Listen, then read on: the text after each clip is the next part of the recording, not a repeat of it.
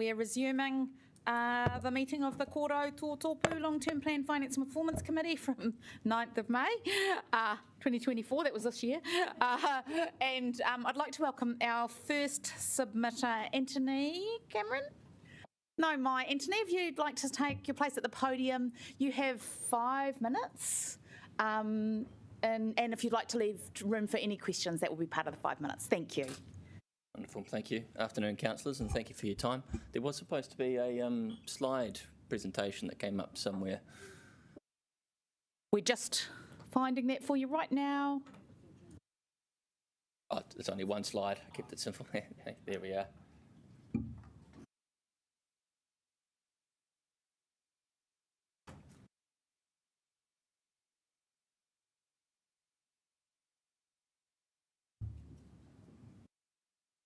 Reset the timer to make sure you get your 5 minutes. Right. Thank you.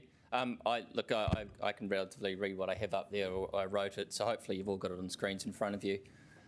My submission this afternoon was just on the Kōrau, a slightly different approach that I just wanted to propose to the committee here today. A lot of the reading I've done, and I suspect a lot of the submissions you've had have been around the cost of potentially redoing the Kōrau, or obviously the other option of turning into a park. I wanted to propose a different tactic that potentially took the cost of actually redeveloping the area, I won't say pool, but itself off council books entirely, and potentially turns it into either a cash neutral or positive solution, depending on what the market might say. The approach, for those who might be familiar with the way Hong Kong runs its metro system, they have a rail plus property premise. Every time an MTR station is set up, they lease the land above it, the land from the shopping malls, etc. The revenue from that goes back to the MTR to fund development of future metro lines and reinvest in the railway network. It's one of the few metro systems in the world that actually generates a return. The approach is not dissimilar to here for the pool, where you actually adopt a pool plus property model. The pitch is quite simple. You have about 1,200 square metres of land available to you, and you're after a minimum requirement, and that minimum requirement from the community's perspective is a pool. That can be your minimum requirement as well, or something more if you deem it so necessary.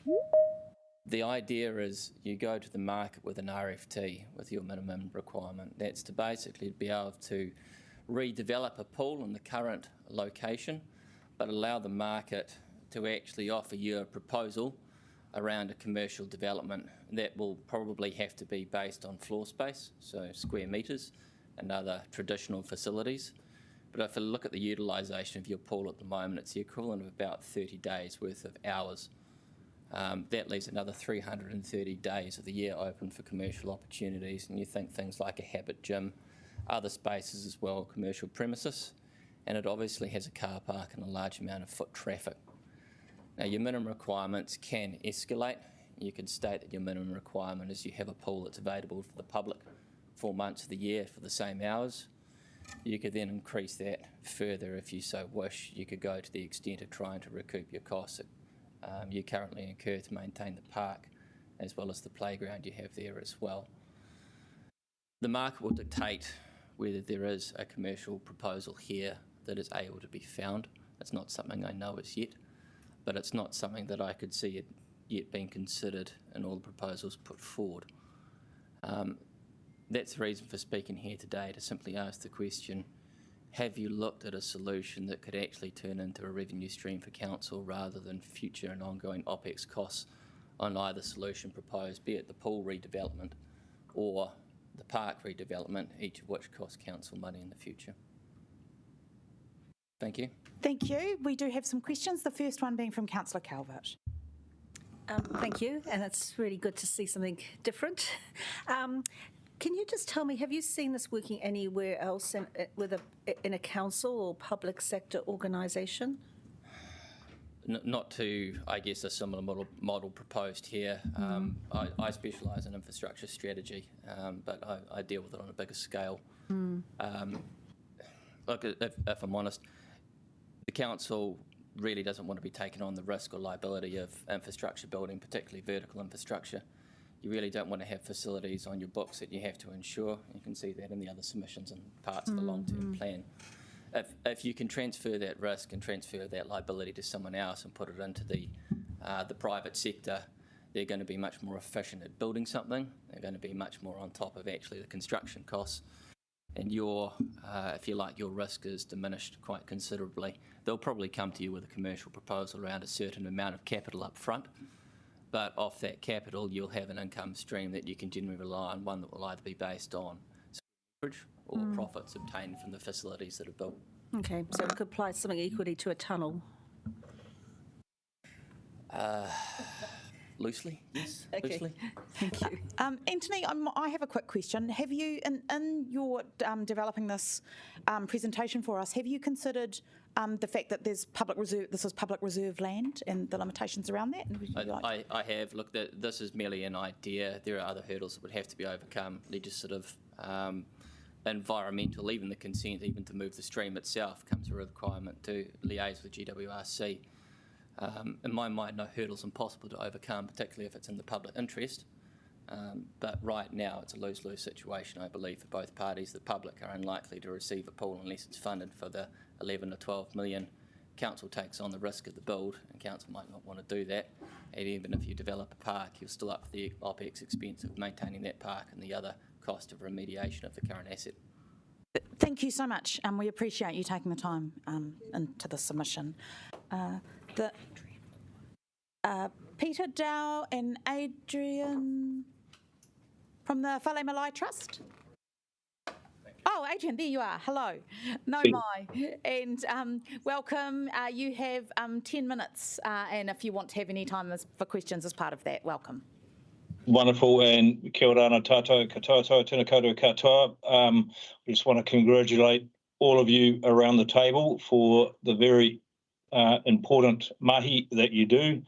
Totally respected, and Peter, who's joined me at the table here, in the room, can answer all the tough questions.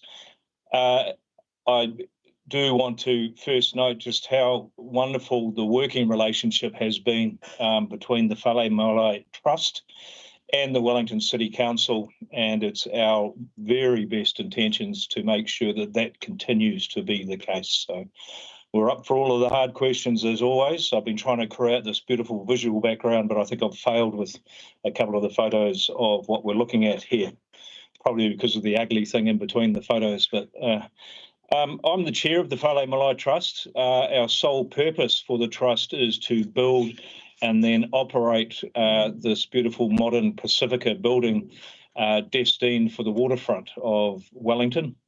It is a Pacifica building for all Pacific Island nations. Mostly it's a building for people of Aotearoa New Zealand so that they can truly represent our role in the Pacific, and also for the Pacific Island people here in New Zealand who have contributed so much to our society for so long. It will be a place of public joy, arts, culture, education, storage for vakas, storage for dragon boats. I'm very pleased that we're also sitting here. I think that's Tina. I can see from our friends, our neighbours for the Chinese garden to be built next door. We've been working hand in hand to really reopen this beautiful part of the city. Our relationship is very tight to the council. The Whale Malai Trust is voluntary. We aim to front the cost with various partners of this building, and we want this building to be able to wipe its own face for now and into the future, given all of the features that it will have, from the arts, the culture, conferences, meetings, a cafe, and the Malai is the ground in front of it, and that is an open public space. So Whale Malai is the Samoan word really for, I suppose, it's a marae would be the more common one here in Aotearoa, New Zealand, but it's the public building to come and gather, and then it's the open space to celebrate and be part of it, and that's between the building and the miner. So the whole place will be opened up. The council is critical to us because access to the site is beautiful, wonderful. Thank you very, very much. Touch wood. But we need the current earthquake-prone car park moved. I'm so pleased to see that that is in the long-term plan. But for us to survive the Whalamalai Trust to really plan appropriately, given all of the work we have ahead of ourselves, having set dates for when the Wellington City Council work can start and be completed on removing that dangerous eyesore that currently exists, that is really critical to us. I know that at the moment this work is towards the end of the LTP. I fully understand and respect the pressures you have. We just really hope that as and when we work through this, if there's opportunities to bring this forward, it's done so, and we can all succeed and, just create something that's just incredibly beautiful and ties that cultural necklace of the capital city's waterfront together.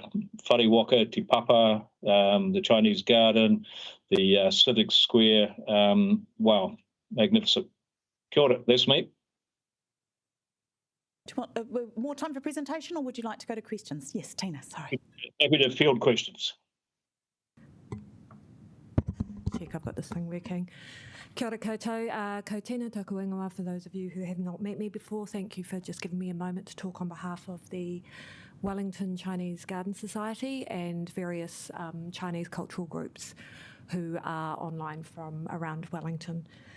It has actually been the vision of Wellington City Council to create an international waterfront for over 20 years.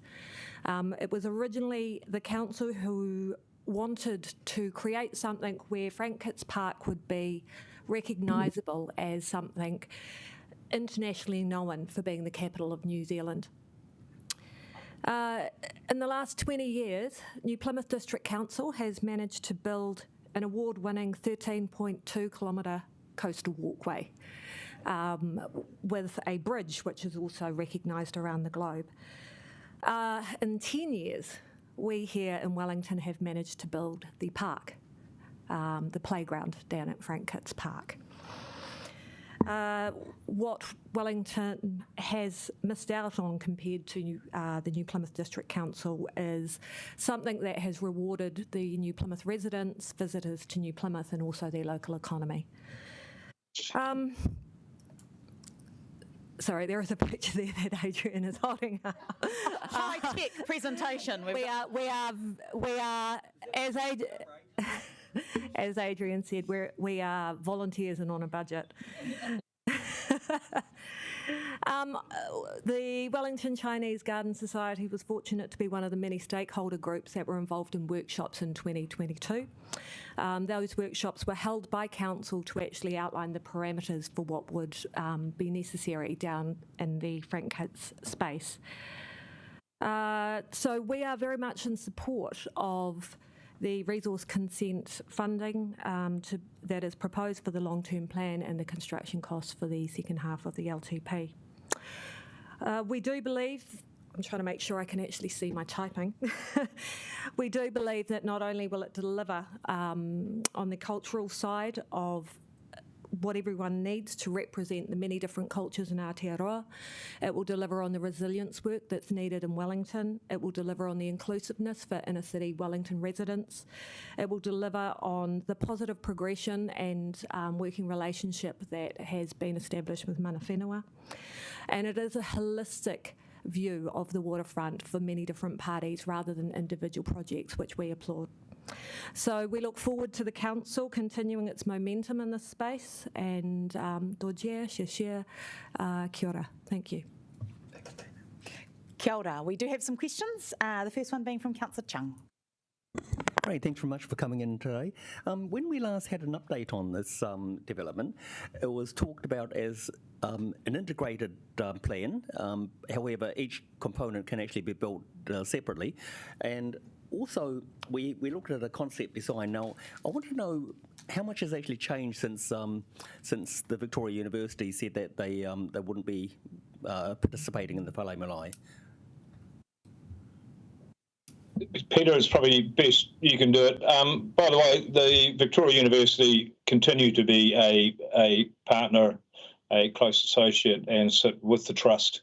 They've had challenges around their current financing commitment, but that's quite different to them being directly involved, and time has moved on. Peter, on.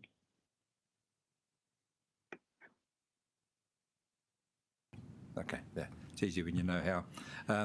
Thanks, Ray. I think the first thing is that the commitment to work together is stronger now than it ever has been, and we will continue to talk with both council and all the other parties on the waterfront to strengthen that relationship. I think in terms of the interrelationship, I think we're working through with officers how best to plan the logistics, but it's one of those projects where obviously it'll be better if all the parts are built, that at a minimum we would want the whālei and the malai to be built. As a very minimum, our ideal would be to have the whālei, the malai and the Chinese gardens operating, because that really would then become a strong core. But that's been one of the most exciting parts of the journey over the last 12 months, has been that coming together and that seeing the park as a single vision, but with different contributors. Right. And a quick question from Councillor Calvert. Yeah, do you have a plan B? Do you have a plan B? No. Yeah, we believe in this park, and we believe that the energy and the clarity of what we're proposing is so strong that we'll get there, and we're not really planning we don't have a plan B, do we, Mr. Orr? No, I believe we've moved beyond that.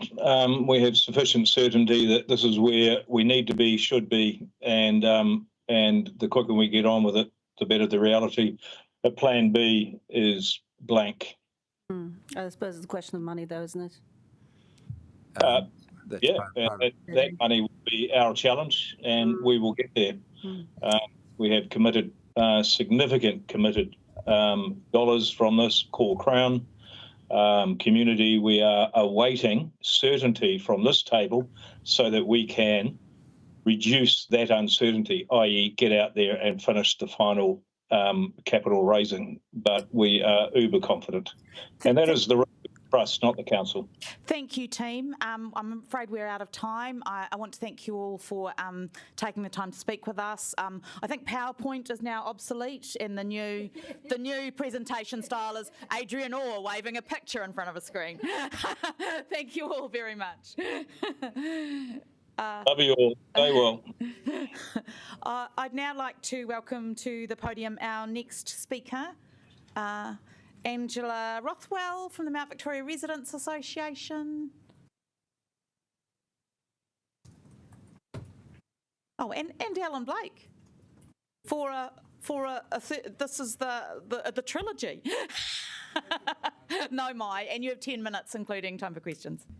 Kia ora tātou. So I am, as you know, Alan Blake, and I'm the new president of the Mount Victoria Residents Association, and this is Angela, who is the recent past president of the Mount Victoria Residents Association. So we're here today to put a little proposal to you, which we are going to present a petition on shortly as well, but also just to talk about what's the results of a workshop we did on the long-term plan with I think it was about 20 or so Mount Vic residents, and they had a good old chat about it with Iona, thank you. And so this is what we've come up with from our Residents Association. Thanks. Thanks, Ellen. Kia ora tātou. I'll just smash through our our submission, and talk to each of the headings and give a bit of words. In terms of water supply, we said that option A is our preferred option, as increased costs are not cool. For waste collection, we preferred to keep to option A, the current system. There's a lot of informal organic recycling going on within Mount Victoria already with the share waste program and the community gardens. There is also just the nuts and bolts aspect of curbside collection, that Mount Victoria has little streets, little footpaths, they get clogged up anyway. If we have another bin out, or if we have bigger bins, that gets in the way of people's mobility. In terms of transport, All neighbourhoods require the supply and maintenance of good quality footpaths with improvements provided via a build them back better approach. We loved how Elizabeth Street redevelopment was approached, where people had a say, and unfortunately it looks like the trial has exhausted its funding, but yeah, that was a really good approach. We note at this point the Citizens' Assembly advised to Council to develop a more deliberate process which effectively engages, includes and inspires and reduces the costs of poor planning and rework. We really liked that. Golden Mile changes. The Courtney Place end of the Golden Mile is our community. It's our local area for Mount Victoria for shopping and doctors and all sorts of things. Residents need to have a voice to any changes in the area. We'd like to retain a similar level of utility with respect to this area. We note Citizens' Assembly advice here that the Council prioritise and advocate for infrastructure development that supports medium to high density housing. So I'll jump a little bit to removal of bus stops. We oppose removal of any bus stops. The bus stops within Mount Victoria are all heavily used already, and if we're going to have more people living in and around Courtney Place and Mount Victoria, then we're going to need those bus stops. Our suburb currently pays for resident parking. We see that there is considerable use of non-residents parking space in our neighbourhood by people who live elsewhere and work nearby. We would like to see the plan note some disincentives, financial or otherwise, to this behaviour to support more public transport and more active transport. We see an increase in self-contained campers parking in Mount Victoria. There are no facilities to support that, as there are in Awhiro Bay and Evans Bay. We ask that self-contained campers are supported to continue to camp in places where there are facilities already, rather than forcing them to perch in areas where there's nothing for them. Right, then parks. The Pirate Street Park has had considerable redevelopment, and it now is amazing for people not just within Mount Victoria and not just children anymore, for people of all ages and from all over Wellington. And with that, we have called out that there is a need for actual toilets in the area, and we've been told lots of times that this is hugely expensive and probably not possible. So we would like it to be possible, if it could be. We've put in our submission an idea of costs, and we'd be willing to work with the council to progress that. We support improvements to the Courtney Place area as part of longer-term improvements to the Golden Miles, bus routes and pedestrian infrastructure. We support prioritising these as it will make the area more livable and easier for people to access.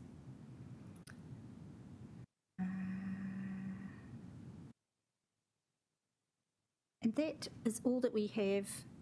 That's keeping it to just what's about Mount Victoria. Any questions? Yes, Councillor Brown has a question. Thanks. Actually, I've got two, if that's all right. The first one is just about the non-resident parking. So what specifically would you like to see done? Do you want us to increase the charges on non-residents with coupon parking and such like? I don't know. I mean, that's for you to solution. You to say there's too much non-resident parking in the area? No, not that there's too much non-resident, because in other places there's resident parking, non-resident parking, and that means that you can have visitors, you can have people come and do work on your house without it clogging up everything for everybody else. You can have, you can have flexibility. But if it's all either free and being used up by people who are just parking for the day, or if it's coupon parking and being used up by people parking for the day, it's not an incentive towards public transport, which is where we need to be going. Maybe. So the second question I've got is, with the Pirate Street Park, have you approached the bowling club about whether they would be willing to allow public use of their toilets in exchange for us paying for it? Because as you're aware, it's expensive to build and maintain public toilets, and I would think it would be far, far cheaper for the council to actually basically pay them a fee to lease some of their toilet space for public use. And have you tried anything like that? We started to. Yeah, we've. I'm sure the bowling club's been approached previously and hasn't been interested. So we are going to do some more work. There's several options of how you could provide a toilet in that area. Come back with a price. I mean, ask them how much they. We do have some cost information in there, but. Yeah, so there are a number of options, but it will be the only public toilet in that part of Wellington, really. It would still be. It would still be. Yeah. Okay. Sorry. Yeah. Councillor Young. Angela and Ellen, are you aware that residents' car parking coupons are no longer required, or sometimes no longer required to be issued, or no longer required to be shown, or in some cases issued? So it makes it much harder for you to work out whether someone should be in a residence park or not. And the argument is that the parking wardens, they can check it, but it means that residents can't act as vigilantes. No, didn't know that. And because there is an issue with camping van people in some places, for instance. Councillor Chung. Great, thanks very much. I just wanted to ask you about the usage rates of the Pirate Street Park and compared to the Elizabeth Street Park. Right. Yeah, thanks. Elizabeth Street's a teeny weeny little park that most people wouldn't even know was there because it's where an old house was being demolished. But whereas Pirate Street Park is one of the main entrances into Mount Victoria, which is our most heavily used park in Wellington, there's a lot of people going in and out of there all the time.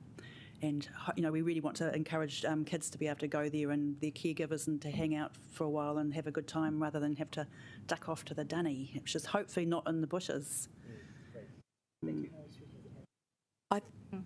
I think we've come to the end of our questions. Thank you, Angela and Ellen, for the time to both write your submission and come in and speak with us today. We appreciate it. I'd now like to welcome Catherine Walmsley and James Wilcox from Kaicycle. No, Mai. And you have 10 minutes, including time for questions, if you'd like. You can sit at the table. Yes, thank you. Sure, you have a green light on your mic so we can all hear you and those online. Thank you. All right, kia ora tātou. Hello to all of the councillors and the Honourable Mayor. Thank you for having us in attendance today and officers as well. My name is James Wilcox and I'm here representing Kaicycle together with Kate. So very quickly, Kaicycle is a charitable organisation. We are expert in the collection of organic waste, conversion of that into compost. We also grow food and more importantly, we build community capability and capacity in that space. The purpose for us to be here today is really to lend support to the proposal in terms of curbside organics collections and also proffer that we think we can play a key role in the rollout of that and the scaling up of that process. So enough from me. I'm going to hand over to our composting manager, Kate. Thanks, James. Tēnā koutou katoa. Thank you for the opportunity to speak to you all today. Is this okay volume, firstly? Great, thank you. So as James mentioned, we're supportive of Council introducing curbside organics collections. We think that's a really important step to divert household food and garden waste away from landfill at scale and quickly. We do encourage Council to consider a rebate or incentive for households that do choose to participate in home, community or local composting. With our support comes one key ask. We urge Council to ensure local composting is supported alongside the rollout of curbside organics collection and processing at scale. We want Wellington to have a thriving local network of organic processing, composting facilities and enterprises to support or accompany the large regional scale facility that's being thought of. Why is that? Because there are many strengths and benefits of local composting, and I'm going to rattle through a few of those.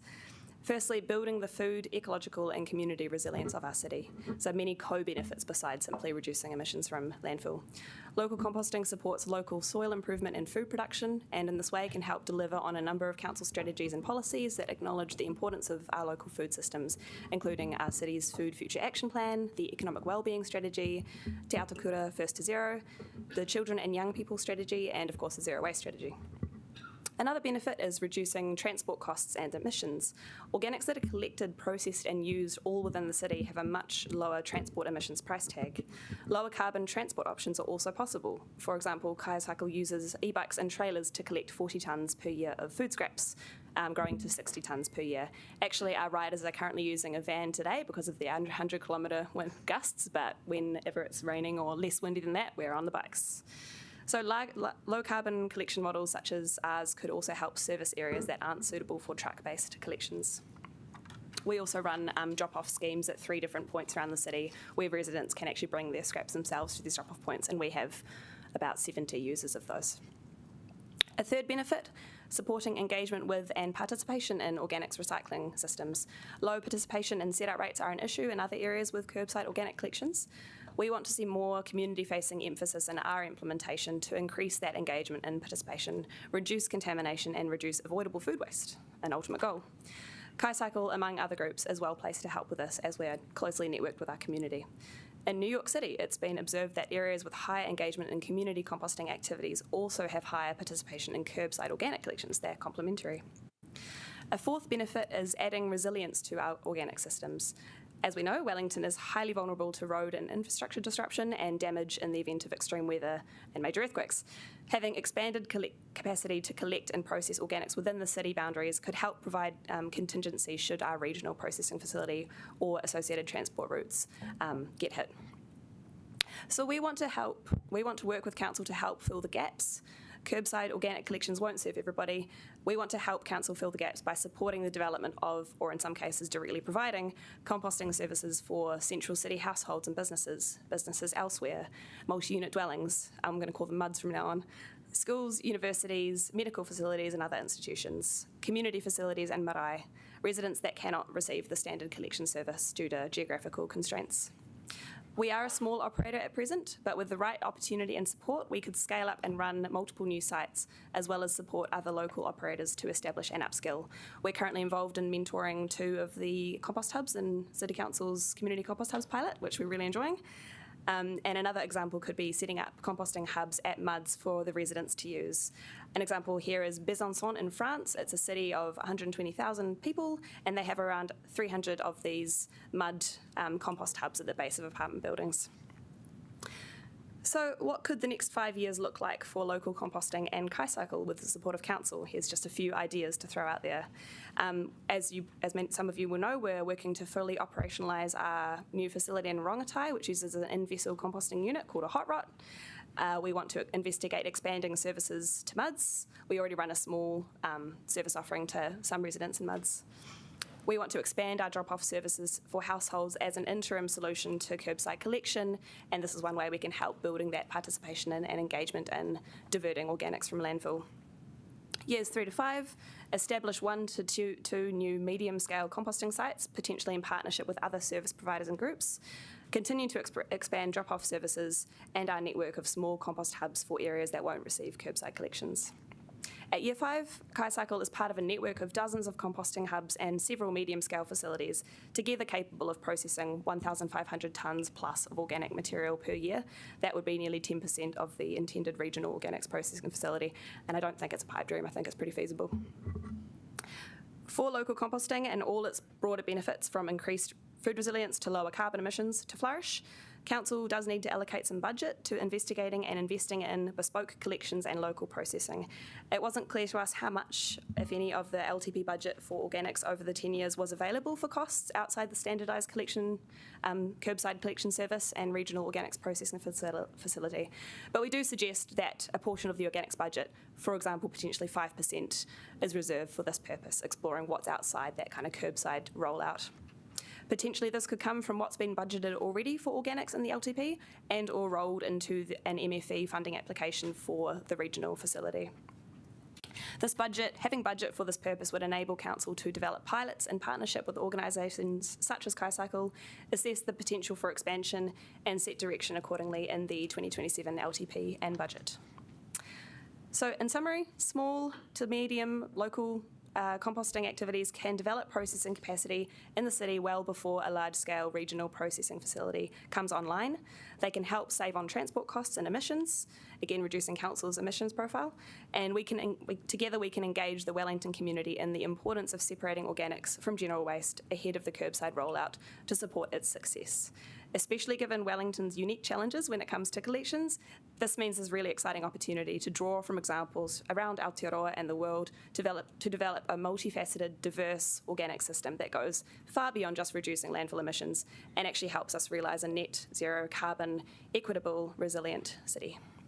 So thank you so much for your time and attention, and I'd love to open it up for questions. We do have a few. Councillor Pennant. Thank you. Very exciting. Just in terms of the scale, I mean, we're supposed to eat 5 servings of vegetables to a fruit plus all the green waste, so we're talking about large amounts. You really feel confident you could do 10%? Not necessarily Kaisaka alone, but I think local processes and collaboration. We do have the experience and expertise where we could help train up other operators. And if the main barrier really is funding, so if there was that budget allocated for these purposes, then that enables us, to help train more people and get more of that, build more of that local capacity. Right. So instead of the money we're applying for the big processing unit through MFE, so you need some extra cash. Yeah, I mean, potentially if some of that budget that's going, or that application that's going to MFE already could be allocated towards localised composting, would be amazing. Councillor Chung. Great, thanks very much. I'm very impressed with your presentation, thank you. My question is actually similar to Councillor Pennis, but at what stage do you think you would have reached the optimum scale where you're able to continue on doing what you're doing, and where you get to a stage where it's just very, very difficult to actually control and to run it? So, I mean, I'd like your system to be used, if it can be, as far as possible over Wellington, rather than trucking stuff up to the country. Thank you. There is definitely, I guess, certain economies of scale and kind of ways you'd set up to make it work well.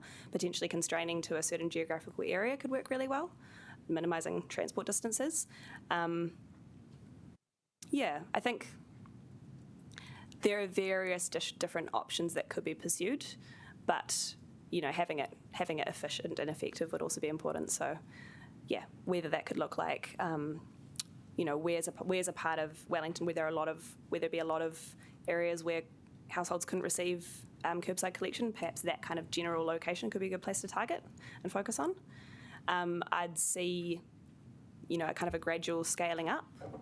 So that's an advantage of small-scale systems, that they can be set up pretty fast and then expanded in a kind of modular way. Thank you. I'm sorry we're out of time. Ngā mihi, Kate and James, thank you for your submission. Oh, great. Absolutely. Cool. I would now like to welcome to the lectern Mavis Woodman. Welcome, Mavis. You have 5 minutes, and if you'd like to leave any time for questions as part of that, you can. Thank you. I've just come to speak about the, can you hear me? Hi everyone. I've just come to speak about the proposed parking meters in Tawa. I have lived in Tawa for 85 years, and this is one of the most ludicrous ideas of any councils that have even been involved in Tawa over the many years. We have many elderly people here, and many have moved to Somerset on the landing, but still come back to Tawa to shop, attend church, and use our great library. I own a building at 137-139 Main Road, Tawa. My tenants are the Pregnancy Help, that runs a charity for free baby clothes and equipment. So they have needy people coming to collect goods and people arriving with donated and washed goods. So why should they have to pay for parking?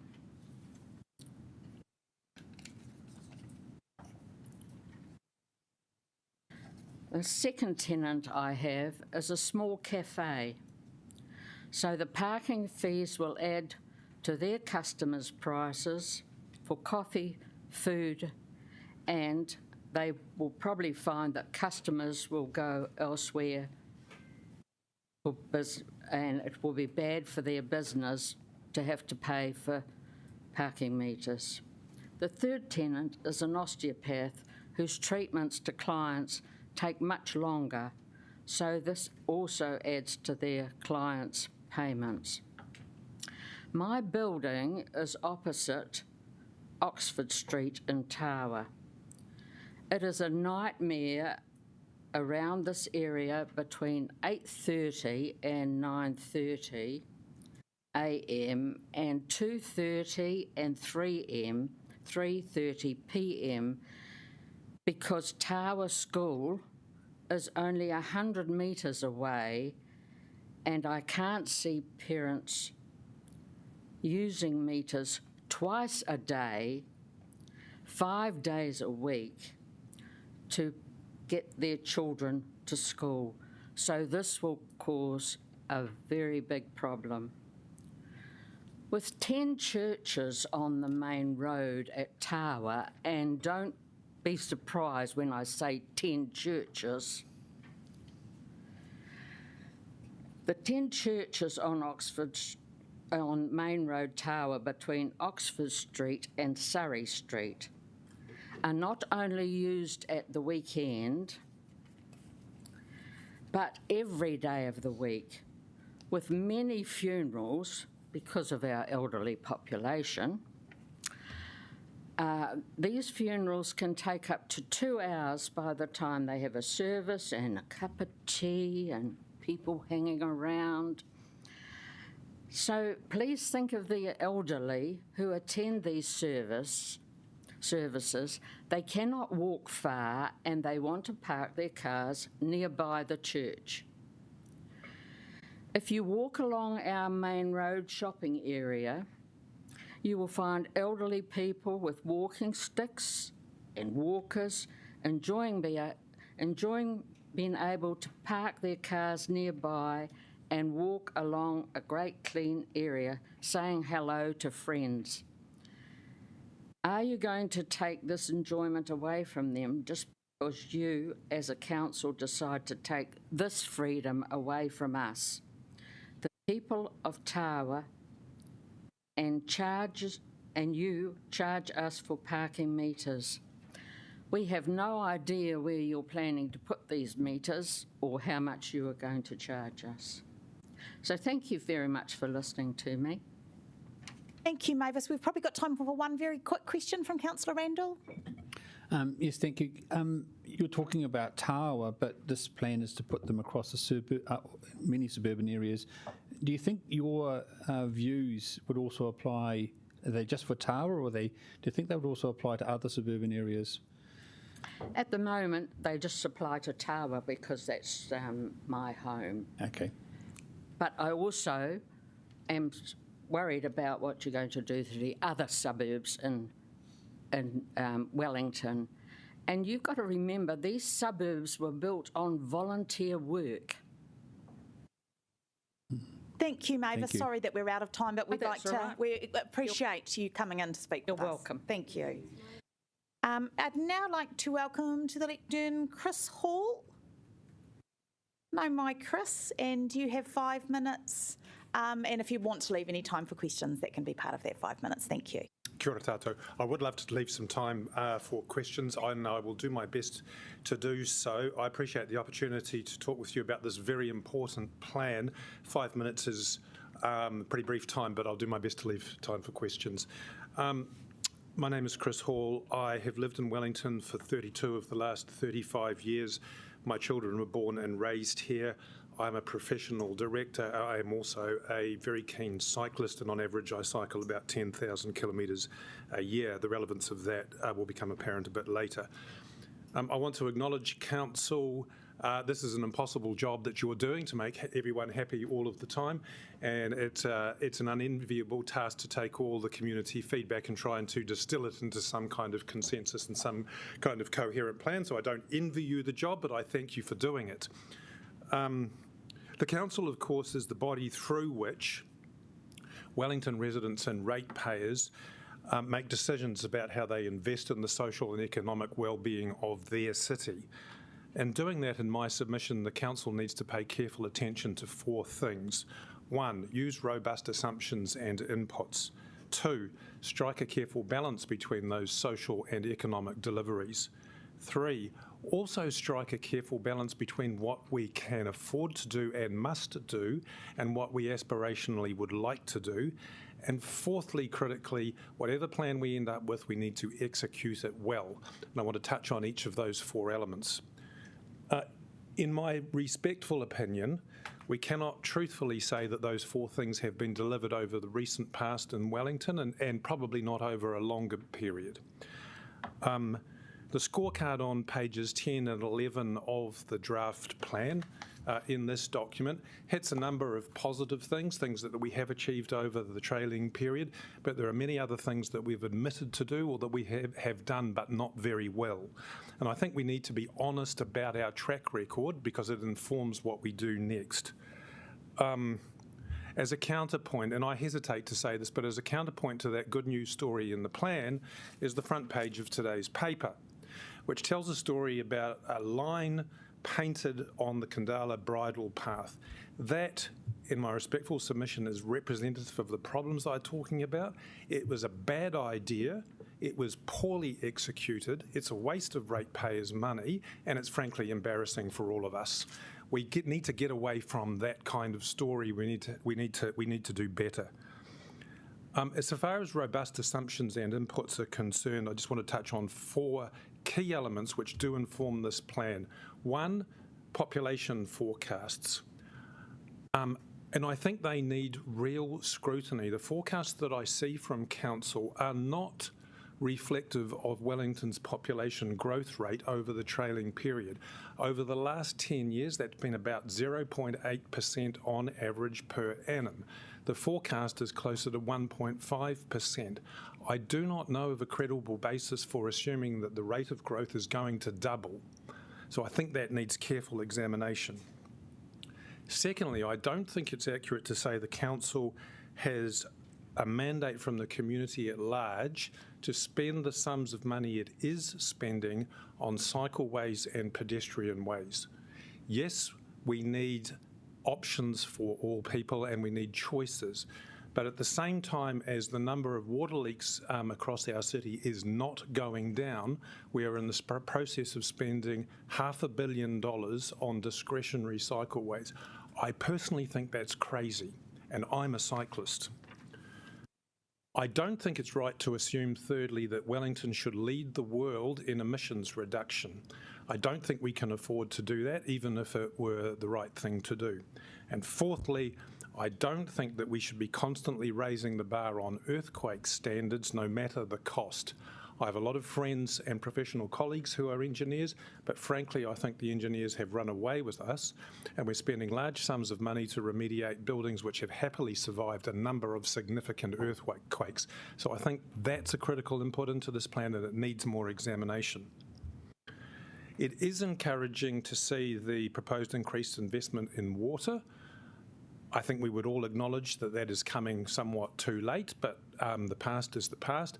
My challenge is, can we really afford to spend $500 million on cycleways and other discretionary things while 40% of our water is leaking out of the ground?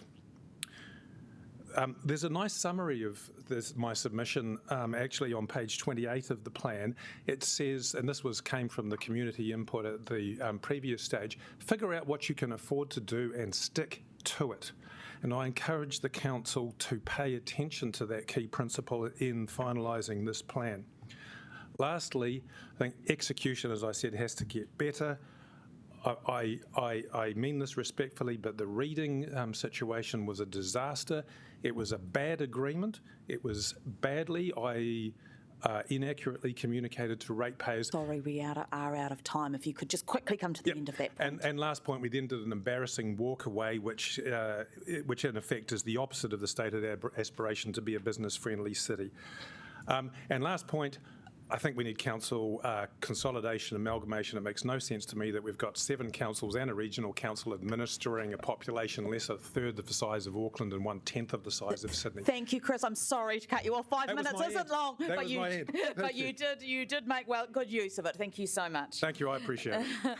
I would now like to welcome our next submitters, Robert McLean and Jada Howard from Tirunanga o Toa Rangatira. Welcome. Naimai, you have 10 minutes, and if you want to leave time for questions as part of that. Thank you. Tēnā koutou. Ko whitireia te maunga, ko raukawa te moana, ko tainui te waka, ko Ngāti tō rangatira te iwi, ko takapuahia no ngā hangaweka ngā marae, ko Jada Howard tōku ingoa, and this is Robert. Ko Robert McLean tōku ingoa. And we're from Te Mana Taiao team at Te Runanga o Tō Rangatira, and we're here to speak to our submission on the Wellington City Council long-term plan. And our submission is based on Ngā Whainga o Te Runanga o Tō Rangatira, which are the strategic aspirations, and they are rangatiratanga, oranga, ohanga, te Aotearoa and whaimana. In our submission, we discussed a range of kaupapa, including transport, housing, education and employment, as well as the rates remission and postponement policy. But due to our limited time to speak today, we want to focus on the Three Waters, waste management and climate change proposals. And we would like to start by acknowledging our partnership between Te Runanga and Wellington City Council and the kaupapa that we work on together, including resource consents, district planning, waste management and minimisation, and reserve plans. And we want to say that of central importance to our iwi is Te Awarua o Poriroa Harbour, and we are working towards the restoration of the harbour through active kaitiakitanga and cultural health monitoring. And we acknowledge Wellington City Council for supporting the development of the Poriroa Harbour Accord, which is due to be signed next month, and this will provide a joint management approach to achieve the shared vision to restore the health and mauri of Te Awarua o Poriroa. And we look forward to working with Wellington City Council and making tangible progress towards the restoration of Te Awarua o Poriroa. We would also like to acknowledge the significance of Te Whanganui Tara, Raukawa Moana and the south coast of Wellington to Ngāti tō rangatira. These are all also very vulnerable environments. We have witnessed the degradation of the coastal escarpments through erosion and drought and a result of Indigenous habitat loss due to climate change. And we wish to work alongside Wellington City Council to further develop long-term research strategies for the restoration of these significant environments and climate change adaptation. Within the long-term plan, we see that Wellington City Council are seeking feedback on the level of investment in Wellington's Three Waters network. We understand that the Council's preferred option of funding is option C, which is the maximum level of investment. We support this option as the importance of prioritising and investing in the Three Waters network relates to Te Mana o Te Wai, and prioritising investment in our waters will also improve the health of Te Taio and our communities, which is essential for advancing the health and well-being of our whānau. Thanks, Jada. And options have also been proposed in the LTP for collection of rubbish and organic waste, recycling and glass.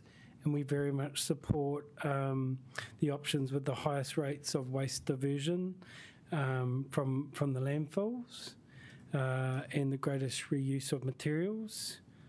So we feel that this council's on the right track and leading the way, and also in the area of diverting organic waste from landfill. So yeah, keep going.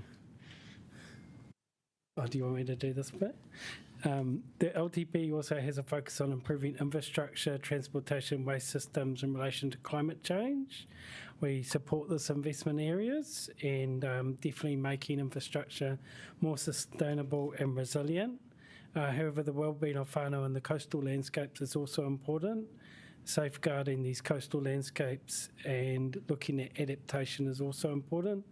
I know the coast, especially the south coast, can be isolated, but that doesn't mean it's not important. So we're happy to work with Wellington City Council in the future on this, and we're looking forward to the work involving the South Coast Coastal Plan. So we're looking forward to that. And we're also been working on a project called Te Ara Raukawa Moana, which looks at the impact of climate change across Te Moana Raukawa. And if you're keen, please visit our exhibition at Pātaka Museum it closes on Sunday, so you haven't got much time. Sorry. But yeah. Yeah, and thank you for this opportunity to speak to our submission, and we're happy to take any questions. Great, we do have some, the first being from Councillor McNulty. Kia ora, and thank you so much for coming in today. Currently, there's no major capital budget for any storm or wastewater infrastructure in the Porirua stream, which obviously feeds into the Porirua harbour and is one of the major sources of pollution. So I take it you'd be supportive of even looking at things that go beyond option C to address some of those factors that are causing that environmental degradation? Yeah, definitely. And even there's more we can do in that space, even with washing cars on the street. That type of thing too, if we can, work on that. Because a lot of people who live in Tawa or Chiltern Park don't know that their stormwater goes down to the harbour. Councillor Pannett. Kia ora, thanks so much for coming in. Good to see you again, Robert. Thanks. The housing strategy, could you just talk a little bit more about, I'm sure you're having conversations, but about what else you need from us?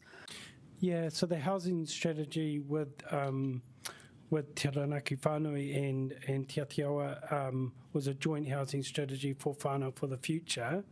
When it was prepared, I guess it had more of a central government view, especially with kāinga order. And of course, things are changing in that space.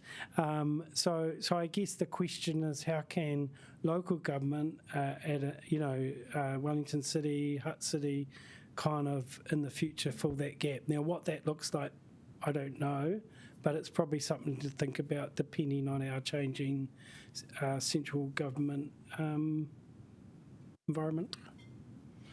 Councillor Calvert. Thank you. I've got two questions. First is affordability of our rates increase and everything else that we want to do, and whether you've got a view on that. Well, I'm a ratepayer of this dear city, so firstly, rates, is a concern for me. But I guess it's that a lot of infrastructure was built some years ago, and it falls on this generation to fix it up. So there's a cost. They're acknowledging that cost of infrastructure repairs that are, pipes that are past their use-by date. I do have personal experience in this as a former plumber and gas fitter. One more question, if I may. It's about housing, social housing. I mean, we're going to spend close to $1 billion over the next 10 years on upgrading and operating our social housing. Is that something that you, as iwi, an organisation, could perhaps help us do better?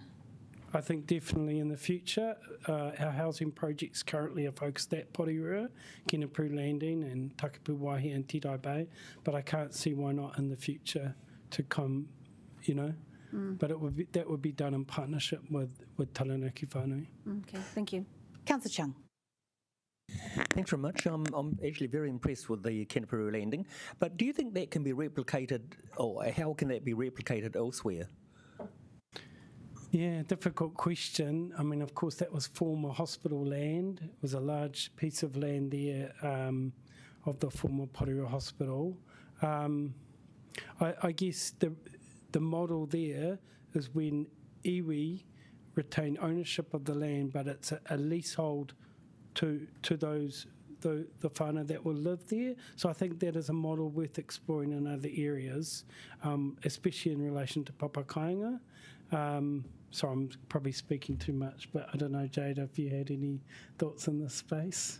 Yeah, I think we've been doing quite a bit of work on papakainga and getting papakainga chapters throughout our district council plans. So it would be good to see those models of housing implemented because they better support our whānau and their needs. Yeah, of course. Thank you so much, Jada and Robert. And I just want to say, as a board member of Te Toi Mahana, our community housing provider, we've having really great conversations with Ngāti Toa. And so thank you for coming in and for speaking with us today. We really appreciate it. Ngā mihi. I'd now like to welcome to the lectern Rod Halliday. Know my Rod. And you have 10 minutes. So if you'd like to leave any time for questions and that, yeah, welcome.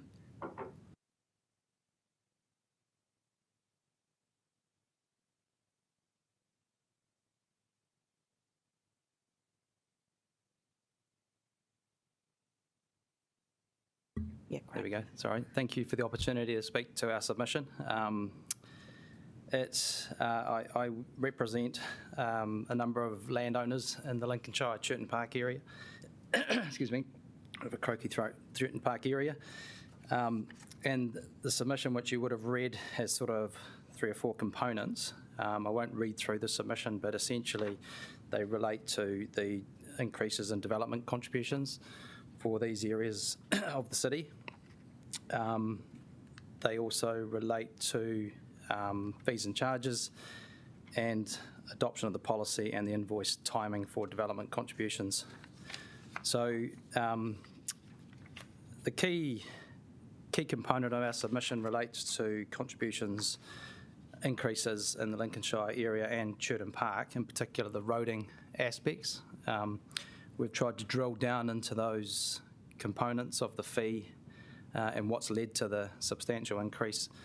And the basis of our submission for Churton Park is in terms of the 3 existing roading projects that have been consolidated into one DC fee, and then there was a second component for roading which was entitled Tawa Upper Stebbings. Since I made the submission, I've had some feedback from the council on what that was. We weren't aware what that project entails. It was my sort of understanding that if there was a contribution required for roading in a certain catchment, it would be well defined and there would be drawings available to show its position, alignment, construction and length. That doesn't seem to be the case for the second item in Churton Park. And so once I had received that information, we put a further submission in to say we don't support any contribution for a road that council doesn't know where it's going to be constructed in our catchment. So that's really the crux of the submission on roading. It's about making sure there is accountability about where these roads are, what they are. 2 of the roads that were in the consolidated portion for Churton Park are not actually in the catchment, and I've made that point in the submission. We don't see that as fair or reasonable, that the Churton Park catchment should pay for roads that are actually situated in Area F, Johnsonville, Onslow. So really it's about making sure that the roads that make up a substantial part of the development contribution and the increases are being accurately defined for the developer who's developing the suburb. So that's really it. I'd like to leave some time for questions if you want to explore that further. I don't want to bore you. As I said, I assume you've read the submission. We do have some questions, thank you. The first from Councillor McNulty. Sure. Kia ora, thanks, Rod. Because we've had a lot of discussion about developer contributions at a more aggregate level, and the reality is we're actually collecting very little of them as a council compared to others. So I was just wondering, with the style of greenfield development that you're doing, do you sort of have an average of what it costs per unit or per household you're developing as far as the average developer contribution? So what do you mean? What it's costing us for? Yeah. Just to understand what you, per unit or per dwelling that you're building, do you have sort of a rough amount that you're currently paying in developer contributions that you're able to share? Well, we're paying what's required in the current policy, which is the 2022 policy, which at this stage is about $17,000 per EHU. That's proposed to increase up to near 40,000. We're just struggling to understand the justification for that. And then there's the other issue of water, which the developer has constructed the reservoir themselves. There's a developer agreement in place with council, which means we don't pay water contributions. We've built the infrastructure to support the development that we're building. But the other point in the submission was that the catchment water contribution has been removed. It's been pushed into a citywide category. So our point is that other people who now come and build in the catchment get to connect to that infrastructure for no charge. So we're asking that water contribution be brought back in to the area. So in terms of other costings, I don't know if that answers your question, but we normally build the local roads that support the development that we're doing. The water reservoir, as I mentioned, has been built. We pay reserves contributions and all the other DC fees that are in there. But no, it's very helpful. It's very contextual, so thank you. Councillor Rogers. Thank you very much for coming in and making your submission. Just would it be correct to summarise that you do support development contributions, but perhaps support a framework where you're more accurately apportioning the development and the requirements for that development to each EHU? Correct. Yep. Cool. Thank you. 100%. There's no problem with development contributions as in my mind. I'm a planner by training, and it's fair and reasonable that development pays a fair contribution for the impact it has on infrastructure. But with an increase from 17,000 to 40 seems unreasonable to me, plus the adjustments and changes and also the inaccuracies around the roading projects that have been incorporated and the lack of information around those. Councillor Chung. Thanks very much for coming in. My understanding of development contributions is going to be not just the actual local roads in the area of the development that you're actually doing, but to improve the roads actually leading to your development. Because at the moment, if they're only going to a small area in Churton Park, we need better roads to take the throughput of traffic. But again, my question is actually similar. Do you think that there's actually a better way of actually paying for these amenities rather than by development contributions? Like, is there something else that you would prefer? No, I think development contributions are the right vehicle. It's a matter of just accurately and fairly apportioning the cost of those roads that service that catchment to the relevant catchment. Thank you. Can I add I'll go to Councillor Randall. If we've got time, we'll come back to you, Councillor. Yes, your submission is sort of quite specialist and in an area which I'm not very familiar with.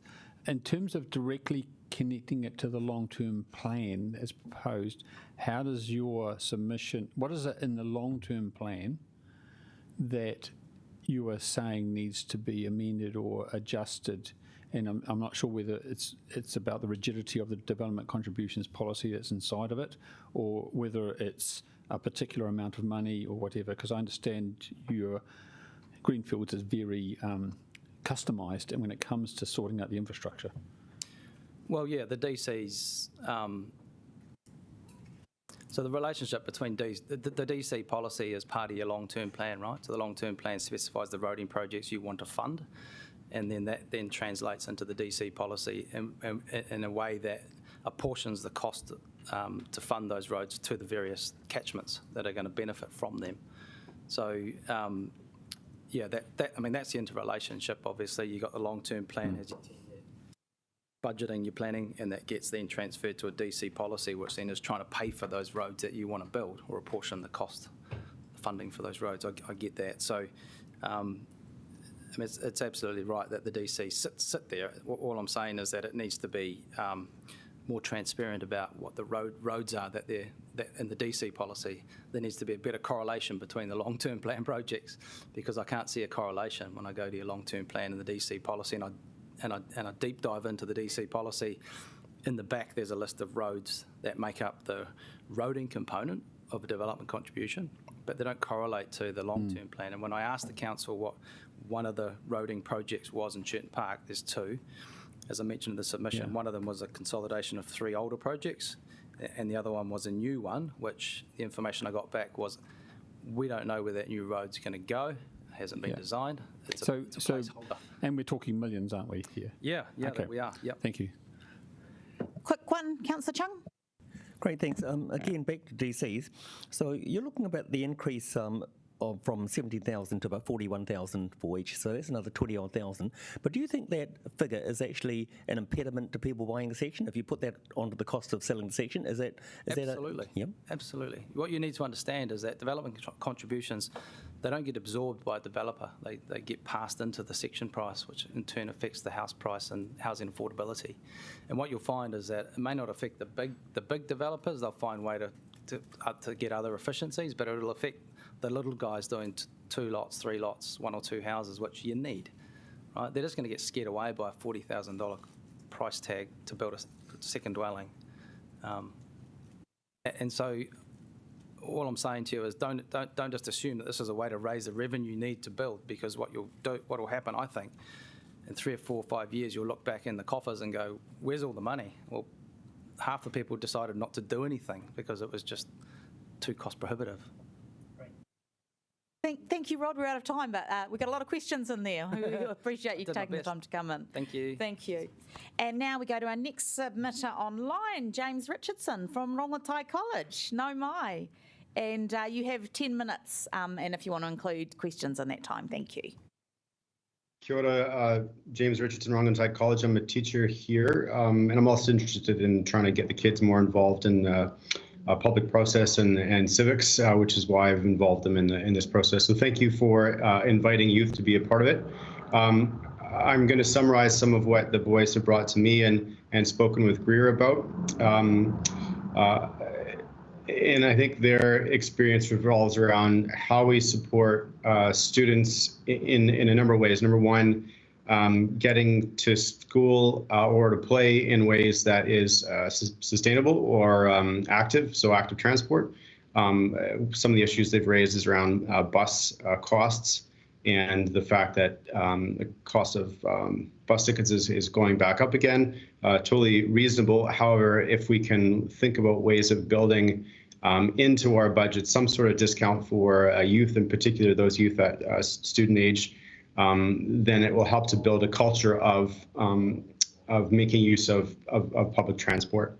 I think it would be well worth it in the long run because it's during these important years that they develop their habits, and if people can come out of high school to be bus users, then that's a great thing, and in the long run would cost us less in terms of road management and so on.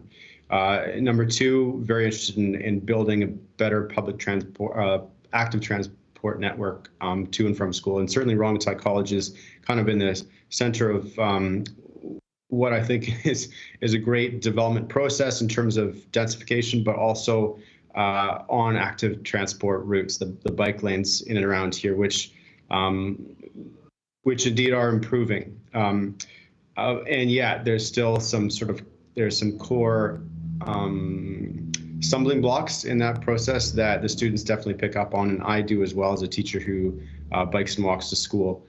Specifically along Coots Drive, there could well be, 1 or 2 more crosswalks in such a way to avoid the considerable amount of jaywalking that happens across that street, largely because of the Selkirk Coots Drive intersection, which is problematic. And I think that the problem came back to the intercourse between WCC and Wakakotahi in terms of the Let's Get Wellington Moving Again process. And I think from us, or from me, we need a better transition or jurisdictional sharing of challenges between the highway system, which is right on our doorstep, as well as the street network, which is our doorstep. And ultimately, even though we gave a lot of feedback in the active transport network process, the one intersection that we needed a refuge spot and or a crosswalk wasn't done. And the reason being, or the reason we heard back was ultimately that was a Let's Get Wellington Moving Again project. And that project is gone, and therefore we're not going to do it, kind of thing, where it's not going to be done right now. Sarah. I'll take questions at the end, James, if you finish your presentation. Sounds good. A couple more ideas. A lot of our boys are really keen on swimming. We know that the cost of swimming is going to be going up in the city, and that's problematic long term as well in terms of getting kids involved in swimming and developing what we call a culture of swim-ready people. The feedback I got from them is if there's any way to retain and continue to improve kids' access to swimming, both lessons as well as pools, then that would be a good thing. I think there is, just by the way, opportunities for public-private relationships with that. For instance, Rongotai College has a pool. I'm not here to say that Rongotai College can deal with their, use a pool in a public arena, but I think there's innovative opportunities for the city to work with schools and so on to provide more opportunities for kids to swim in a cheaper kind of way. Couple other ideas. It's not to say that pools like Kandala Pool should be saved, which I totally appreciate is one of your big challenges. And personally, I think that we do need to look at measurable outcomes in terms of swimmers in the pool per unit dollar invested, and be able to communicate back to the public that mechanism or method of measuring success. Because otherwise the conversation just gets really emotional. I think we do need lots of places to swim. I think we need to make sure those swimming places are actively used. And indeed, if they're not, then that's something that we need to change in terms of best use of the public dollar. I think the same could be said for community centers. I understand the Wadestown Community Center is up for debate too. I live in Wadestown. And I would be very interested to know what is the expense and also the benefit in terms of the number of people that make use of that space. And indeed, I think that needs to be, it needs to be justified. Anything that we do in terms of space and rent and so on. So those are some of our core ideas, which is to say, maintain and improve public transport and active transport, make it available for kids to develop a culture of public transport use, improve access to pools, whether those are public pools or thinking about innovative relationships with private centers. And the last thing for me, again, is using metrics to better justify our decisions around space utilization and more. Thank you. Thank you, James. We do have a couple of questions, the first being from Councillor O'Neill. Ngā mihi, James. Thanks for your submission. In the submission, you mentioned the students were interested in bike lanes going through Haitaitai. Was there any kind of extra detail to that, or noting your points around Te Papa and other places for bike lanes? Yes. So at the moment, Haitaitai is a major, roadblock, pardon the pun, in terms of linking the city to Rongotai or to Kilburnie in general. The downhill side of that is acceptable. The uphill side of that is near catastrophic. And I know that it's in your conversations right now as to how to deal with that. I think some of your, uphill, downhill lane options are working well elsewhere, and indeed would probably be the right choice for Haitaitai. I forget what that road's called, but ultimately probably losing a lane of parking and adding one uphill lane for a bike lane so that the cyclists don't feel so encroached upon by the buses, and that's a major transport route. The other little linkage that I can think about is right by Kilburnie Park there. So in front of St. Pat's, an amazing bike lane, and I think that could well be the model that we use in the future. And that bike lane ultimately ends, continues onto the waterfront, but in terms of turning left up towards the tunnel, there's a hole there. So I think if you were to continue that bike lane somehow on the Kilburnie Park side, that would minimize the amount of effect on all the driveways on the other side of the road, and or having a bike lane on the other side of the road, which is ultimately what people are doing right now anyway, which is biking on the sidewalk. And a question from Councillor Free. Thank you, James. Just to let you know, I submitted yesterday on the bus fares thing to Greater Wellington. I just wanted to ask you about the pedestrian refuge, because that is a transitional cycleway. We are reviewing it. Did you think there's something missing at Salix Street? Ultimately, there's little refuges on all of the other side streets that connect Rongotai Road to Coots Road, except for Salix. If there was a refuge there, or if there was a crosswalk on Coots, on the other side of Salic, that would be really beneficial. Ultimately, all our boys jaywalk across Coots because they either have to jaywalk across Salic or Coots. That's what they have to do. Thank you. It's useful feedback. Thank you. Thank you. I think we've run out of questions, James, but I just want to thank you for the work that went into your submission. We really appreciate hearing Thanks so much. from you and from your students through you. Thank you. And thank you very much for listening. Bye now. I'd now like to welcome Fiona. No, my Fiona, if you'd like to come to the lectern there. And you have 5 minutes, and your presentation has been, either or, if you want to sit at the table, just make sure you have a green light on the microphone.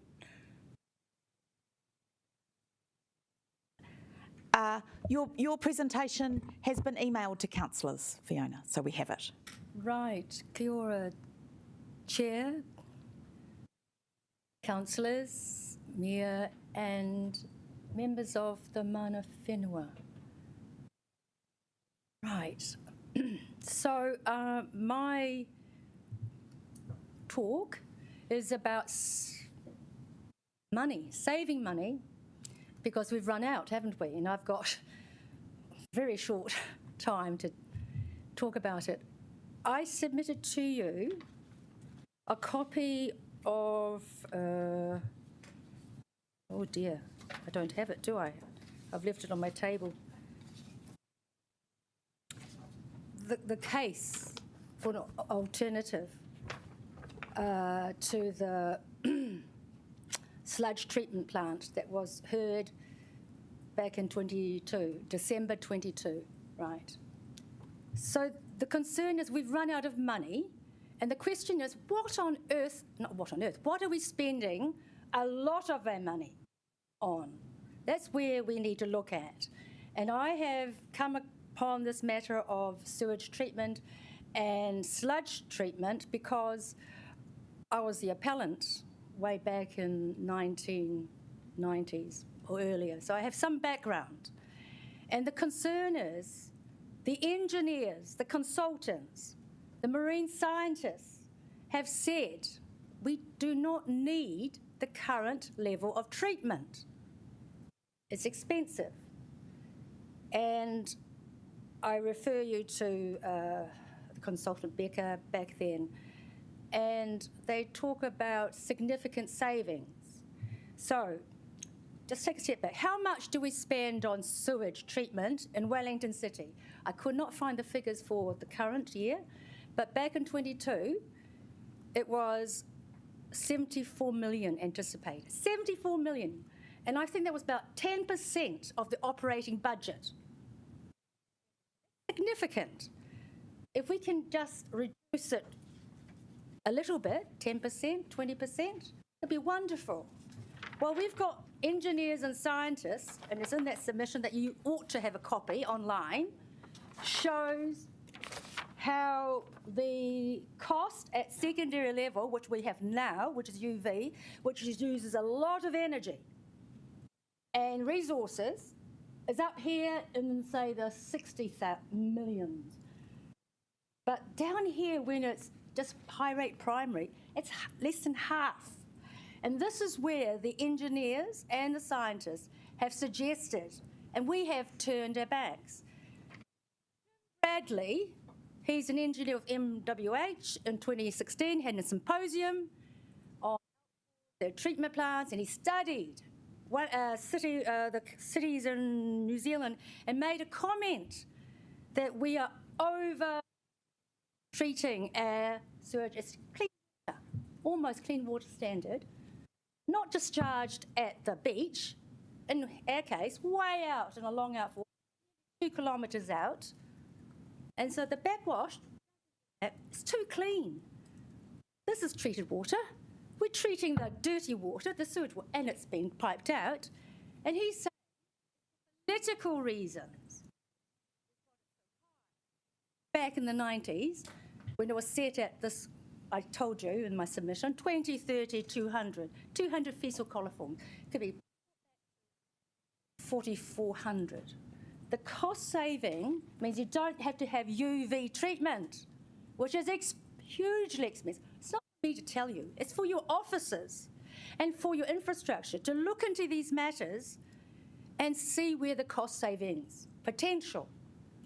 Look into it. Don't let our perceived ideas stop us from exploring creatively and fully what is important for us.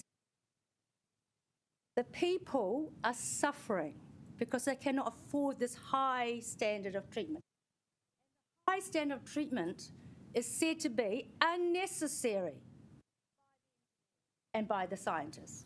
University of Adelini and Robert Ware. They did study. Even as please read, it won't take you long. I am a teacher now, no longer an architect. I am in the refugee migrant community. I've tried my best to make it simple for you. So page 8 to 10 will give you the background on this lowering of the, what do we call it? Standard of treatment. Beginning pages challenges us on the sludge plant. I don't know. I'm sorry. You could just make a final point, The Fiona. final point is I have submitted a piece of paper to be circulated with questions. You've got that. Please look at it and provide an answer. All right. I leave it in your good. Thank you very much. We appreciate you taking the time to come in. Thank you. I'd now like to welcome Stu Parent. No, my Stu. Yes, if you'd like to take a place at the lectern, and you have 5 minutes as well if you want to leave any time for questions. Welcome.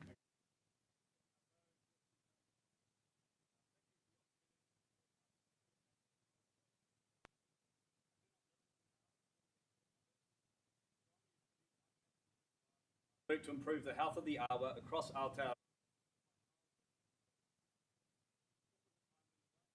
Ranger, Mr. Chinook, lived on site and inspired kids who were ripping it up on our BMXs or playing on hilariously dangerous play equipment to stop and take in nature and marvel at our indigenous taonga. In summer, he exchanged the khaki shorts for red Speedos and doubled as pool lifeguard. We eagerly anticipated the opening of the pool in spring, where we could socialise in the embrace of the regenerating ngahere that we all knew like the back of our hands. This was a time when kids saw nature as a playground and the term aquatic facility was not yet in the English language. The point is that Kandala Pool never was and never will be an aquatic facility. It was a place where the community could recreate in nature and children could be inspired by the wonder of the hills that cloak our wonderful city.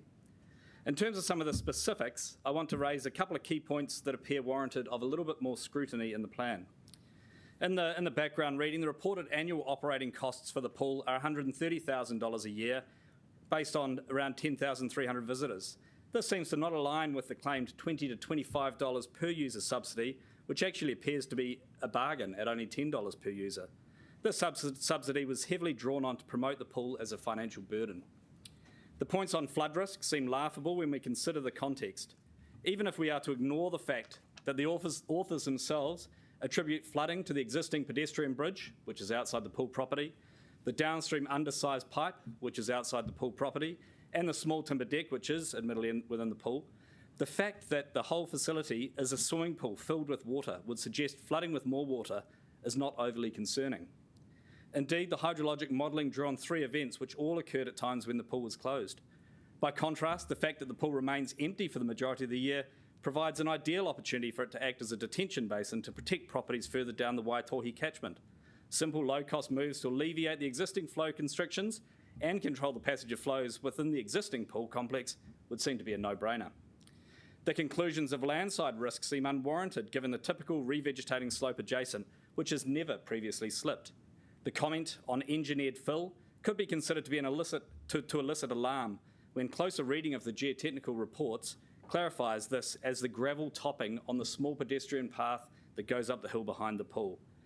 This would not obviously normally be considered engineered fill. The inference of the erosion risk in the stream itself fails to note that there has never been erosion in the past, and with an upstream catchment which is improving every day from our pest-free ngahere, the stream is not subject to the flashy flows which are the true driver of stream instability elsewhere in our city. Further, the repeated use of the name Tyres Stream rather than Waitohi shows a lack of connection or respect for one of our city's last remaining open streams. The claims that a separate and expensive detention tank is needed to slow the release of pool water being drained to the wastewater network seems equally perplexing, given that the timing and the flow rate of any pool discharge or rainfall can be easily controlled at almost no cost. Whilst I appreciate the Council has invested significantly in considering the fate of Kandala Pool, I'd suggest the analysis and conclusions are biased towards a trajectory to close the pool rather than a more integrated evaluation of how to protect and celebrate this incredible asset on the eve of its 100th birthday. The more recent comments by some that keeping the pool open would be pandering to the elite is frankly no less embarrassing than a feed of woke sushi. As a city, we need to celebrate our natural assets and encourage the next generation to get out and play in nature. Rather than shutting the pool, we should be promoting it, but not as an aquatic facility, rather a rare jewel where you and your kids can play in nature. I urge the proposed closure of the pool to be paused and the suggested $4.5 million to be spent on a more realistic and innovative plan to improve changing facilities, creatively enhance the experience of the pool and vigorously promote it as a destination. The proposed ongoing $340,000 annual operating budget, which I note is well over twice of what the current operating costs are, can then be spent on ongoing promotion and programs to draw kids out of their homes to play in nature as we all once did. Thank you. Probably got time for a quick question from Councillor Pennant. One question. Thank you. Just given your excellent work in the water space, do you consider this a really high priority compared to everything else? In terms of keeping the pool? Keeping the pool compared to all the other water infra work we need to do. Of our mental health of our rangatahi and just connection with nature, I think it's extremely important. I think it's a great shame that it's proposed to be closed, and I think the analysis that underpins it is not entirely, could be picked apart. Thank you, Stu. We appreciate you taking the time to come and speak with us. Too. Thank you. I'd now like to welcome Craig Stewart from Stratum. No mai? And you have 10 minutes, and if you'd like to, the questions are included in that. Thank you. Thank you. Are you okay if I just circulate a small supplement to my submission? Great. Should be 20 there. Right, good afternoon. Hi, everybody. I'm Craig Stewart from Stratum. I imagine most of you hopefully have read our submission. Look, I'm not going to go right through that. Largely, I want to talk to you today about the first part or the first page and a half of the submission. And look, really what we're requesting is a deferral in terms of the city development levies for the central area or the inner city. I've got a real concern that all the good work that's been achieved in the last little while with the district plan is cut to the chase. Just you're going to shoot yourselves in the foot. And I'll talk to the supplementary sheet that I'm handing around at the moment. Right now, in terms of the whole property market, it's probably the slowest or the flattest I've seen in nearly 30 years. It's virtually impossible to sell anything. And you'll be aware from the media, we've seen price drops and things like, through the whole country and very much in the central city. Yet, for me, the central city is where our growth's going to come from. Our first, second home buyer market, we target those really carefully. Primarily, it's one-bedroom apartments, and the bulk of the buildings we do nowadays are at 60 to 70% of those are one-bedrooms. And what we're trying to do is do everything we can to make them affordable and to keep these people in the city. At the moment, we've got 3 sites that we own in the city that we've sort of reactivated work on all of them from 18 months ago, just putting everything on hold. We've got a consent getting lodged this Friday for what I've headed up Tory Street proposal here, and I'm just going to talk to a few points on that in a moment to sort of hopefully get you to understand the impact of these changes.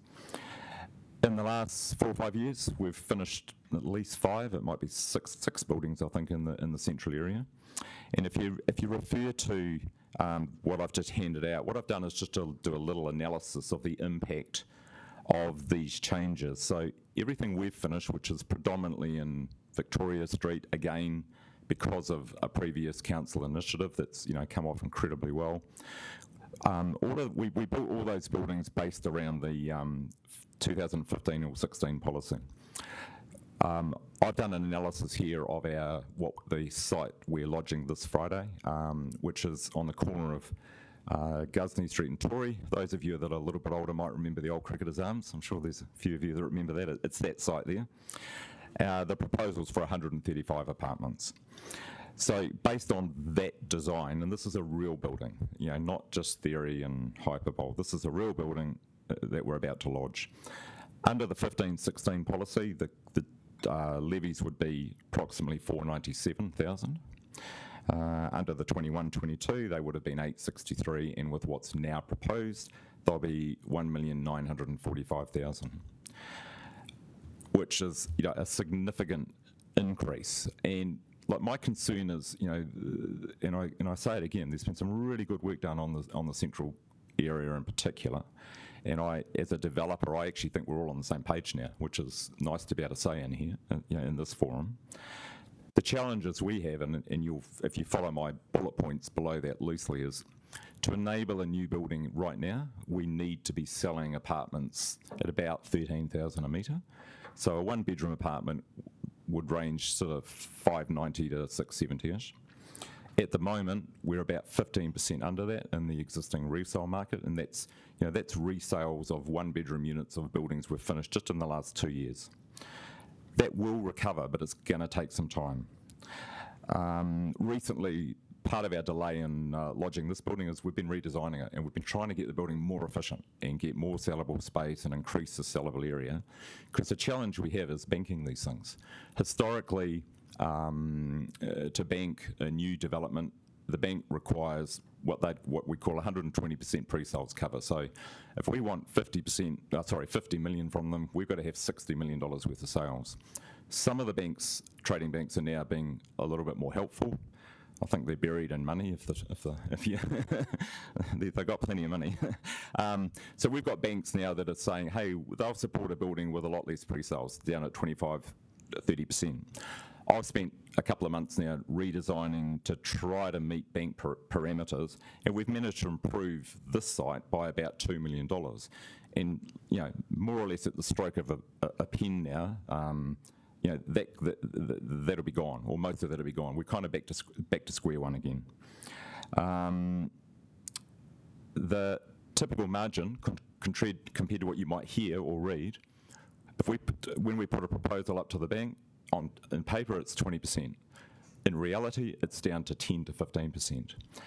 And the impact of these levies as a direct cost that we have no control over, it's going to erode that margin by another 10 or 15%. And it becomes unbankable at that point, as it is even right now. We're relying on our relationships. We're relying on our experience to get a bank to bank who will bank us, but they probably won't bank too many others. And if you look at the city, traditionally, we've built most of it. Willis Bond do some of it, Ian does some of it. But we don't have a lot of options in Wellington. There's not a lot of players here. So my point is, by what we're asking for is, I'm never going to come in here and argue no development levies. We're not asking for any other changes in all the other parts of the city. But to my mind, the central area is the area that as a council you've done the most work in to enable things again, and now as a council the risk is you're going to defer it all for 2 or 3 years. And so what we're asking for is that it just gets pushed back for 2 or 3 years and then pick it up later on. Once, at the end of the day, we just need help to get going again. And next year, I'm hoping we'll start to get active again in the city, but it's going to be a long haul. We're not going to go back to 2021 where things were pre-selling in 6 and 7 and 8 weeks. Couple of other comments. A few times over the years I talk about rates. I threw some numbers in there. This site in particular, the rates take on it right now is about $60,000. When we finish a building, it'll be somewhere between $450,000 to $600,000, $700,000. You're no worse off by, if we're able to enable this next year, the rates income comes forward, the deferral and development levies, it's offset within a couple of years, and then for the next 20, 30, 40, 50 years, there's that income coming in. And that applies on every site we've got. The other 2 that we have in the pipeline, very similar numbers in terms of, one of them I think the rates takes down as low as 25,000. With the new build on there, it will be over 600,000. When I was, the other week, when we were briefed on this, there was a comment made, oh, we're still less than Auckland. Yeah, maybe. Not by much, because I looked at that the other day. The difference in Auckland is you're selling a building up there for $16,000, $17,000, $18,000 a metre. You know, one-bedroom apartment, $750,000, and they don't incur the cost premium with earthquake that we have to deal with here. So if that is a consideration in this decision, it's not valid. And that's probably the gist of it, really. It's as simple as we just need time to get going again. The second part of our submission, which just related to timings, I understand there's been some changes since we submitted, so I don't probably need to speak to that right now, but happy to take some questions. Councillor Calvert has one. We actually got contacted by another developer saying, why are our development contributions lower than councils in the region, other councils? So just wondering whether you've got a view on that. I think that'll be aimed at Lower Hutt. They've just put these up hugely on the valley floor, and because what will happen there is you just will have no development again. But I don't know why they would say that. Right. Yeah. Thank you. Councillor Chung. Thanks very much, Craig. Appreciate you coming in. Would it make it easier for you if we actually charge the development contributions on the sale of the property rather than... Makes no difference, because when we're banking these things, we have to be able to show there's a range of indicators that we have to comply with, and at the end of the day, this just comes straight off the bottom line. If we're not showing a level of profit, no bank will support it. Yeah, so it's not the timings are irrelevant. Councillor Randall. I have to ask you for me, the obvious question, because this infrastructure is needed to enable development. So you're really saying that the people who are going to buy the apartments that needs infrastructure is to be paid for by other people in the city? No, I'm not saying that. I'm saying that defer the central city for 2 or 3 years. There will already be the development levies, in this case of $863,000 coming in, because that's the current policy. Defer the increase for 2 to 3 years. It will be offset by the rates take, that by the new building being there, because right now I don't believe if absorbing this, we'll end up pushing all these projects back 2 or 3 more years, whereas we're ready to go now. Thank you. Thanks very much, Craig. We appreciate you coming in. Okay, thank you. Thank you. Okay. Carl? No, my Carl, and you have 5 minutes. And if you want to have questions, that's part of that time. Thank you. Oh, goody, I've got a green light. Right, well, thank you for your time, councillors. I guess after 8 days, we'll be by the end of this. Pretty wrung out. I was thinking about how to make my submission stand out a little bit. I thought turning up in a mankini, but I don't play squash anymore 5 days a week, so that would be very embarrassing. I also do not sit here wearing a residents' association hat, so I can probably talk a little bit more freely than certain individuals did yesterday. Firstly, pretty, but not terribly easy to read through. I think there's a little bit of self-serving nature in this. I think some of your surveys and your presentations need a bit of work.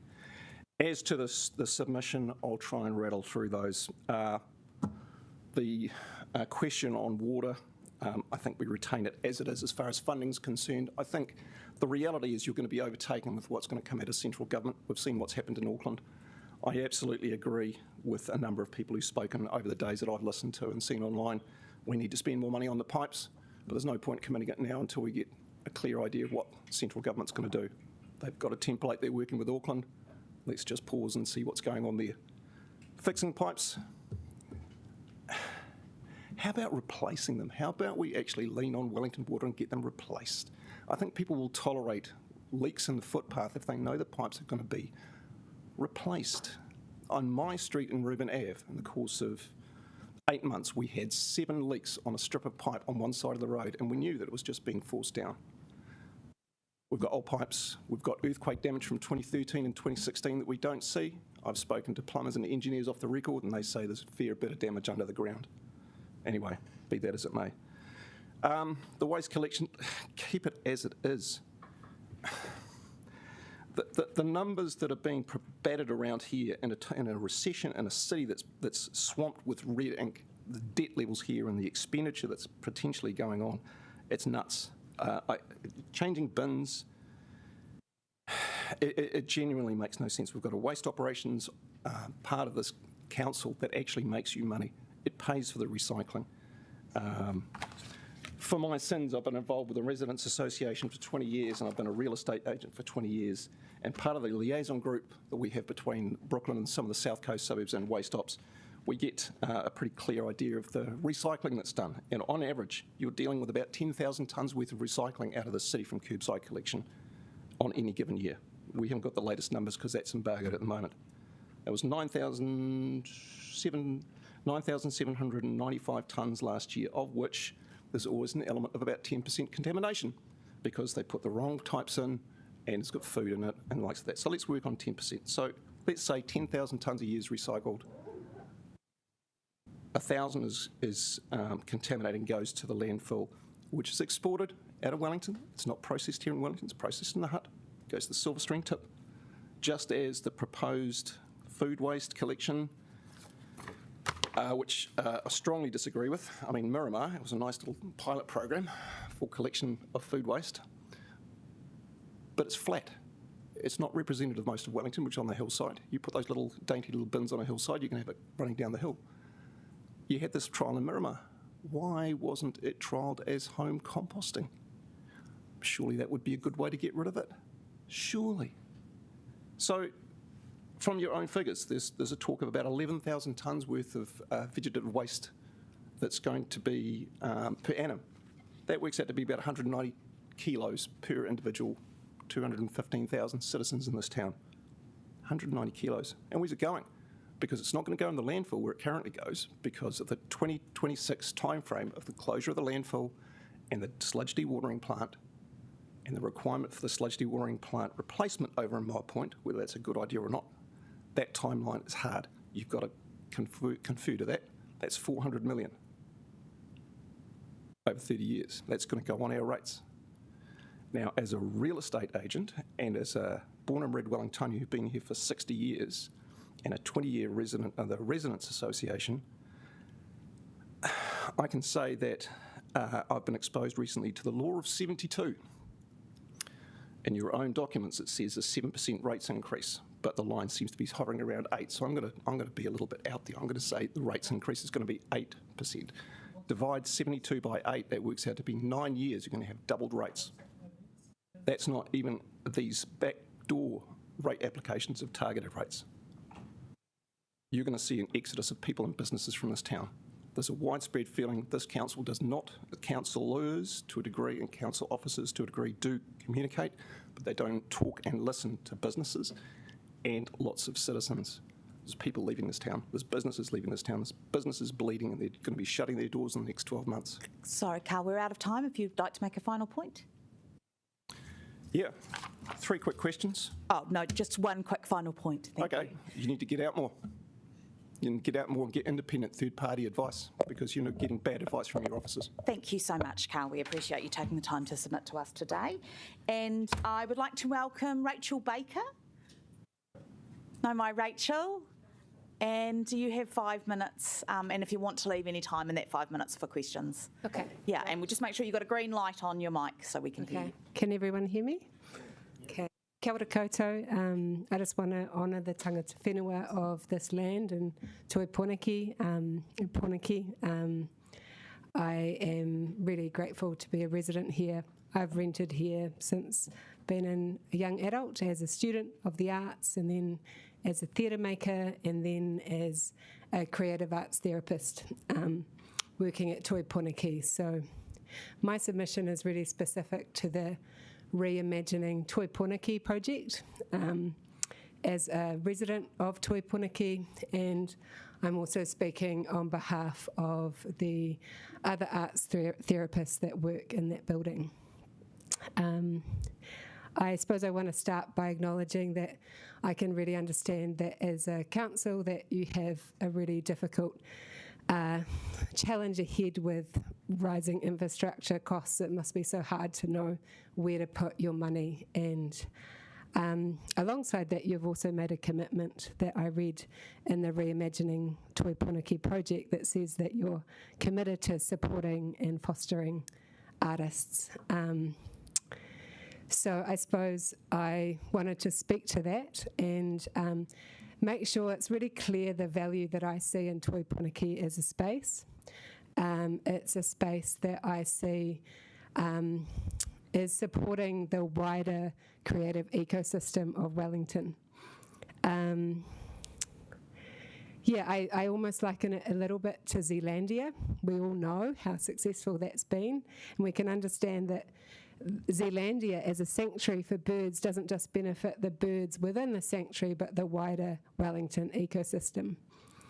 In Tōtōpū, I see it as similar. It's a sanctuary. It's a place where artists can be nurtured, and it's not just the big artists that we already know. It's people from really the ground roots that are able to have their creativity fostered. I understand and hope that you have read my submission. I'll say a little bit about what creative arts therapy is. We are, I'm not sure if I said, but I am speaking on behalf of myself and 3 others who are all creative arts therapists. So we're all university trained in both psychotherapeutic methods as well as art practices. So that looks like individuals coming along one-on-one to engage with different art medias, different art processes, with the intention of supporting their well-being. And the sort of people that we work with really ranges. It's from young people, students, children, all the way to, so communities that are suffering from trauma. A lot of our clients are either funded through ACC, that's for sensitive claims, so people that have experienced sexual abuse, and we also work with people who are through the WINS benefits, so people on low incomes. And the other communities that we are working with are people from the disabled community, people from the neurodiverse community, and people from the rainbow community.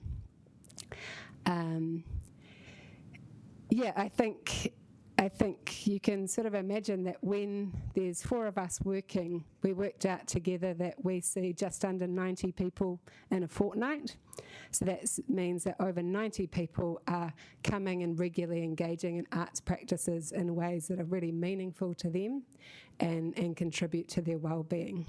And sort of that's where the sense of where it's not just about supporting the artists, but how art can then have more of an impact on the wider community. I'm just thinking where I was going to go from there.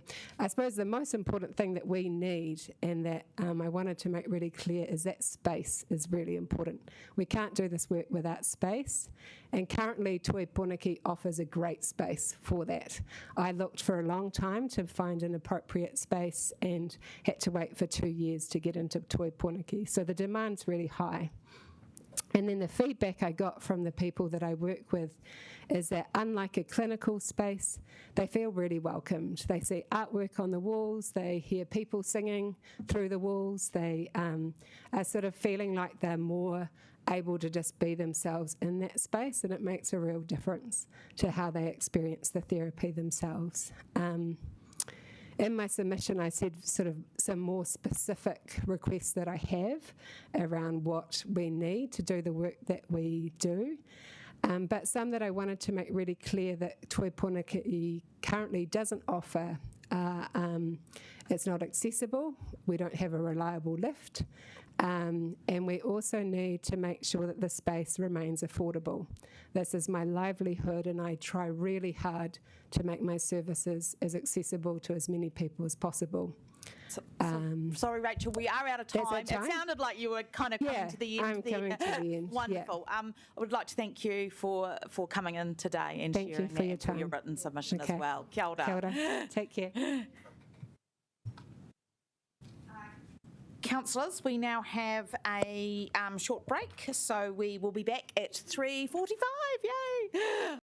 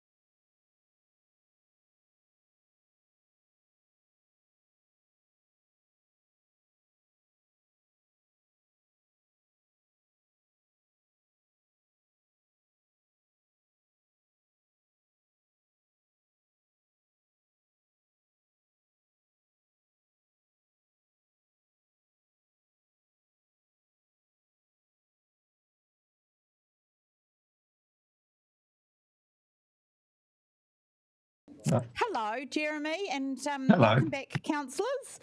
Thank you, Jeremy, for taking the time to speak with us today. So you have 5 minutes, and if you'd like to leave any of that time for questions, you can, but it's entirely up to you. So over to you. Well, thank you for taking my submission. I want to talk about 3 things. Firstly, some engineering items. I've already written those in a document. Secondly, some economic matters, externalities. And thirdly, general engineering studies and processes. Now, in your item, you talk about chlorine going down the drain. Modern pools overseas will use ozone and UV to stabilise the pools. So you won't worry about, you will need to put a little bit of chlorine in, but not much. So you shouldn't have to worry about that. The other thing is you talk about raising the pool in case it floods. Well, if a pool floods, so what? You just go and vacuum clean it out. It'll take about a day or two. And that's a huge cost to actually raise a pool versus just vacuuming it. I know because I've actually got a pool. Now on that, I have a pool in Kendala. It's still of interest to me. I'm not always going to be in this property. But this pool, I just recently put a heat pump into it. That pool is 65,000 litres. I did the modelling through a company in Australia using University of Sydney information. So it was in terms of the number of months of heating. I chose 1st of October to the 31st of March. I'm a little bit wimpy, so I put in 29 degrees, the number of hours covered and so on. And it works out to hold it at 29 degrees for those months, just under $1,000. And so if you're having your pool, a Kendala pool, about 250,000, that's maybe $4,000 to heat it. Okay, it's used a little bit more, rounded up to 10,000. It's not going to cost a lot. Now your energy, they talk about the substation or new power cables. That shouldn't be a consideration if you use a few batteries. Final point on this is, if in case of an earthquake, this is a reservoir of water, particularly if you put in the UV and ozone cleaning. You just then put a reverse osmosis pump and you'll have at least 100,000 litres of potable water. Next point is externalities. This is economics. Don't just look about the accounting. We want people to be there at the location rather than driving their cars 30 odd kilometres. My back of the envelope calculation is that you'll save about 90 tonnes of carbon dioxide emissions by stopping people from driving if they go to that location. Okay, those are my assumptions, but how about you look at that as well? Now, if you put that into perspective, that is, I won't really comment about other investments, but you need to compare it with other investments to reduce greenhouse emissions. My final point is engineering studies. These should really have a bare minimum, and what you've provided is really a maximum.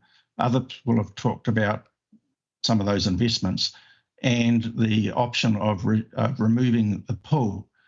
I am concerned that the engineering standards aren't being met to provide you a bare minimum of investment. And the standard has been around for 30 years.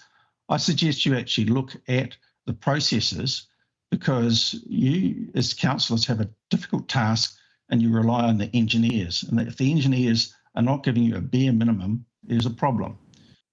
So those are my points about some of the engineering aspects of what you can do, the externalities, looking at accounting and economics, and particularly regards to community centralisation and not getting in their cars and driving elsewhere, and finally engineering standards. So that's my submission. Thank you, Jeremy. We do have a question for you from Councillor Chung. Great, Yes, thanks so much, Councillor Jeremy. Chung. Now, you just mentioned that the engineers don't give you the bare minimum, but they do give you a range of the, and of course, they're considering only the job that they've been contracted to do. They're not going to consider the amount of carbon emissions or compare it to anything else, are they? Is that correct? I don't think they do actually give a bare minimum. for example, a bare minimum isn't to raise the pool. You don't need to raise the pool. That's one example. So no, they don't. Great, thank you. Much appreciated. Thank you, Jeremy, for taking the time to come and speak with us today. We appreciate the effort that went into your submission. Thank you very much for listening. Thank you. Right, bye. I'd now like to welcome Richard from Arts Access Aotearoa. No mai. You have 10 minutes if you'd like, and if you want to have questions, we can do that in the 10 minutes. Thank you. Kia ora koutou, kia ora Mayor, councillors. It's great to be back with you again. Ko Richard Benj toko ingoa, the Executive Director of Arts Access Aotearoa, and I'm here to warmly congratulate you and encourage you to keep making our city inclusive and accessible for everyone to have access to the arts, because we want to keep the brand of the cultural and arts capital of New Zealand, don't we? Yes, we do. Thank you. Well, let Arts Access Aotearoa help you. We really appreciate the Ahutini strategic plan that you've got, and we're here to back it with you. We warmly appreciate being in Wellington. We serve the whole of New Zealand, but you've got us here, so we kind of do more for Wellington, of course.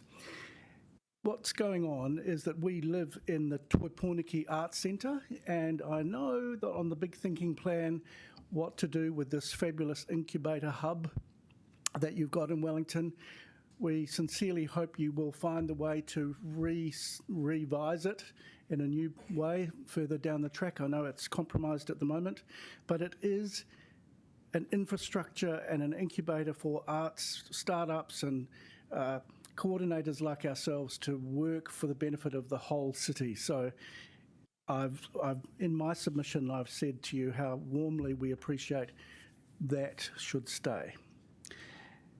We want to make the arts accessible and inclusive for all people who live in Wellington.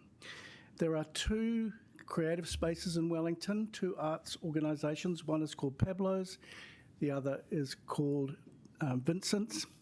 They are extraordinarily well-run organisations that work for all people who have mental health, disabilities, or right through to people who are homeless, or just youth at risk, or all sorts of folk, to keep them in our community and keep them away from being acutely unwell or lost. They're wonderful community organisations, and when the funding for them comes through, I warmly encourage you to support those. They are part of the Arts Access Aotearoa National Network of Creative Spaces, and we're professionally developing them all the time so that their reports, their investment is well spent. So we have our support on that. In Wellington, we want to make sure that the people, the artists who are deaf or disabled, can be participants and consumers and achievers in the arts and culture of our city. So what does that look like? Pretty obvious when you want exhibitions like at Te Papa or plays at Bats or Circa to be accessible. Obviously for people who use wheelchairs, but what if you're deaf or blind? All of these programs can be accessible and made accessible, and that's part of our training program. That's what we do. So that supports the Ahutini program. I am very, very keen that when the City Council allows grants for artists and organisations particularly, that you ask them, because we want you to give grants for that. Well, that's really cool. We want that. But please could you ask them to measure how they are achieving in the number of arts organisations that are arts events that are accessible, because we don't have any data, and I don't think you have enough data on the value of the investment. And Creative New Zealand is asking us, Ministry of Culture and Heritage is asking us for continued data. So when you do your grants, can you ask for what was achieved, what was the outcome, as a requirement for receiving the funds, and then ask for a report. And then you'll find whether your investment is getting payback, because you're all looking for investment outcomes, aren't you? So we really want to support that as well. What else was I going to say to you? I know you're very busy, so I don't want to take up too much of your time.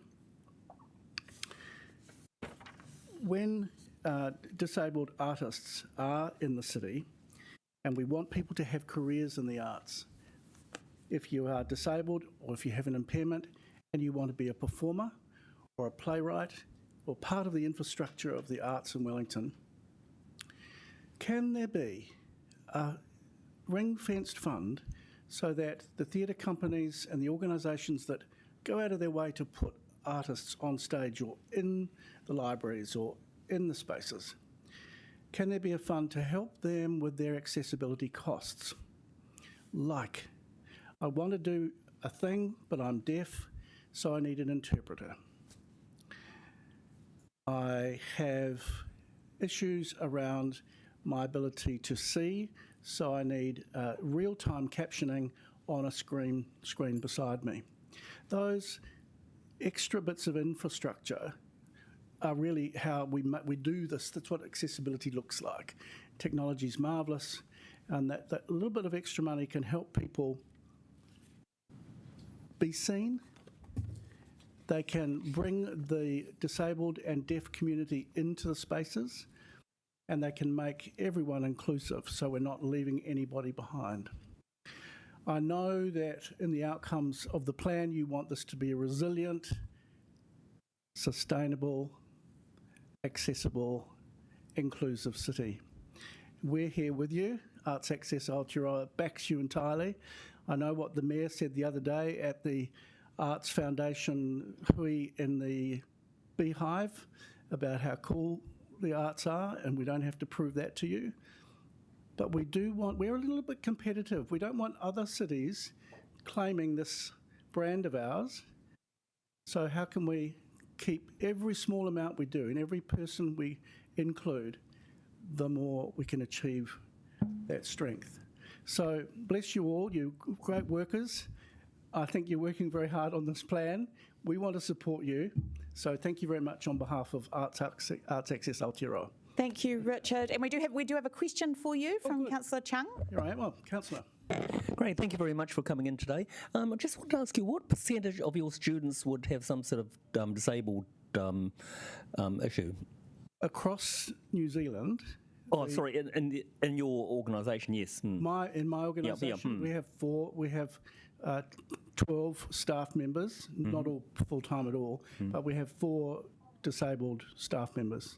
Okay, so how many of your students would have? I think you might need to have a little bit. Do you want to just explain a little bit more about what Arts Access Aotearoa does? Yes, quickly. We are the nationally recognised, not-for-profit organisation that is the champion advocate for disabled people or people who are at risk, or also prisoners returning to the community to be able to be engaged in and have access to the arts, particularly for wellbeing, mental health recovery, and participation. So we are not teachers, but we work with educational groups. And we have a national organisation called Arts for All, and Wellington City Council is a champion of that. Well, all the theatre groups and the Royal New Zealand Ballet and Te Papa and everyone are all members of the Arts for All group, and we are the trainers of them, and they go and do their best work, but we're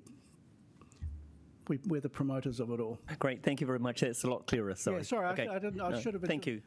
Presumptive of me to think that you knew who we were, but that's who thank you. Richard, I just want to say is that the councillor attached to the Accessibility Advisory Group, and Liam is the ELT member attached, and we just want to acknowledge the great partnership that our organisations have with each other, and we really value it. I was lucky enough to attend your awards a few years ago, and it was a wonderful event, and just major fans of all the work that you do. That's very kind of you to acknowledge us. Yeah, we'll keep going. Thank you. Thank you very much. Okay. Great to see you. Thank you. Bye-bye. I'd now like to welcome Siobhan Garrett. Welcome. No, Siobhan, you have 5 minutes. I will reset the clock for you, and if you want to leave any time for questions, that's entirely up to you. Thank you. Thank you so much. Kia ora, my name is Siobhan Garrett, and I'm a Wellington-born ratepayer living in Johnsonville. I'm speaking today for Kōrau. Kōrau is a unique and precious taonga to the city of Wellington, and it deserves to be saved. Some of my earliest memories are of catching the train from Johnsonville with my mum and sisters, walking up from Kōrau station for a day in the gorgeous fresh air, cold water, followed by a picnic in the park. It is such a special place, with the beautiful colours and murmurings of the trees, alongside the gleeful sounds of swimmers hitting that cold, cold water. Follow up with a gloriously warming sit up on the sun deck. The teenage bit, as my daughter calls it, is a summer day made for perfection.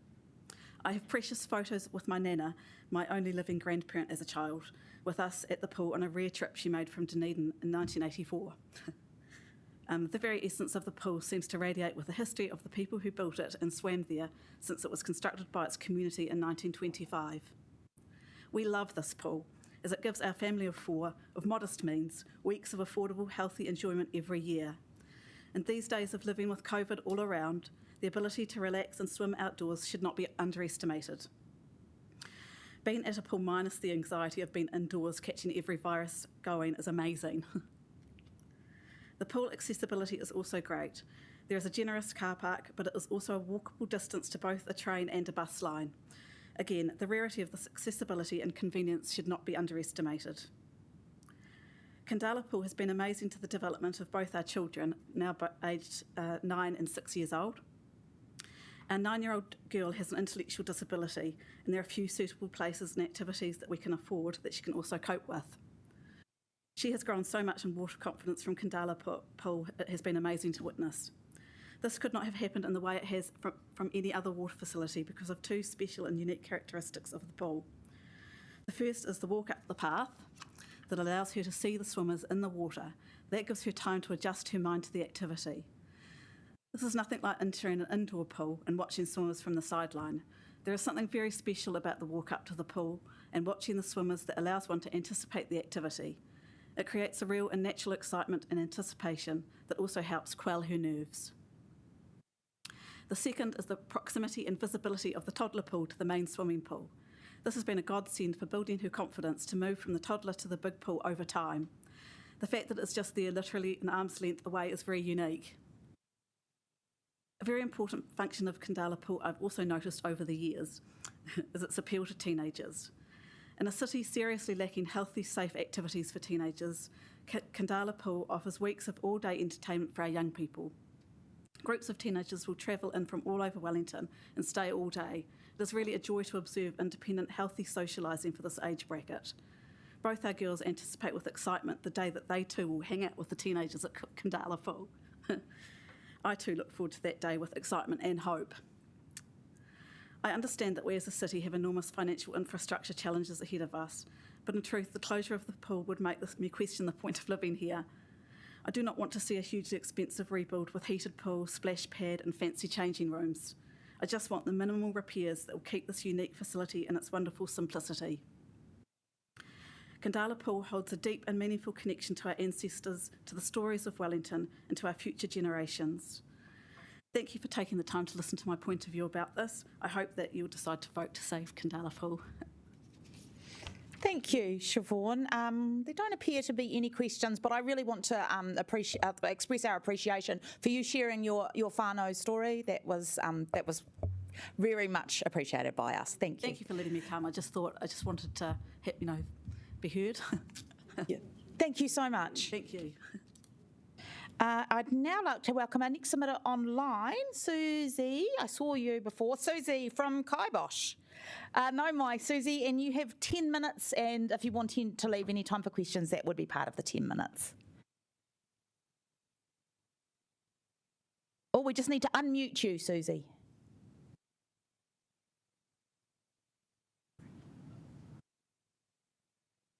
Can you hear me? We can hear you now. Thank you. Okay, great. Tēnā koutou, ko waio, he tauiwi Pākehā au, e tipu aku au e te awa kairangi, e te rohi o te ati awa. E nānei e noho ana au ki tūranga rere a Pōnaki, ko Susie Robertson toko ingoa, he kairahi au ki Kibosh Food Rescue. Hi everyone, my name's Susie Robertson and I'm the Chief Executive of Kibosh Food Rescue. Thanks for the opportunity to speak today. Firstly, I'd like to acknowledge the role that Council has played in supporting Kaibosh for many years, most recently with a multi-year grant which started in 2023 that goes through till 2025. Through this partnership, Kaibosh has helped Council deliver on your target to reduce organic waste to landfill by 50 to 70% by 2030. In 2022, in the 2022-23 financial year, Kaibosh diverted over 743,000 kgs of organic waste from landfill, contributing to a CO2 equivalent reduction of nearly 2 million kgs, most of this from local supermarkets. We applaud the Council's focus on diverting more organic and green waste, but to be honest, we would prefer the long-term plan to support more localised options. For instance, rather than more trucks on the road collecting this waste stream, seeing this stream as a resource that could be composted locally and used locally in Marakai. KaiCycle being a proven example of this. Also creating urban jobs in the farming composting space.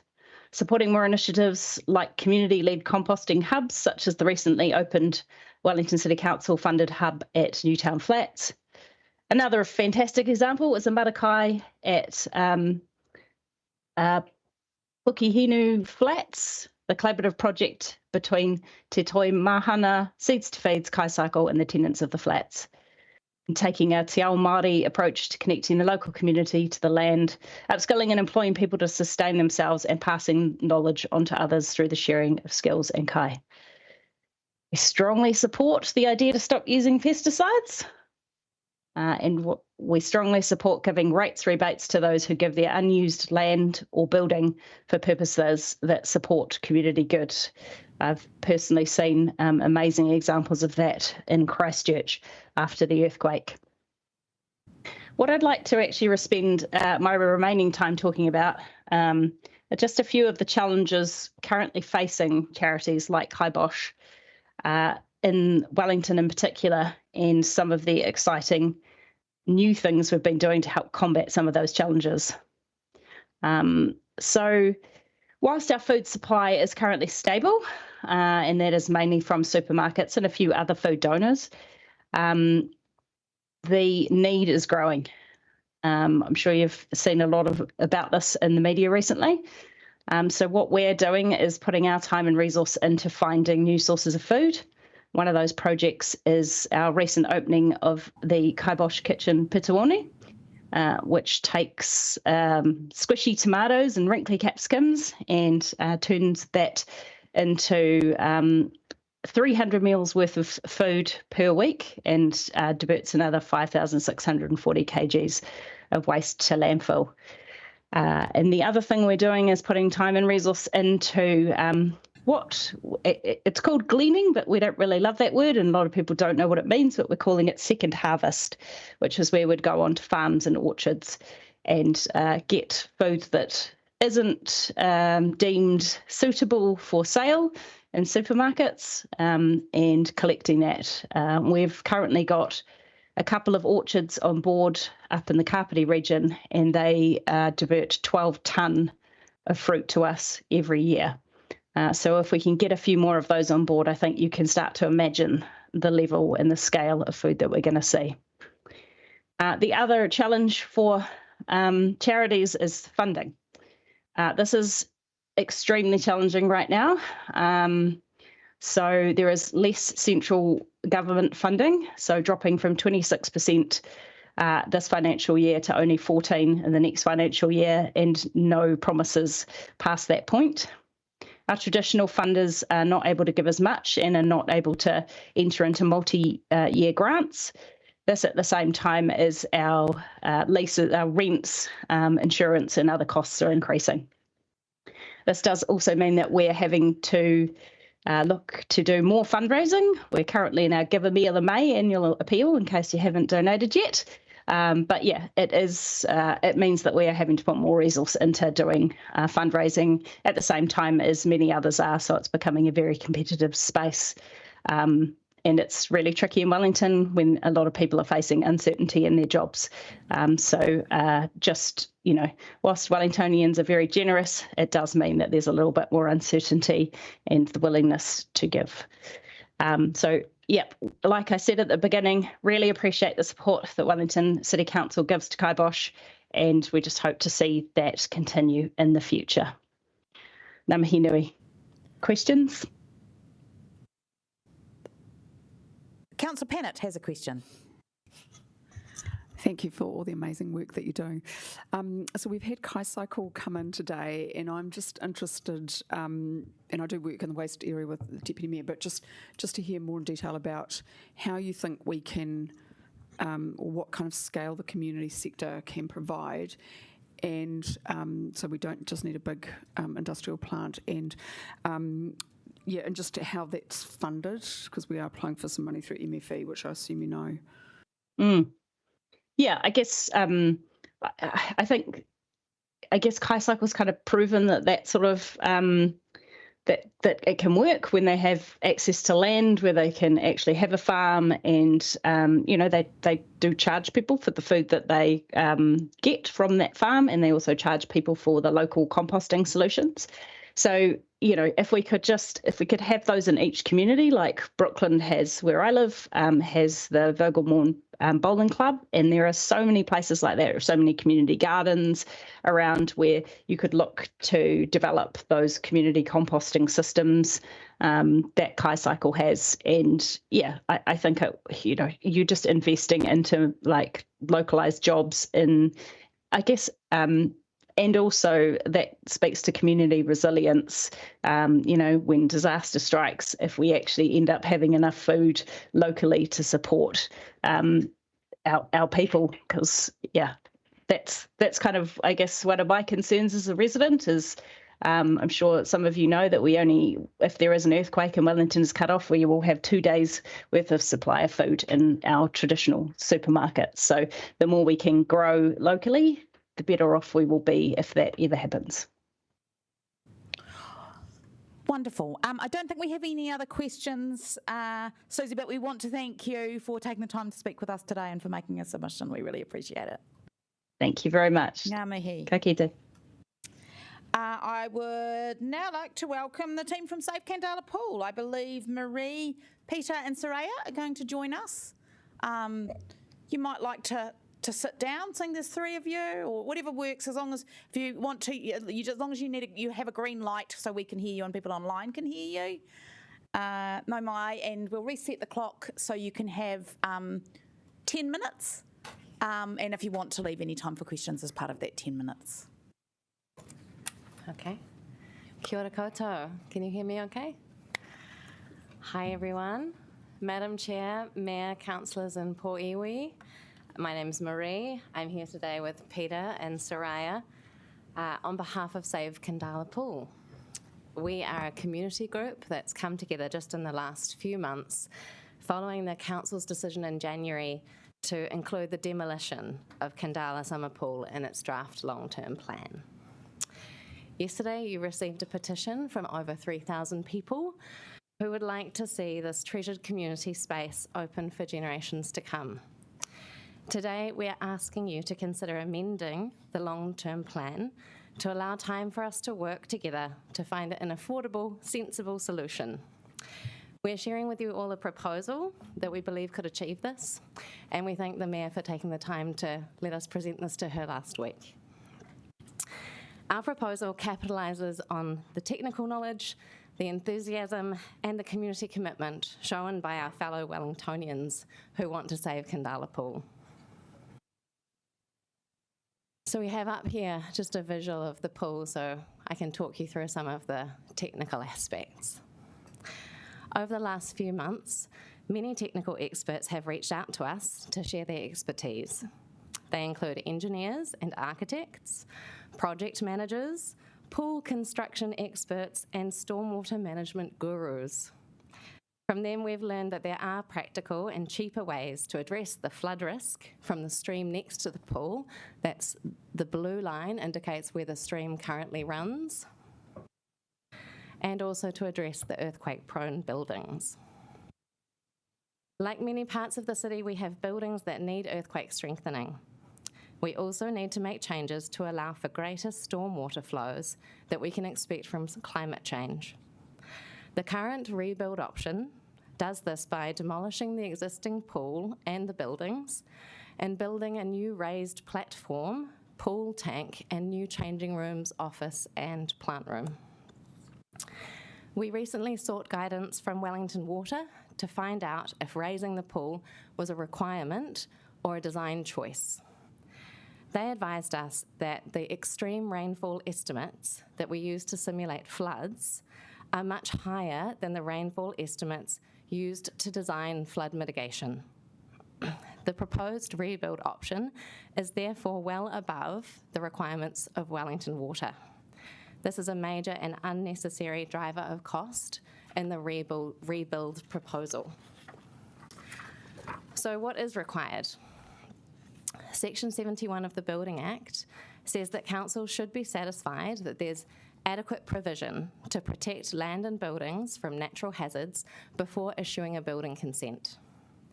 According to government guidance, and I'm quoting here, adequate provision does not require the elimination of all risk, and a council can be expected to take a pragmatic and measured common sense approach to the level of protection on a case-by-case basis. Close quote.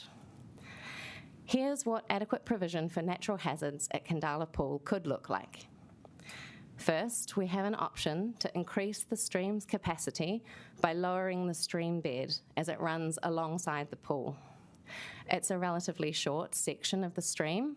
It's about 60 metres from the point of the footbridge, which is one of the yellow dots on our map, to the point where the stream flows into the culvert that goes underneath the car park.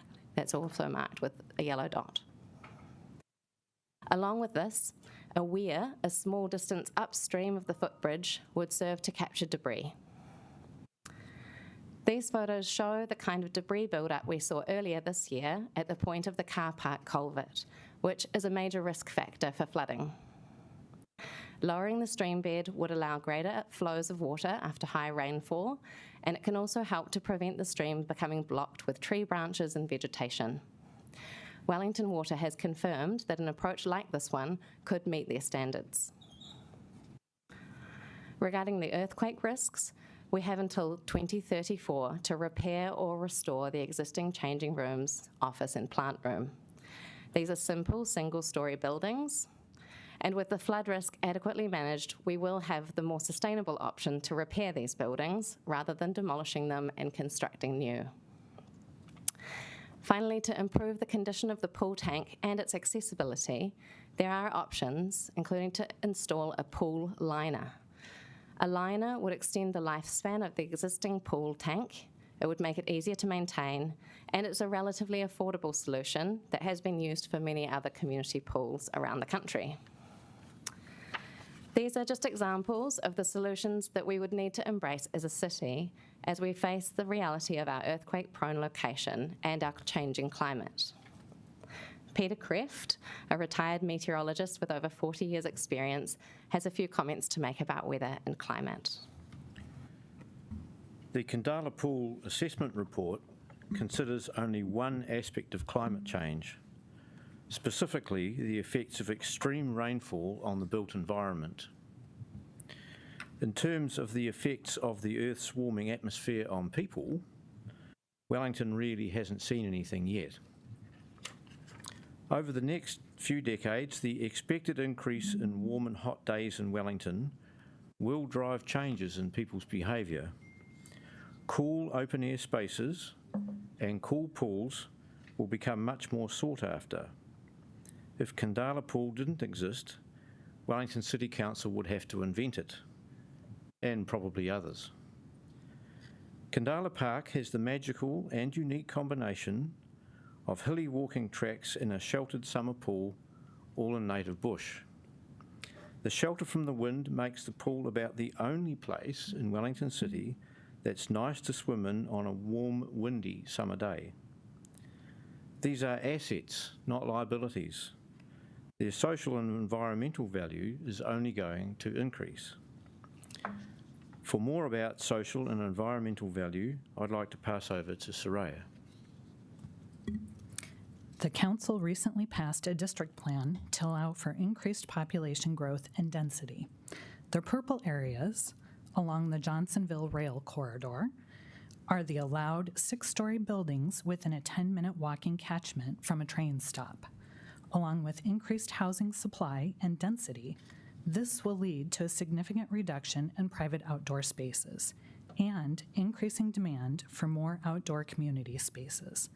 As the Council stated in its report, Te Whai Oranga Pōneki, Open Spaces and Recreation Strategy, quote, providing nearby, integrated, and varied open space and recreation opportunities is how Wellington will do density well and support our communities to be active and healthy. For Wellington's northwestern suburbs, you can see Kandala Pool is the only outdoor water recreation within a 10-minute driving catchment, as noted in red. The nearest swimmable beach is 20 minutes plus by car. Children are the overwhelming majority of visitors to Kandala Pool, unlike the urban Thorndon Pool, and its current location is ideal for them to access by bike, walking, and public transport. We know from our experiences that the pool is used and loved by people well beyond the northwestern suburbs. Yesterday, Council officers stated that there wasn't time for a lot of community consultation on the options to improve or redevelop the pool. Keeping the pool open for at least the coming season, its centenary year, would enable the Council to meaningfully engage with pool users and learn how they use it.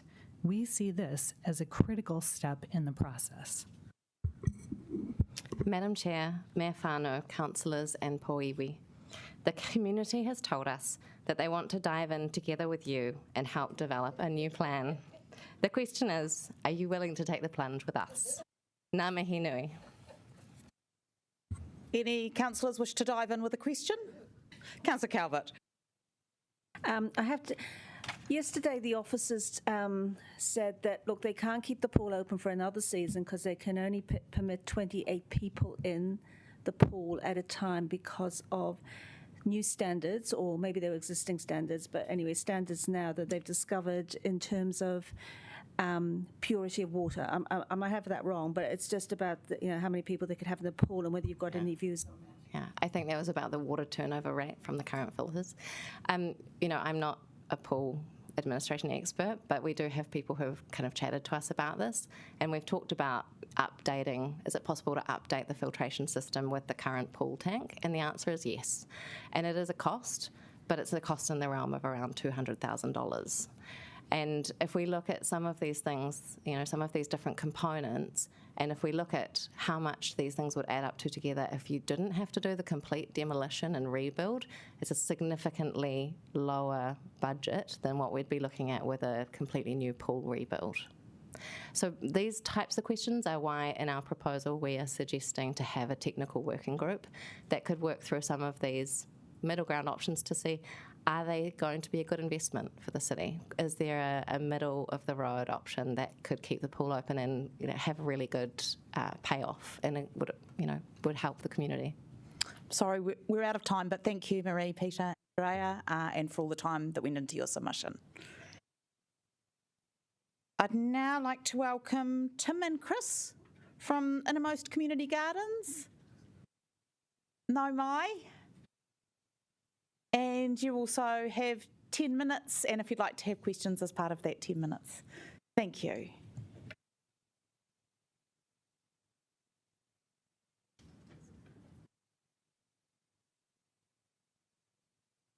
Make sure you've got a green light on and then you're ready to go.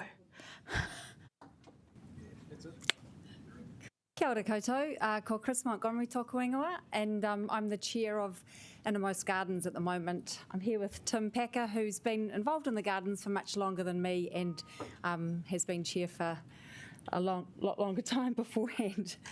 We just wanted to tell most of you, I know some of you around the table are familiar with Innermost Gardens, site of a disused bowling club that's been turned over the last 17 years into a much loved community asset.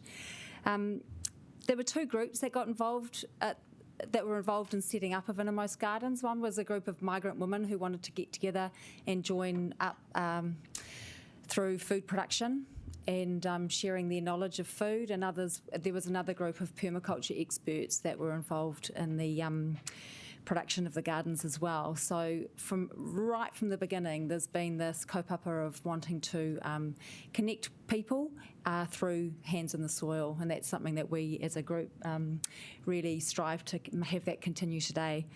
Right from the beginning, because we were set up with permaculture principles, we wanted to, that's about building up the soil. With strong soil, you have strong plants, and that's really great for eating and the community. And so we've had compost bins on site, so locals can come up and bring up their food scraps, and that's been happening for, as I said, 17 years since we started. We've been able to make some beautiful soil in that time and grow some great vegetables. And more recently, through the support of a Wellington City Council grant, we did some research into the composting facilities that we have there. So I'm just going to hand over to Tim, who was really involved in that project. Yeah, kia ora, everyone. That's on. Kia ora, everyone. So yeah, I've been turning compost every week for the last 17 years at Innermost. So we've got a good appreciation for what you do with organic waste. And I think from a waste minimisation plan, what we didn't see was really the factors, the social factors, right? Organic waste is a physical product, but we see it as social fuel as well. And so back in 2019, in collaboration with Wellington City Council and Victoria University, we ran a research project on the value of community gardens, because community gardens are very intrinsically valuable, but a lot of the value is actually qualitative. And so we as part of that study, we put a QR code on the side of our community compost hub, and we asked a number of qualitative questions about the nature of the people coming to drop off compost to our community hub and what they were doing it for. And the interesting thing was that we found that 80% of the folks who were dropping off compost actually wanted to do it as part of their daily walking recreation. So there's one aspect there about local community and physical well-being that needs to be considered in this. The second thing is that most of them lived within 1 kilometre of the gardens, and Innermost and Mount Vic, it's quite hilly. People made a real effort to actually bring up their compost. Initially, when we started, by the way, the compost, the actual raw material was terrible. It was full of nappies, it was full of plastic coffee cups. It was, we spent half our time actually filtering through it. But actually with some careful training and nurturing and talking to people over time, the quality that got better. So what we saw was people taking accountability for their waste, which is another important thing, right? But as well as that, over 93% of them actually brought the compost to the gardens because that was their personal, it was empowering them personally to actually hit climate change, right? So they saw it as something as, we know the vast challenges we're all getting with climate change, but personally empowering people to actually do things at a small level really makes a difference to how we feel about our community and what we're doing. So these are elements that we think are really important, and we didn't see those in the actual waste management plan as an option. And while we are generally very supportive about diverting waste from landfill, we understand, organically, from a climate change perspective, that's a really good thing. We also want you guys to actually consider the social, human, community wellbeing impacts that we might have with local community compost hubs. Chris? Yeah, just want to reinforce it's that out of sight, out of mind element, isn't it? So if you've got something that just gets collected and dealt with by someone else, you don't actually see that the closed cycle or the how it has an impact, positive and negative, because there is really good things that we can be learning around how we can cycle things back and have that more closed system in our approach. So I feel as though just trucking things out of the city will lose that opportunity. So there needs to be opportunities for, we're not saying that we can manage really huge quantities. We're an organisation, we're a bunch of volunteers who get together every couple of weeks and make compost. But we think we do a really good job. We've got a pretty good setup for that, and it's not only some of those social aspects that Tim added on, but there's also really great teaching opportunities. There's more and more interest from schools and local young people who coming in to do this and really wanting to take action, take notice and take action. So there needs to be that kind of thing preserved as well. Yep. We do have some questions. Councillor Young has one. So a few years ago, I told my colleagues that I bought a farm, and they were pretty amazed. And finally, I told them actually it was a worm farm. and so I'm still on a kind of learning curve about this. And my son told me you can't put in things like tea bags because they do sometimes contain plastic. So how do you stop people putting in things that they think are good, like me with tea bags, when actually they're potentially not good? It's the law of averages, right? Like you can avoid many things, but some things you can't avoid, right? So we actually we have good signage on the actual compost bins themselves, so that's one thing. But actually we have a lot of volunteers, a lot of people that are actually actively gardening all the time, and so people just wander in with their bucket. We talk to them, right? Okay. And we actually look at their waste with them, and we can add to that, and we can actually discuss better ways to manage their waste at home. Because a lot of people in that survey also acknowledge that they didn't have a compost at home, but they wanted one. And so they were using it almost as kind of an alternative for that, and they wanted to understand and learn about best practice for composting, right? So I think it's a mixed bag, but it's a community thing. It's a community conversation that kind of gets you that result. But it took us probably a year before our community was educated on what to drop off and what not to drop off and what was good or bad. So if by mistake you got some citrus peel or onions or garlic in there, does that kill the worms? No. Well, they just don't eat it? Look, we've got volumes that are too large to, when you talk about those sort of things in a small compost, like you might have at a worm bin at home, that would actually have a negative effect. And the bins... Mine's a sort of lifestyle compost. Yeah, exactly. We're running larger bins, and so those things don't materially matter. Okay, I have a question, and I'm interested because we hear from a lot of people doing amazing work in this space. However, and telling a compelling story about the what changes in you, and I do believe that we can grow the group of people doing the kind of but do we also need to do something easy for those people who currently do nothing? And are just putting through time, through resources, through their living conditions or whatever, who are just putting food waste in the landfill, because a lot of food waste is going to the landfill. Yep, absolutely. Yeah. Yep. So we don't disagree. That's but we're just saying don't have it all tracked out of town that way. Keep some really visible, because there's people who want to have that hand in it, and it's a really great teaching tool as well. Yeah. Thank you. Councillor Chung has a question. Thanks very much. Do you find that the people who actually bring their scraps into you, do they also have their own compost bin at home, do you think? So they're actually already converted? Through the survey, we found that 63% didn't have compost bins at home, right? And what we find is with the Mount Victorian community, generally small section sizes, professionals that are quite busy, so they're really using it as a double-edged sword to have a walk in the weekend to actually bring their waste, but also deal with that organic waste. Oh, I see. Great. Thank you. We do get people from from apartments in the city coming up to the gardens for that reason too. And they might have a bokashi bin or something like that at home, but bring that up to the gardens and pop that in through our composting system. Yeah. We probably have time for one really quick question from Councillor Rogers. Sorry. I mean, that leads beautifully into my question. It was around, if we're saying that we're not going to be able to pick up bins from apartments in the central city, does this present sort of like a perfect complementary system to that, where people can do it in the community, and maybe we could fund that? Yes. Yeah, absolutely. Thank you both. We really appreciate you taking the time to come in and speak with us today. See you. Thank you. Cheers. Yes, and I'd now like to welcome our next submitter, Colin Stone from Sport New Zealand. I know my Colin. Oh, and sorry, and your offsider. Oh, and someone online as well. Welcome all, and we'll reset the clock so you have 10 minutes, and that includes time for questions if you'd like. Kia Kia ora tātou, ko Colin Stone toku ingoa. So I'm the Regional Partnership Manager for the Central and Lower North Island for Ihi Aotearoa Sport New Zealand. I've got Glenn McGovern sitting next to me, who's the manager of our Spaces and Places team, and online I've got Zanta Jones, who is our Spaces and Places consultant for the Central and Lower North Island as well. So I've got the team present. So I'm going to present our submission on behalf of Sport New Zealand. If you ask any technical questions, I'm going to default to the guy sitting next to me. So Sport New Zealand is the Crown agency for play, active, rec and sport sector with a vision of everybody active. Ours is generally a supportive submission, you'll be pleased to hear.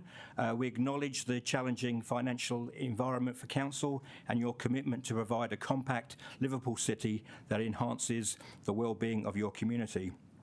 We also acknowledge your understanding of your Council's view of the broader value of play, active, rec and sport and what it plays in terms of the contribution towards social capital and the individual and community well-being.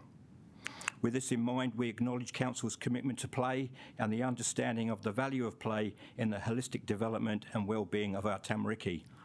We acknowledge also the complexities of our time and that Council declared a climate and ecological emergency in 2019. Finally, we acknowledge the skills and expertise of the Council staff in the provision of various services, programs and facilities that support the residents to be physically active through play, active recreation and sport. Now on to some specifics. Kandala Pool.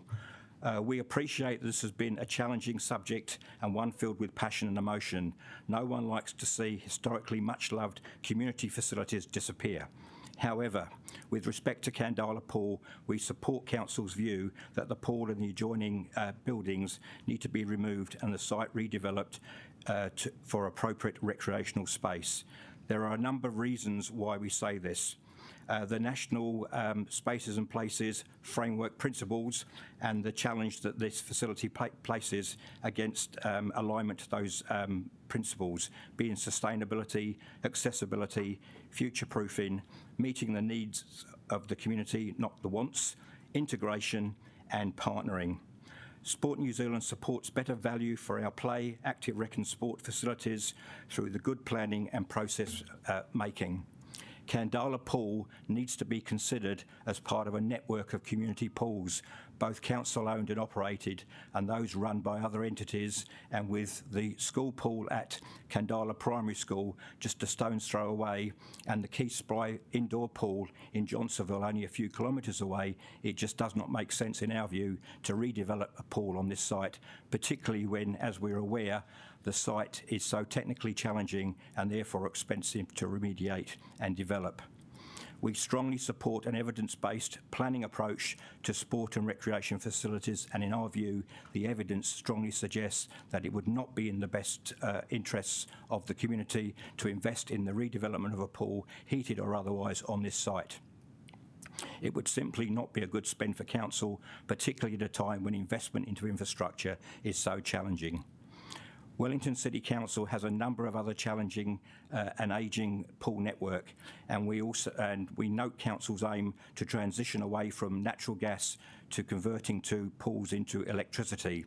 This comes at a cost, and we believe that Council funding will be better directed towards updating and degasifying its existing pool network, given that pools are Council's biggest contributor to carbon emissions. Notwithstanding the capital cost of redeveloping the pool, the whole of life and operating costs of running the pool, we believe, will be excessive and significant and ongoing. Current utilisation of the Kandala pool is the lowest of the Wellington summer pools, almost half that of the Thorndon pool, and there is no evidence to suggest that if you build it, more will come. Moving on to the next point, which is skate park provision. We acknowledge Council's commitment to the development of a skate park as part of the Kilbirnie Master Plan. However, we are aware that the planned upgrades to the Ian Galloway Park and the Waitangi Skate Park have been removed from the budget, and we appreciate the financial constraints which have led to this decision. It's important, in our view, that a network approach to skate park provision is taken so that Council considers how and when it provides such facilities across the city so as to meet the broader needs of the skate community in a more strategic and coordinated way, noting that skate parks can cater for other forms of activity like scootering and BMX, not just skateboarders. So when the time is right and when the money is available, a coordinated approach to skate park provision is what we're advocating for. Lastly, from our submission, Granada North, we are pleased to see Council's ongoing commitment to the development of sports fields and a shared amenity in the northern suburbs. This aligns with the recommendations of the 2003 Wellington Regional Sports Field Report and aligns with existing city growth predictions. The northern suburbs are generally underserved with facilities, particularly indoor facilities, so it is pleasing to see Council's continued intentions to further develop facilities in this part of the city and encourage ongoing community consultation so that whatever is developed is meeting the community need. Thank you for the opportunity to present our submission. We regard the Council as a critical stakeholder and acknowledge the continued good work of both elected members and officers in the pursuit of a vibrant and active city. Kia ora. Kia ora. We do have some questions. The first from Councillor Abdurrahman. Kia ora, Colin and the team. Thank you for your submission. My question is regards to reduction in the renewals. What do you think the impact would be on top of what you already mentioned? And could you also tell us, compared to other cities, how much we investing in sport infrastructure? And if not, how much do you think is the right amount of money to invest in that space? Yeah, that's a difficult question to answer. Obviously, I'll pass some of that over to Glenn or to Zanta online. But certainly, in terms of the risk of renewals only being at 75%, that obviously creates risk in terms of replacement and where you're going to find additional costs moving forward. So that it just comes with risk. I don't know whether you've got anything to add to that. Yeah, tēnā koutou katoa. I mean, probably all I can add to that is that Wellington City is well provided for in terms of park, sport and recreation facilities compared to a lot of cities, but I couldn't give you a detailed comparison. Certainly from a swimming pool perspective on a per capita basis, Wellington City is up there. We've done some work recently and there was nothing to suggest a shortage of aquatic space. Councillor O'Neill. Ngā mihi, thank you, Colin and friends. I just wondered, in your opinion of the region, if there are any gaps that are quite obvious where you could spot around sport and recreation. Well, as I probably alluded to in my report, the northern suburbs at the moment, because that's the growth area, at the moment it's housing. It's underdone in terms of other sort of facilities, social and sporting and otherwise. Zanta, you're online there. I don't know whether you've got any other comment you wanted to make there. Yeah, just the northern suburbs, and when you talk about the Wellington region, there's gaps in some of the growth areas of Porirua, and obviously we're working with Porirua City Council around, and the Ministry of Ed actually, around the development of some of those areas. Councillor Calvert. Yeah, I was quite interested in your submission because I just made a quick note and you spent about 3 minutes talking about the pool and about a minute on each of the other topics. So presumably you've done quite a bit of investigation into the pool. So just in terms of what's your connection with the community? Because obviously, I don't know whether you were here before, but we had Save the Kandala Pool Group, and just wondering whether you've looked at, or have you just relied on what the information is in the long-term plan? Well, I think the ethos behind our submission is really to say that we're advocating for processes that are sound and evidence-based rather than based on emotion. And that's the essence of the submission that we make today. We're obviously a government agency, so we're not connecting directly with that particular community. It's more about saying, have a process that's pragmatic, evidence-based, and not based on emotion. Sorry, Councillor, I've got another question. Councillor Pennant. Thank you. I see that you note about active communities, and we heard the same from Nuku Oroa. So you're a quick one. Sorry. Yeah. So sorry. So you're really bringing the active, the walking and cycling into sport. So there's not a sort of a distinction between active transport and sport and recreation. If you're really making that shift. Yeah, it sits within the basket of physical activity. So as the government agency, our focus is on play, active rec and sport. We kind of delineate a little bit from active transport because that sits more with Waka Kotahi than ourselves, but clearly it's a mechanism for physical activity. So we are not against it, quite clearly. Thank you, team. We really appreciate the time that you put into your submission. It was good to speak with you today. Thank you. I'd next like to welcome our next submitters, which are Rosie and Megan. I have you down as an individual, but there are two of you. I have only got 5 minutes allotted, but let's see what we can do in 5 minutes. I just need my Robin to my Batman, which is Megan. Tēnā koutou katoa, ko Rosie Scott tōku ingoa. I'm a senior lecturer at Victoria University in the Faculty of Architecture and Design Innovation. My area is, my background's interior design, but my interest is in design for social innovation and just environments. And Megan has been working with me as a research assistant and also doing her own research project you're going to hear more about tomorrow. So we're here to talk about the future of Waitangi Skate Park. I started a collaboration with the Wellington City Council Parks and Rec team last year and conducted this community sort of co-design research to find out the needs and desires of the skate park community in terms of what they want for the future of Waitangi Skate Park. So this was in relation to the money that had been earmarked to upgrade Waitangi and the Kōrau vert ramps, but specifically this was about Waitangi. So through this research we interviewed a number of members of the skate park community on site, understanding their relationship to the place, the history of the park, its significance historically and also to the community. And we're learning as well, there's another project in the background about the sort of social and civic value of skateboarding, the opportunity it provides to people who, such as neurodivergent young people who may not fit into traditional sports codes, also gender diverse people who might not want to be participating in gender binary spaces. It's a very inclusive kind of peer building, supportive community and a really important part of the kind of sports and recreation picture for Te Whanganui Atara. So the research that we did, the culmination of that was really a recommendation that a feasibility study needed to be undertaken for that site because a kind of piecemeal remediation to Waitangi Skate Park is not going to fix the problems that it has. It actually was never really any good, even though it was part of a beautiful landscape project by Rates and Associates. It's the geometries of the ramps are really too hard. The flow of the park is really bad. These are all skate things. You do start to learn this language,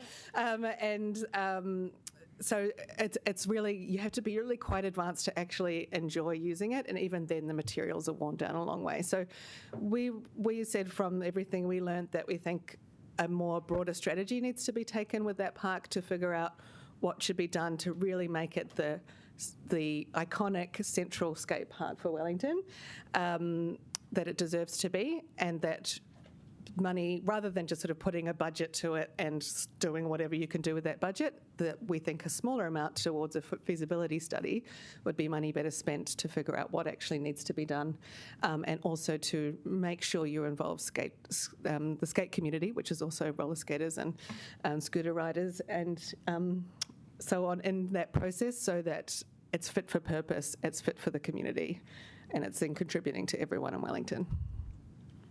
Did you need to add anything? No, she's moral support.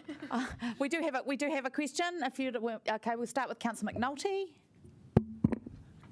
Kia ora. I was just wondering, I'm thinking of Pukahuia up in my patch in Newlands, the skate park there, which seems to have been quite successful. Do you know if this was sort of an approach undertaken when they looked at that park, or? No, so this was sort of, there's been a few different skate developments such as Tawa and Newlands and then Kilbirnie, and it's sort of getting progressively more engagement with the skate community, because I think the recognition that it's such a kind of technical thing that you can't just sort of design it as a great landscape architect. You can't design a good skate park. So Newlands, I think, is good.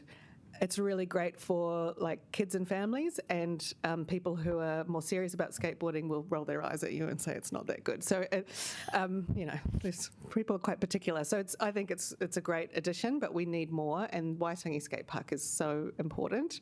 It used to be, if anyone remembers, when it was Schaefer's skate spot. I used to hang out there as a dodgy teenager. It was really important before that site had any kind of civic value that was appreciated. So. Something we can make really beautiful, important for the future. Is your question very quick, Councillor Brown? Sorry, I talk too much. No. No, it is. I attended a consultation last week around the proposed Kilbirnie skate park, and there were a lot of skaters in that consultation, and they, so far as I can gather, unanimously felt that the council should commit all of its skate funding to the Kilbirnie facility. So rather than pepper potting around and upgrading all the others, so I just want to know, why do you think Waitangi and why, which means that effectively if we were to do that, we wouldn't be able to do Kilbirnie, which is what the skate community appear to want. I know about a lot of that consultation. I would disagree that the skate community say that all the money should go to Kilbirnie. I think they would say that the Kilbirnie needs to be committed to, and that they also think a network of skate parks that are fit for purpose are important for any city, and especially one that's on the waterfront in pride of place like Waitangi Skate Park. So we shouldn't have to give up money from Kilbirnie in order to make upgrades to Waitangi. Maybe not right now, but a feasibility study to figure out how much and when gives the council more control over that future. Thank you, Rosie and Megan, the dynamic duo. You'll see her tomorrow. We'll see you tomorrow. Okay, wonderful. And so we've got our final submitters before dinner break, which is Youth Council. Yeah. And yeah, we're supposed to not cheer people because we're supposed to be very neutral. But so welcome, Nomai, Casper, Diana, Shelley, and Arthi. And welcome, team. And we have 10 minutes for you to speak. And if you want to include questions, that would be part of your 10 minutes. Welcome. Thank you. Tēnā koutou, good afternoon, councillors. We are Diana, Casper and Arthi. We're here on the behalf of the Wellington City Youth Council to present our submission on the long-term plan.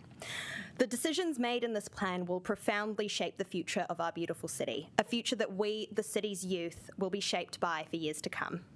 As we navigate challenging times marked by economic recession, increased mental distress amongst youth, and the ever-present threat of climate change, it is crucial that the long-term plan is forward-thinking and comprehensive. The Youth Council is committed to ensuring that the voices and needs of young people are heard and addressed in this process. Firstly, safety in our city must be a priority. We emphasise the importance of preventing sexual violence and continuing monetary investment in this cause. It is essential that Council maintains funding for the Sexual Violence Roadmap and campaign, ensuring its sustainability for at least the next decade. Additionally, community initiatives like Take 10 needs more monetary support, and we as Youth Council suggest an investment of $97,000 annually for 5 years. On economics, we advocate for the rates increases proposed and responsible spending on infrastructure, keeping in mind that not doing this results in future generations having to deal with larger rates increases. The history of keeping rates artificially low in Wellington and New Zealand as a whole has meant that these now quite large rate increases are necessary to deal with the infrastructure problems.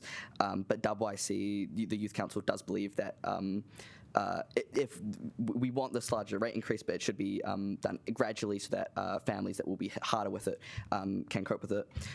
For water infrastructure, we support option C, fully investing in water, focusing on pressure management, and we support the construction of the Eastern Trunk Waterway and the Moa Point wastewater management.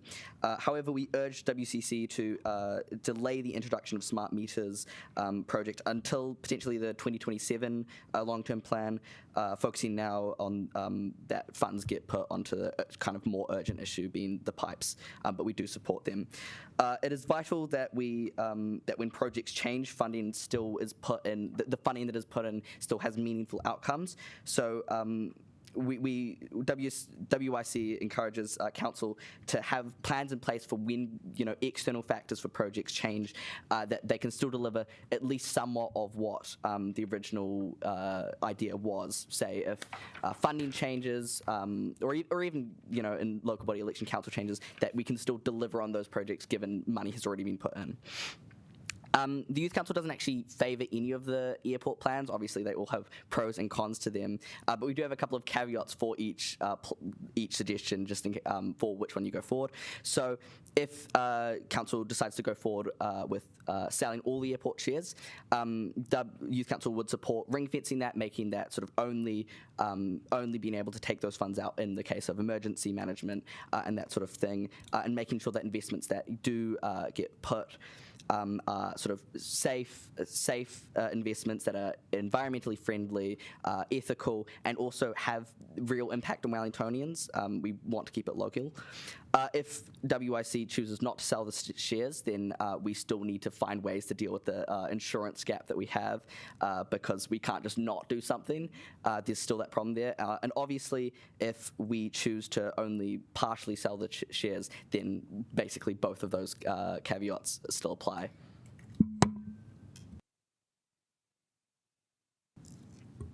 We also talked a lot about cultural wellbeing. We believe in the preservation and integration of Te Ao Māori into daily life, recognising its cultural significance. We as Youth Council advocate for increased monetary support for community festivals and events centred specifically around matariki to foster cultural pride and community engagement. We also believe in supporting upcoming artists because they bring fresh ideas and increase community connections, contributing to Wellington's cultural vibrancy, which we pride ourselves on. The Council can assist by providing financial support and suitable performance spaces for these artists to showcase their work. So Youth Council supports sort of high-density housing, and obviously the general mood on council is also true with that. There's obviously huge amounts of positive outcomes of high-density housing, but there's still more to be done in that space outside of the district plan.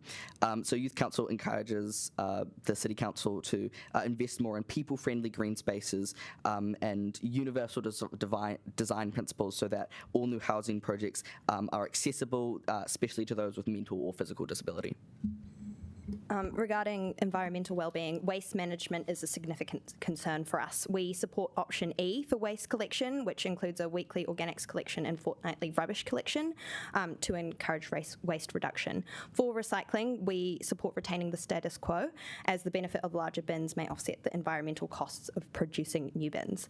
We believe that the council should lead by example by actively supporting households and businesses to reduce landfill waste. This can be done by funding and organising workshops and programs designed to assist in waste reduction, such as repair cafes and promoting lower waste lifestyles. By showcasing successful waste reduction strategies, the council can inspire residents and businesses to adopt similar practices in their daily lives. Youth Council supports prioritising public and active transport. Wellington as a city is becoming a city where it's sort of safe and easy and attractive to cycle and walk and use public transport, but it's still not there all the way. And making this sort of transition is super positive. It reduces our reliance on cars, decreases traffic congestion for those still using cars, and lowers greenhouse gas emissions. Investment in public transport infrastructure and services is crucial. We encourage better bus services, improving bus stations, more frequent routes and extended hours, although that is on Let's Get Welling, not least regional council. And there's still a lot of areas that don't get that bus sort of lines to them. Improvements to cycling infrastructure, such as bike lanes and bike parking, are also necessary, as well as bike locking. So, in conclusion, the Wellington City Youth Council urges you to carefully consider our submissions as you finalise the long-term plan. The decisions made today will shape the future of Wellington for years to come, impacting the well-being and sustainability and prosperity of our city and its residents, particularly us young people. We need a long-term plan that prioritises safety, responsible spending, cultural preservation, housing density, environmental sustainability, and efficient transport. By addressing these key areas, we can create a vibrant, inclusive, and resilient Wellington. So thank you for your time and consideration. We really hope that the city remains a place where young people can thrive and contribute meaningfully to its future. Were there any questions? There are some questions. If we can make them quick, councillors, so we can get a few in. Councillor Pannett? Do you support addressing the root causes of sexual violence, particularly given most offending is between people who know each other? We haven't discussed it. I think we haven't actually discussed this as Youth Council, so I cannot speak on behalf of the entire Youth Council, but we will discuss this and get back to you. Thank you. Councillor Brown. If we sell the airport shares and we invest in the same way as the New Zealand Superannuation Fund, do you think that would be satisfactory in terms of your criteria around ESG? I mean, we want, if that would, fits the build of keeping it local, keeping it ethical and environmentally friendly. Is that it's got to be? Well, then in that case, that doesn't align with what we set out. Okay, and Councillor Young. Kind of overlaps with Councillor Brown. So one of the reasons behind the drive to sell the airport, and I still haven't decided which way I'm going to vote, is that at the moment we have all our assets in Wellington. So that if there's a major catastrophe here, the airport will be as affected as anything else, not only physically but also its value. So the idea is that actually... Is this a question, Councillor? Yeah, so are you aware that the idea is to remove that value, if sold, away from Wellington? That is a key point in doing it. I understand that the idea is not to necessarily keep the funds physically in Wellington with necessary physical investment, but more value that reaches Wellington. Councillor McNulty, another quick one, thank you. For you, Casper, because you're a smart cookie. So they're all smart cookies, just particularly economically clever. So the argument is that if we do sell the airport shares, that their residual value, so in the event of a disaster, the residual value of the shareholding would basically be wiped out entirely. Do you think that's a fair assumption, or do you think there might be some value still left in the airport if we were to hold it, given future projections? My understanding is the gap in insurance has been measured in a 1 in 1,000 year catastrophe, and so from my understanding, the calculation is that much of that value is lost. I want to thank you all and just acknowledge the smart cookies, Arthi and Diana. And we love your work, Youth Council. Thank you so much. Having us. Diana, it's different. Councillors, so just before we break, I just want to let you know for the 6 to 7 slot, I will be vacating the chair and Councillor Panovich will be chairing. I have some other council business that I need to attend, but we'll have a quick changeover because he needs to be gone by 7, so I will come back and do the last few. So we'll have a little bit of a mix it up. And we'll see you at 6 promptly here. Otherwise, you'll be in trouble with John.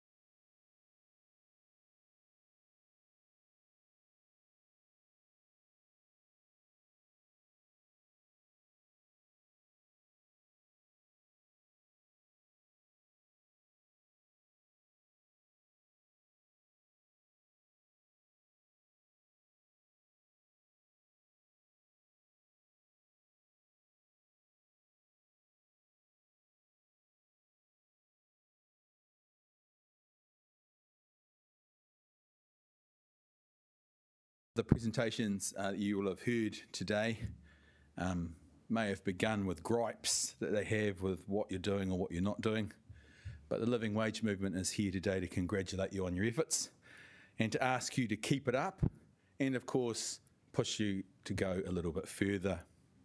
I'm here today with Caleb Gordon, a former Wellington City Council employee, who is here today to talk about what the council can do better to champion the living wage.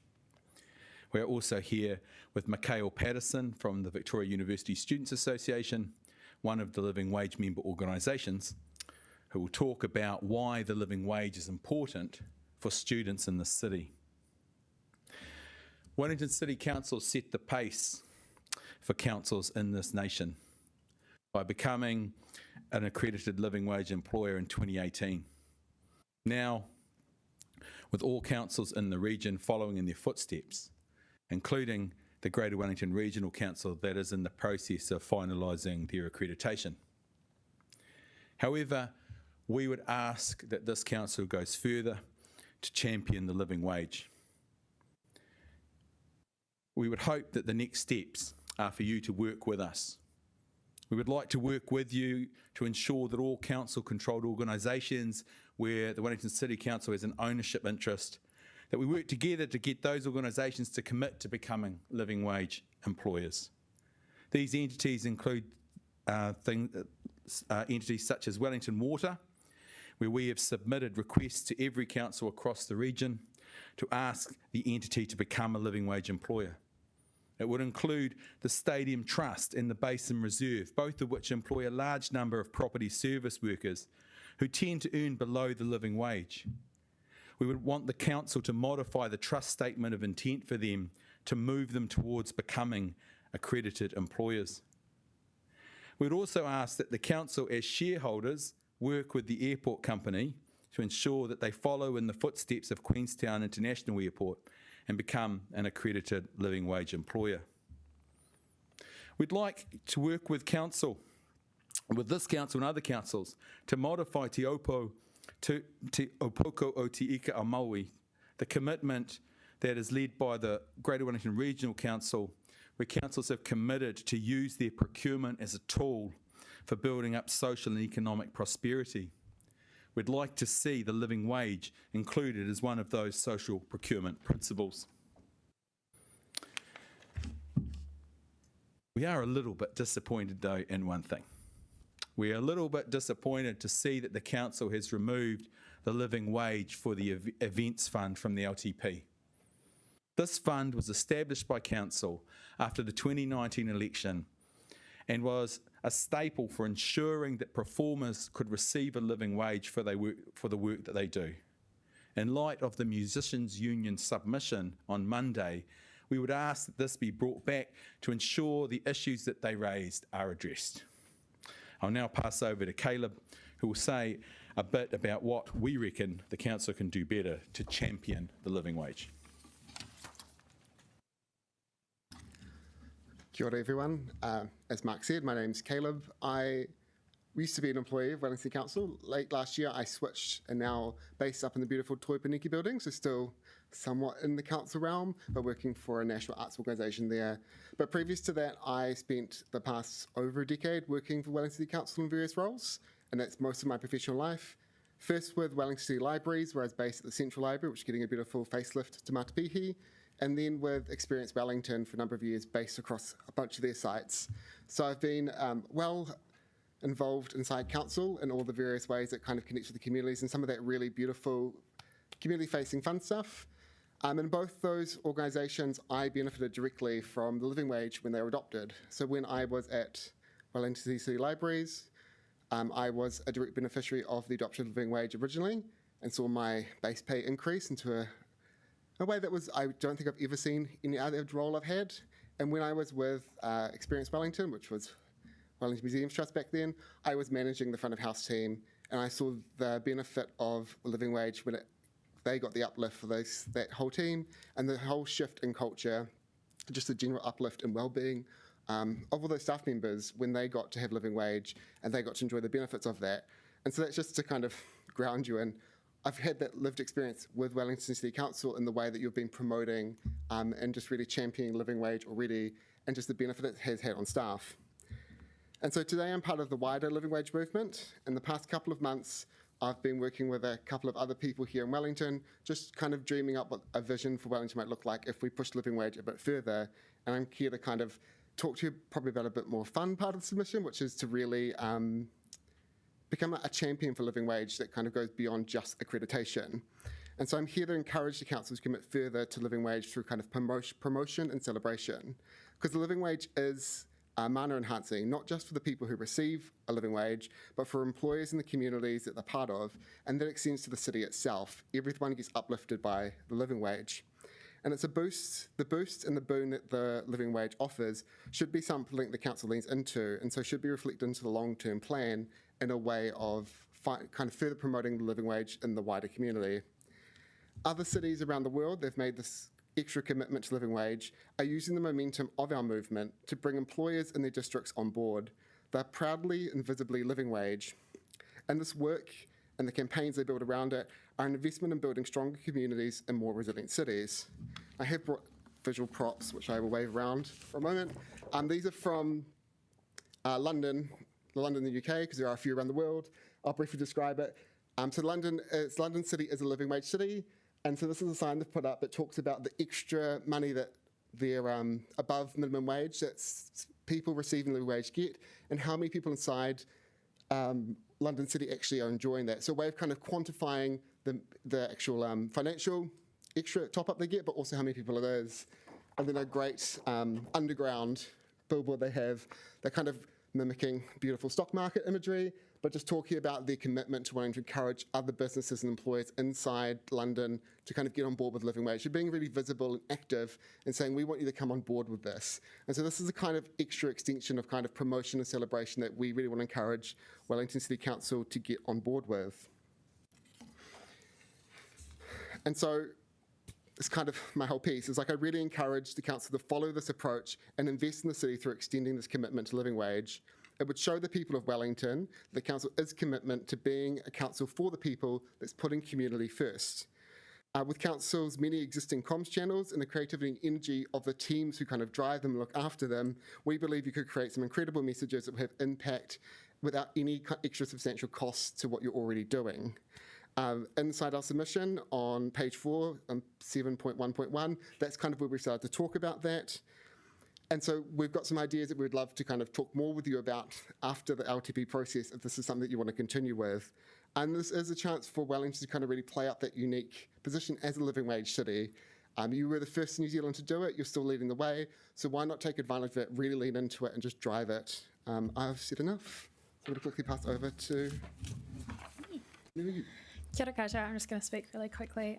My name is Markel Parkinson. I am the president of VUSA Takatuera, and I am also a 22-year-old student who has been living, studying and working in Wellington since 2020. I'm here on behalf of the 22,000 students that study at Victoria University. So for those of you who want to work it out, it's about 10% of the Wellington population. Students currently have to work in order to survive in Wellington. The student loan maximum amount is not enough in order to, be able to survive and live in this city. And students and young people are one of the groups who are most likely to be on a low wage. We're asking you guys to really commit and promote the living wage and ask for other businesses and employers in Wellington to become living wage employers in order to better support and enable students to continue to work, live and study in Wellington. Students are really essential to our thriving community, and so I hope that you guys will push this further. Leave little questions. One question. In a summary, you've got 18 seconds. In a summary, 18 seconds can do it. Keep up the good work, Wellington City Council. Look, our next steps that we'd like to work with you on are outlined in point 6 in our submission. On point 8 in our submission. We look forward to working with you and with other councils in our region to create a living wage city and district. Thank you. Thank you, Stephen, and everyone else. Great. We'll move on to Our next speaker is Catherine here, so if we can, thank you very much.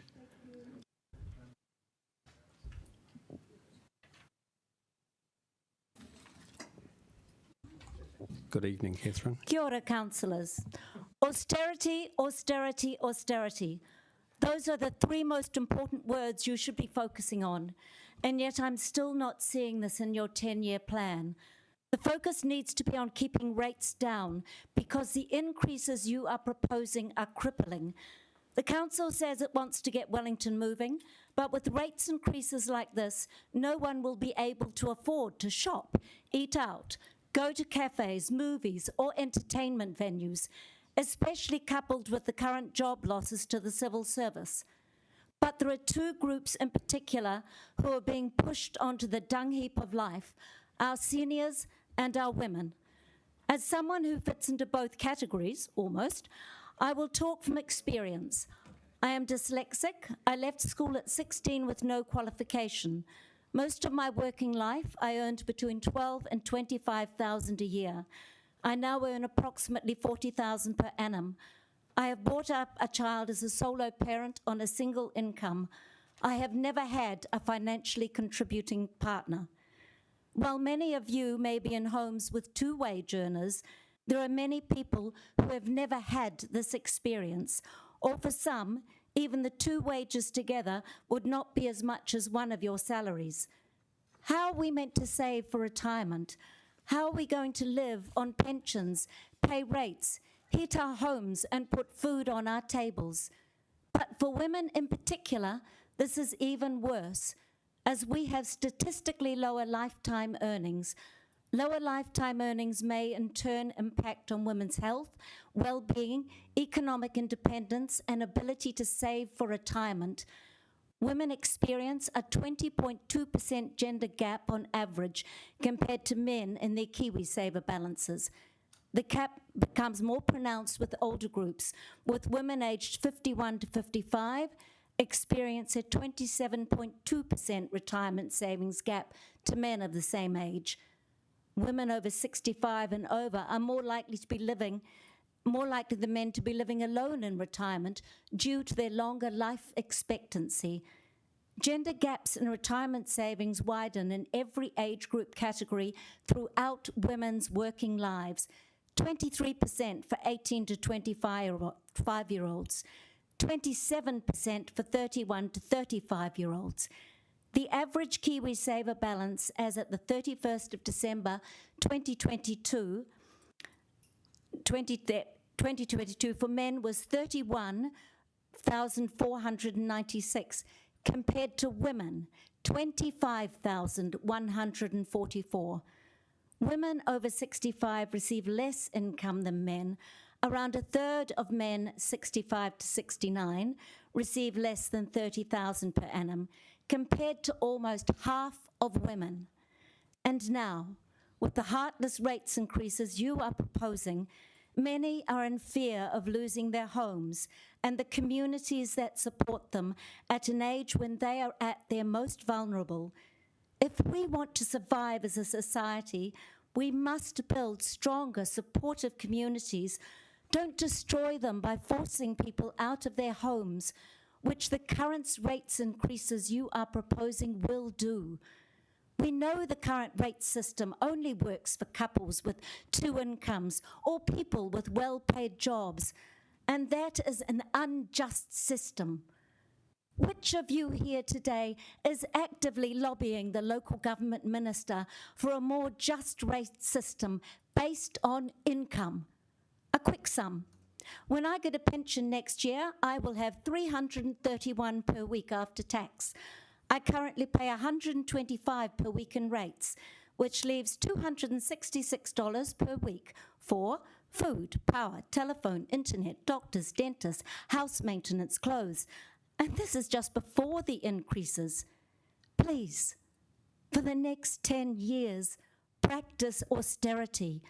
No new building projects beyond the basic maintenance and what has already been stated. No fireworks displays, including New Year. No more cycleways. No more basic rubbish collections. Wherever and whenever you can, practice fiscal responsibility. Austerity, austerity, austerity is the only way forward. Statistics were from Ministry for Women. Thank you, Catherine. Your time is up. Thank you. Is Simon here? Yes. Welcome, Simon. You've got 5 minutes. Thank you. Kia ora koutou, councillors. My name is Simon Barron. I'm a Wellingtonian that lives in Berhampore. I work in the energy industry, focusing on the safe management of large dams and other water infrastructure, ensuring asset longevity for the benefit of future generations. I'm also a keen cyclist, cycling for recreation on our amazing roads and cycle network and the off-road trails, and for practical A to B reasons for getting around Wellington City. So similar to my work in the energy and dams industry, I'm passionate and really see the value in investing in safe cycling infrastructure in Wellington for the benefit of future generations. The benefits are clear: a more and healthy, sustained environment, greater transport equity and choice for more Wellingtonians, reduced congestion for those that need to drive, safer streets, less noise and pollution. Since returning home to Wellington 5 years ago, I've really enjoyed and been inspired by the cycling renaissance that I've witnessed in Wellington, largely thanks to the Wellington City Council ambitious Paniki Poniki bike network plan, which I really applaud the work being done by the council. It makes me incredibly proud to be a Wellingtonian. I'm also proud of the fact that we live in this beautiful compact city surrounded by bush and wilderness that is accessible from our doorstep. I can't think of many cities like ours in the worldwide, and I've done a fair amount of travel throughout Europe, UK and Asia. And to be honest, I think we have great potential to utilise what we have. So for the rest of my short time tonight, I'd like to speak in support of Wellington City Council continuing the momentum and investment in Wellington's safe cycling infrastructure and other awesome cycling initiatives as part of this long-term plan, which I believe will only return dividends to our incredible city. So there are two specific points I'd like to make in relation to the LTP. Firstly, the Hutt Road portion of the Thorndon and Hutt Road project. It absolutely makes sense to complete this project in its entirety to me, so I strongly oppose the proposal to removing the funding for the Hutt Road section. The lower level of service in relation to the cycleway, I believe, is unacceptable. I cycle the section frequently. For those that are familiar with Strava, my account says I've cycled it over 100 times. There are particularly narrow sections close to the Jarden Mile intersection that I believe are unsafe for two-way cycle traffic, especially with pedestrians added into the mix. It is a certainty that there will be a massive influx of cycle traffic in and out of Wellington from Hutt City once Te Tōtōpū connection is completed. And if we want this transport corridor to be fully successful and embraced, we need to build it to reach that high level of service for people on bikes. We see this all over the world. If you build it and it's built well, people will come. The Cambridge Terrace Cycleway is a good Wellington example of this. I cycle along this cycleway daily from Berhampore, and I'm frequently amazed at the increases in numbers of people on bikes, and I know the data supports this. The second point I'd like to speak to is related to the Trails Wellington vision of a nature-based off-road cycle network that was part of our city's successful bid to the Bloomberg Initiative for Cycling Infrastructure grant program. I was super excited when I heard we won this prestigious award, not just for my personal gain of seeing our incredible network of trails increase, but for the wider benefit I know it would bring Wellington. I really agreed with the vision of Trails Wellington, and also, to quote Mayor Tory in the Wellington City Council article, improved off-road cycle trails alongside Wellington's on-road bike network presents a massive opportunity for Wellington to become a world-class destination to experience and enjoy by bike. This excitement and inspiration was reignited again when Jeanette Siddiq Khan visited Wellington as part of the To Walk and Cycle conference earlier this year. She was an ambassador for this Bloomberg Initiative for Cycling Infrastructure, and her visit really cemented the idea that people on bikes is good for business, good for the economy, and good for climate. Related to this, when I think about recent good news stories in Wellington, I think of the Capital Kiwi project. I think of native bird regeneration thanks to amazing trapping efforts and conservation of Zealandia, our film and tech industry, And as you can tell, I also think about the Pāniki Pōneki bike network and our trail network for off-road walking, running and cycling. We have the potential to become a global mecca for nature-based recreation. We have the bones, we just have to continue to invest and sell our potential.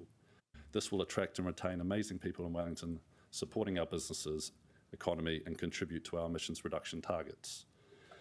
I'd just like to finish by saying I really appreciate the work of the entire Wellington City Council, and I also appreciate that we need to invest in other areas. However, I do believe that if we want to realise Wellington City Council's vision for Pāniki, the creative capital where people and nature thrive, we absolutely have to continue investment in other areas. And I can only see massive upside and return on investment for what are likely low cost but very high reward cycling related projects. Thank you. Thank you, Simon. Very, very good presentation. Thank you. Is Alan here?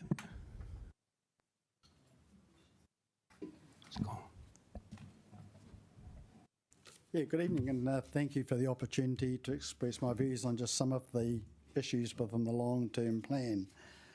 In Wellington and its suburbs, we've got bursting pipes, we've got roads that are falling apart, we've got out of control cost blowouts on the likes of the town hall, and they're costing Wellington householders thousands of dollars unnecessary.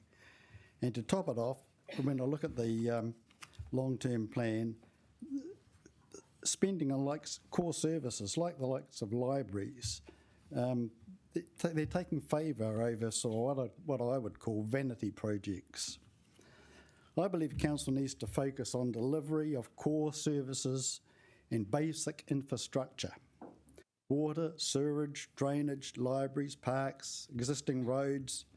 The nice to haves, I believe, should be shelved until the economy strengthens and Wellingtonians can afford to meet these increased in costs. Many Wellingtonians are currently struggling to meet housing loan repayments, rates, rents, insurances, or even to put food on the table. And I think we've got to be very aware of this. Wasteful spending on nice to haves at this particular point in time, and I refer to like cycle waste, speed humps on roads, like were just placed last week in Crofton Downs, and for heaven's sake, I just cannot understand the reasoning for it. And the proposed changes to the likes of road in Courtney Place to Lambton Quay should all be put on the back burner, and really there needs to be a lot more consultation, I believe, with the business sector. We are in real danger of having unaffordable rates and an unaffordable city in which to live. We have an ageing population, and I'm one of them, which will increase, so statistics tell us, through to the year about 2050. Yet one of your proposals is to replace rubbish and recycling bags with large wheelie bins, much larger than they're currently in use. How do you think that those with disabilities or frail and ageing citizens are going to manoeuvre these bins up and down their staircases or their steep driveways to the street? It's also becoming increasingly difficult for our ageing population to drive into the city and park, to either shop or to attend health appointments. Wellington is a very hilly city, and public transport, when it arrives, is often some distance from where one lives, and carrying items hundreds of metres uphill in adverse weather conditions is not, frankly, a great option. So I think use of private vehicles is an absolute essential for many in our city. But walking and cycling, they are important for those who are able to manage that. I believe we're in danger of driving people to shopping centres outside of our own city, and this will make Wellington a ghost city. Also, the plan to meter suburban shopping areas will put people off shopping locally, and most shopping in these areas would spend less than 15 minutes doing so. This is likely to have an adverse effect on local businesses that are already struggling and place more financial hardship on already struggling communities. And finally, talking about the sale of shares, Council should not, in my view, sell its shares in Wellington City, nor should it sell its leasehold land, which was so instrumental in providing the funding for the pre-1990 Capital Investment Fund. And it's such a shame this fund was not retained, and because we might not be in the position we now find ourselves had it been retained.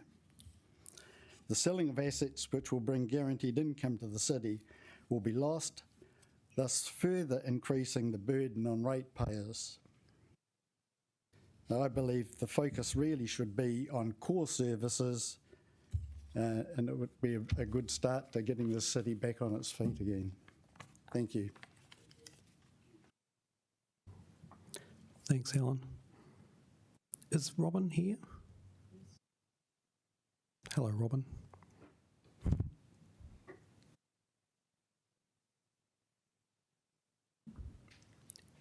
I was going to say it's like I'll be speaking like short, sweet and simple like myself, but you might say, well, maybe not, except for the last one. You'll have 5 minutes, that's all right. Thank you. I'll just show you a circular just recently received from the airport, and you'll see that they're talking about electric flights. So they are thinking about the environment, which is quite nice. And I'm supportive of retaining the airport shares. In my thinking, it'll be a short-term gain for a long-term loss if we do give them away or sell them.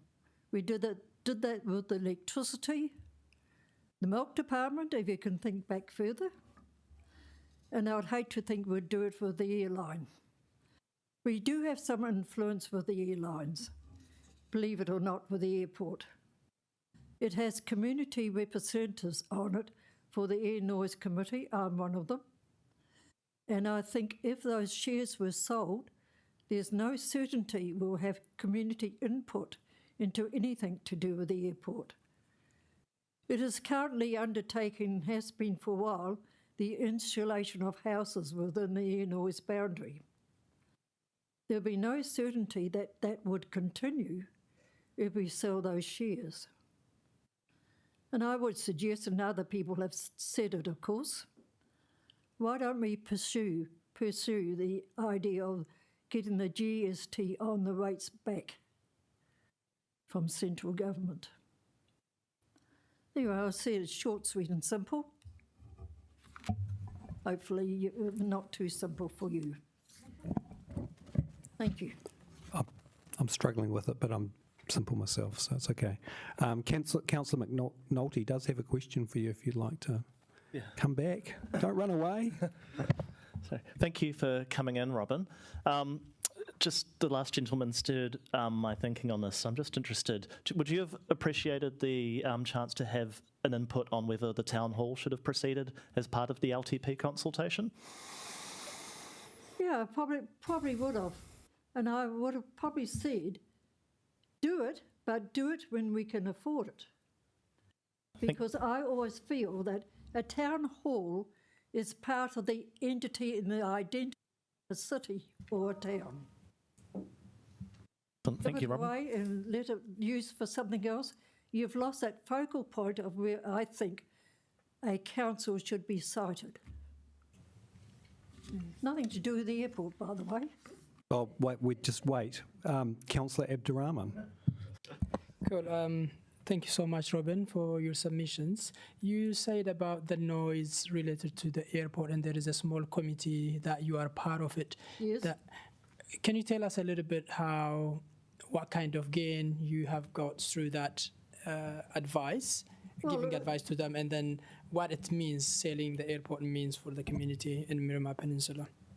Well, not only includes the Miramar Peninsula people, but it does east and west of the airport.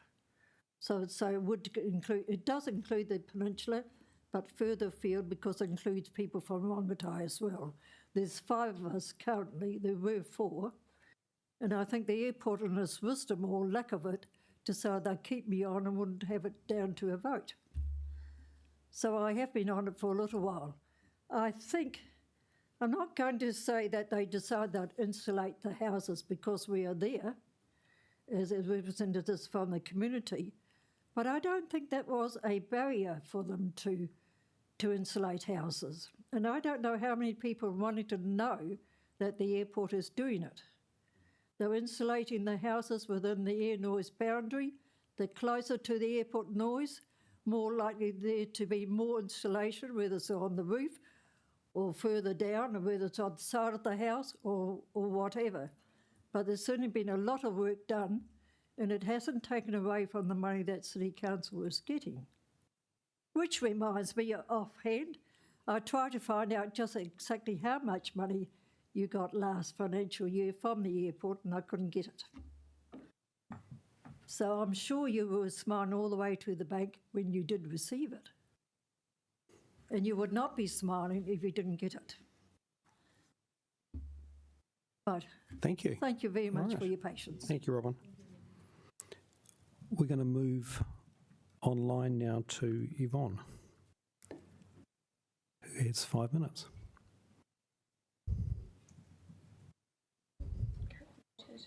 You're on mute. Can you please unmute, Yvonne?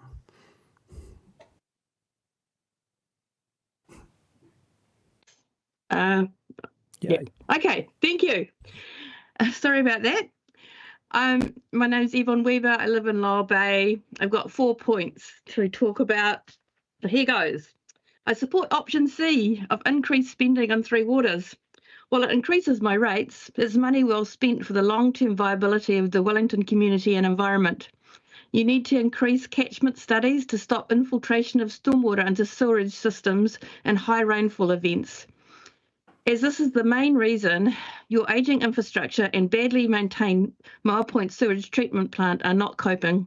Over the past 2 years, there have been numerous unconsented short outflows events into Mile Point.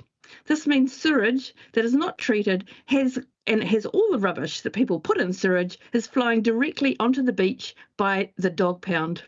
The short outflow into Mile Point should be decommissioned and removed. Wellington City does not have a consent for this discharge and it should be stopped. Secondly, I don't need a large rubbish bag or bin. I'm lucky to fill a plastic yellow bag once every 3 months. I compost all my rubbish. Half the rubbish that actually is in my rubbish bin is stuff that I've collected from the streets. And I don't need a big rubbish bag. So I don't know what I'd do with a great big huge bin. It would never get filled. I'm lucky to put out the recycle bin once a month and the glass bin once a month. So I would actually kind of like, what I would like is somewhere that I could put my organic waste of weeds and tree branches that I collect up and have to go off to the landfill once every 6 months. I don't believe you should sell the airport shares. Large transport infrastructure should be a public ownership. Wellington City pushed for the airport to be constructed in the 1950s, and as such, it's a council legacy.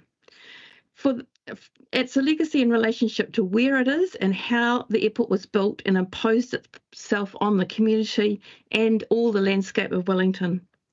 I would support the council buying back shares in relationship to it, so that you had more clout as directors and could do more for the community rather than rubber stamping development, which often badly affects the local community and environment that surrounds it. If you are going to sell the shares, they should be invested in the community that is affected by the airport rather than a perpetual investment fund. And fourthly, we need better connected cycleways, because cycleways are your core infrastructure. We need a Keys cycleway from Waitangi Park, Cable Street, Jervois Quay, Waterloo Quay, and to the railway station and connecting with Thorndon Quay. At the moment, as a cyclist, I'm in a battle zone on the waterfront. We cyclists compete with pedestrians, the construction before and after events, and the events themselves. The waterfront is just a crazy area for commuting cyclists to navigate, and a two-way Keys cycleway on the waterfront is required as soon as possible. And this would help having with connections across the city as required. And finally, I'd like to say a big thank you for all the cycleways you've put in. Evans Bay, Crawford Road, Ridderford Street, Adelaide Road, Cambridge Terrace. As a 63-year-old with an e-bike, I have been able to commute from my home in Lyall Bay to the city 3 times a week for the past 5 months. My physical and mental health have improved, and as one young cyclist told me, on an incredibly windy day when we're stopped at the lights, it's character building. My character has improved because of Wellington cycleways, and as everyone knows, cycleways are awesome. And so as a 63-year-old, when I get 65, I'm probably going to ditch my car and just have an e-bike. So to all these people that don't think cycleways are for oldies, tricycles are the next big thing.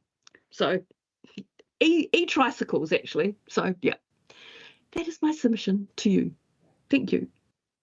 Thank you, Yvonne. That was very inspiring, and I really enjoyed it so much. But I'm actually going to let Councillor Abdurrahman ask you a question, which probably won't be on the e-bikes. Cool. Thank you so much for this. And my question to you is, there was a poll recently being held, and that poll shows that 86% of Labour Party members oppose the sale of airport shares, 76% of Green Party members, 63% of National Party members oppose it. Do you think this council should go ahead with this? I don't think you should sell the airport shares. I just don't think it's a goer. And the unions I listened to last night just talked about the fact that the actual investment that you're going to get from a perpetual investment fund is not going to be what you want. I also think that the airport, you need to start buying back shares so that you actually have more clout into what's going on in the airport. At the moment, you're in an insidious position where the two shareholders, the two board members, don't have any clout with the percentage you've got. I mean, this is ironic that Wellington Regional Council is talking about buying back shares for the port. Then it makes sense. It should be public ownership infrastructure. It'd be really ironic if the people that buy it are Christchurch City or something like that. It's like, yeah. Thank you, Yvonne. Thank you. Yeah, I'm not 100% sure of the ownership of the regional council, but anyway, let's move on. Thank you very much. Great submission. All right.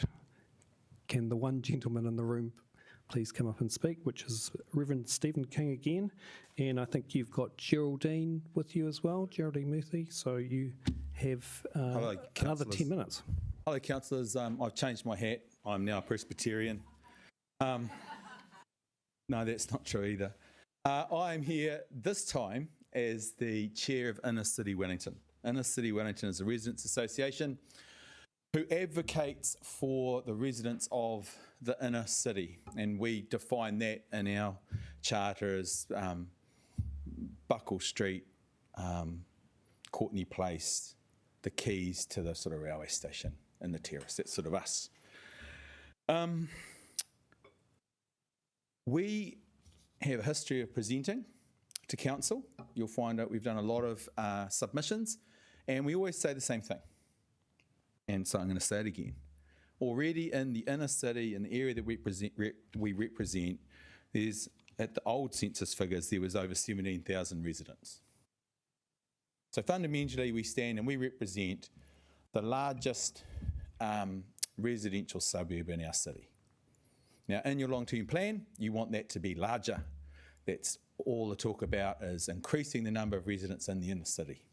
Well, our fundamental concern with the long-term plan is that there is very little overt acknowledgement of the needs of the existing inner city residents, let alone any overt recognition that increasing the numbers of inner city residents, which is the answer to a whole bunch of problems, we don't have a problem with that, there is very little intentional engagement with the reality of what the social amenities will need to be to support diverse, vibrant inner city communities that there appears to be this aspiration for. One example out of the long-term plan. Key proposal 2, changes to your waste collection and funding. Fundamentally silent on anything that addresses the existing deficit of service to apartment dwellers in our city. The district plan is hoping to foster the building of more 6 to 12-storey multi-level, multi-unit apartment buildings in this city. Already, most of the owners in these multi-level, multi-unit apartment buildings are paying directly to rubbish removal services because the council does not provide it. They pay directly to, if they want to recycle, they have to pay for that themselves. So actually they could make the argument that they're being double charged for waste. So here you have a key proposal number 2 that is silent on the needs of what will be your largest residential community. Good example. There is another serious issue that has the potential to seriously curtail the ongoing development of the inner city as thriving residential neighbourhoods that we all hope for. And that is the underlying issues that surround earthquake-prone buildings and the subsequent costs of insurance. And so to speak on that, I'll hand over to Geraldine. Thanks, Stephen. I think I want to talk about insurance, particularly from a apartment owner's perspective.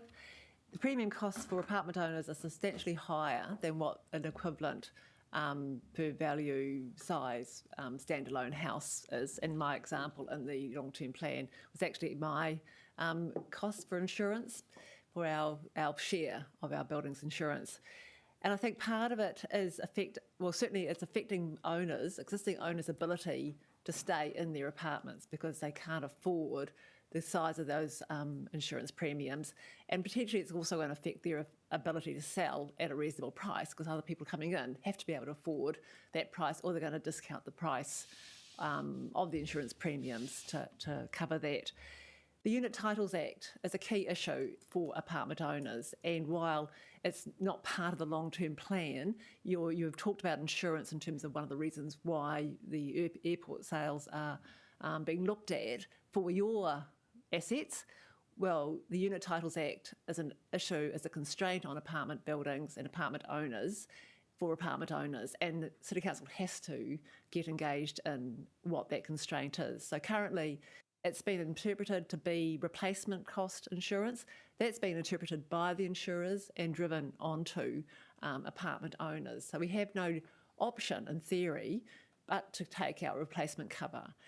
And the issue with that for apartment owners is that these multi-level, multi-owner, private owner buildings who are just homeowners like you and me are not going to rebuild and replace that 10, 9, 19-storey building in the event of a total collapse. But the insurers are getting replacement cover premiums knowing that is probably not going to happen. And there has to be more flexibility in the Unit Titles Act to give owners in apartment buildings the same flexibility as owners in other standalone dwellings and other dwellings have. So that's a key thing that I think the council has to get engaged with quite urgently. We need to get that changed. The earthquake-prone buildings, we've got finally got a review. It's going to kick off in July, along with a 4-year extension on all the seismic deadlines for existing earthquake-prone buildings. I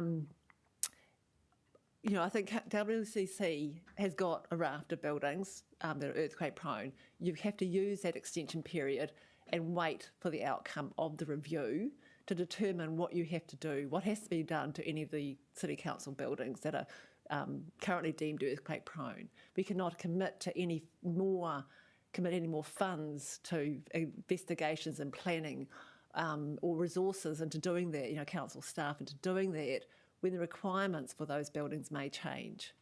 And while getting pre-planning is good, what you might end up with is something that's not actually necessary. And if you proceed with that, we may be paying as taxpayers for something that we don't actually need because the requirements may change. So council has to sort of step back and say, we've got this review, we have to wait for that to come out, and we've got a 4-year extension, you have to use that. And just one other thing is on the rates rebate policy, which I didn't put into the written submission because I totally forgot about it, but we put a submission on that, was it last year? We support the continuation of the existing rates rebates for earthquake-prone buildings and the proposed rates rebates for strengthening. Many owners will stop, of earthquake-prone buildings will stop doing that work pending the outcome of the review because, they just can't afford it now, so they need to wait for that. But others will proceed. And I think if those that proceed, if they've got earthquake-prone buildings and they decide to proceed, or they're voluntarily strengthening, then they should be getting that recognition through the rates rebate that they're actually investing in the city, and uneconomic investments in many cases because of the cost, to increase the building's resilience for the city. So we support the continuation of that new rates rebates and the existing ones, and we don't believe it's going to make a substantial impost on the revenue or the rates revenue because of the issue, the numbers that are actually proceeding and are likely to proceed in the next 4 years pending the outcome of the review. So we've got time for questions. Yep, I've got 2 on the list. Hopefully we'll get through it. Yep, I'll just quickly sum up one thing. What we would like from Inner City Wellington is for this council table to ask why, how and who more often. Whenever someone gives you a paper or you read something that talks about the intensification of inner city dwelling, you need to ask why. Why would people live there? What kind of neighbourhood is it going to be? Who's going to build it? And who can afford to live there? Because all this other aspiration is empty aspiration. And if you don't ask those questions, it's pixie dust time. Because, the housing that you want and that you need in the inner city, there are headwinds to make those neighbourhoods more than the type of neighbourhoods you want, and it's only the council that has the ability to address those. Thank you.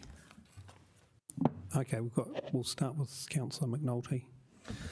Yeah, it's just, Geraldine, at that point you're making around the 4-year extension and whether council does work in that time. I was wondering about whether the earthquake remission rates rebate should fall into that pile of things we hold or pull hold on while we look at whether the government relitigates that entire regime. Well, I think the Minister has encouraged, as part of the announcement, he encouraged people to continue to progress to strengthen, having pulled away one of the only financial assistance scheme that was available for earthquake-prone owners. So he's encouraging people to continue, and people will already be potentially at that point where they've made that investment in their investigations and their strengthening and making building consent fees and things like that. So, they will be at a point where they're having to continue, and I think they should be recognised for that. And the costs are substantial to even get to that point of starting the work. And I think the rates rebates, at the end of the day, they're progressing because they're so far down the track they can't stop. I mean, some may start, but I think it'll be very few. Yeah. Councillor Panadoli, you have a question? Thank you. The waste, yep, fair point, got to be equitable. So what would the ideal look like, given sometimes the amount of space that some apartments have got is pretty limited? Well, all apartments are managing their waste now with some sort of space. So there is space. It would be a question of working with ICW and maybe the body corporate owners group to see what sort of, group scheme, because obviously the weekly pickup will still be the weekly pickup, how that works. And I think one of the challenges we have is, I think, general waste, because most of the places are just doing a general waste and some companies offer a sort option. There is some issues around the collection of recyclables. However, having said that, the inner city is quite compact, so it is possible if there were places where we could dump that some people could move with regular small amounts. So I just think that's a piece of negotiation and discussion that needs to go on, because it doesn't happen now. So I don't know if anybody has a preferred solution. They just know that at the moment we don't have one. Thank you. Thank you.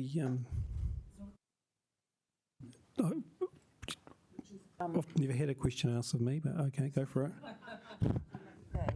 So in Stephen's submission, it refers to an attachment, but there is no attachment. Okay. Did you have another attachment, Stephen? No. Not unless it's the attachment, the what's that for? The one that's on your network that's sitting there, our printout. That would be the only attachment that we would have. Yeah. Okay. So I think we've already got it. The hard copy of our electronic form. Okay. Thank you. What was that? Should we, June? So could we currently have no speakers at the moment, so we will adjourn till 7 o'clock. Could we get that attachment? Thank you.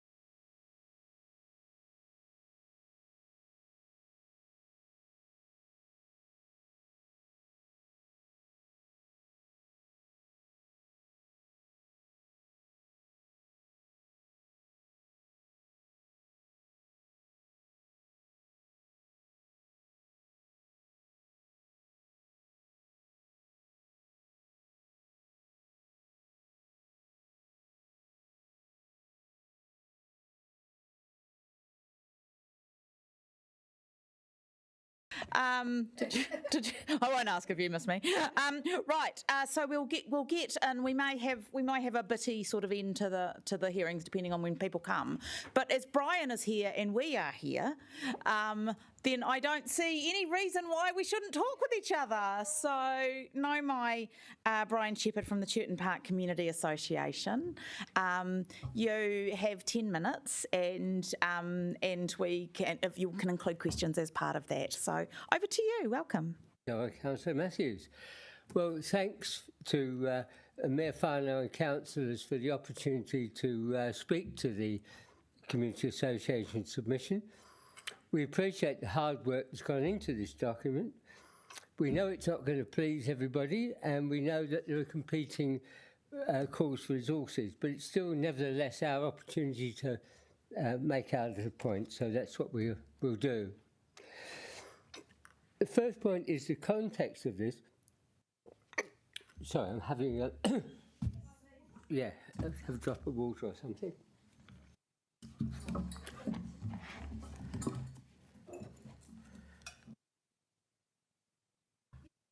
Oh, I can sit.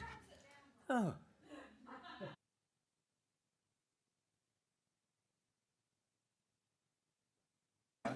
Excellent, thank you. Yes, that's lovely. Comfortable too, thank you. So, the basic context is that the households and businesses are all hurting in this difficult, uncertain economic climate. And now we're facing the prospect of unaffordable rate rises, which is going to affect everybody. But we still need the key services that the council provides. So that's our dilemma as well as yours. And this led us, when we were going through your report, to consider which of the proposals could be cut and which ones are absolutely essential for our community. So this is our perspective on it. And I know you're limited for time, so I'll be fairly brief as we go through these.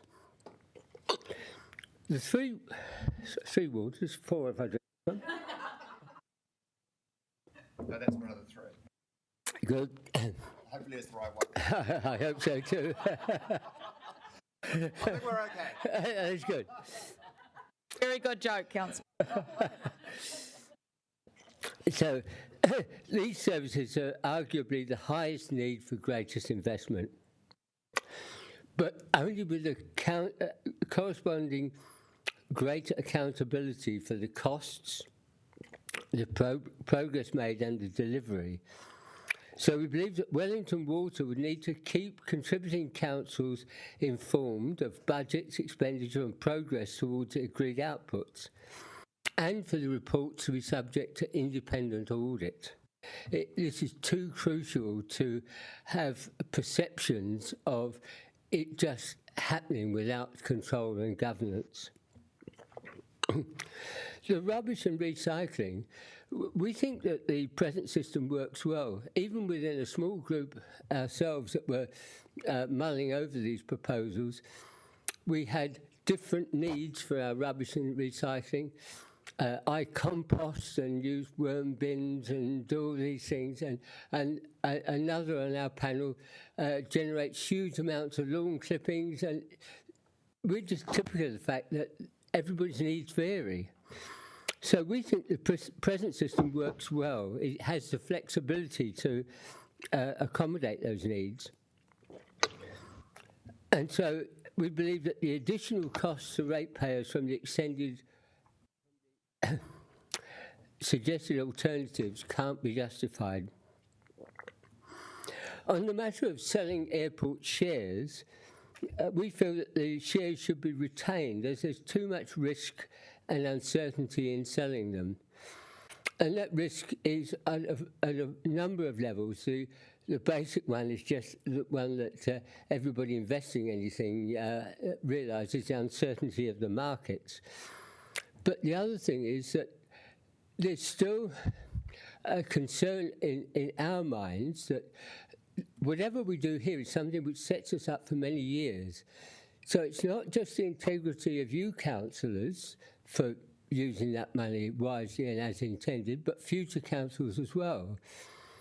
And you can't bind those councils to act responsibly.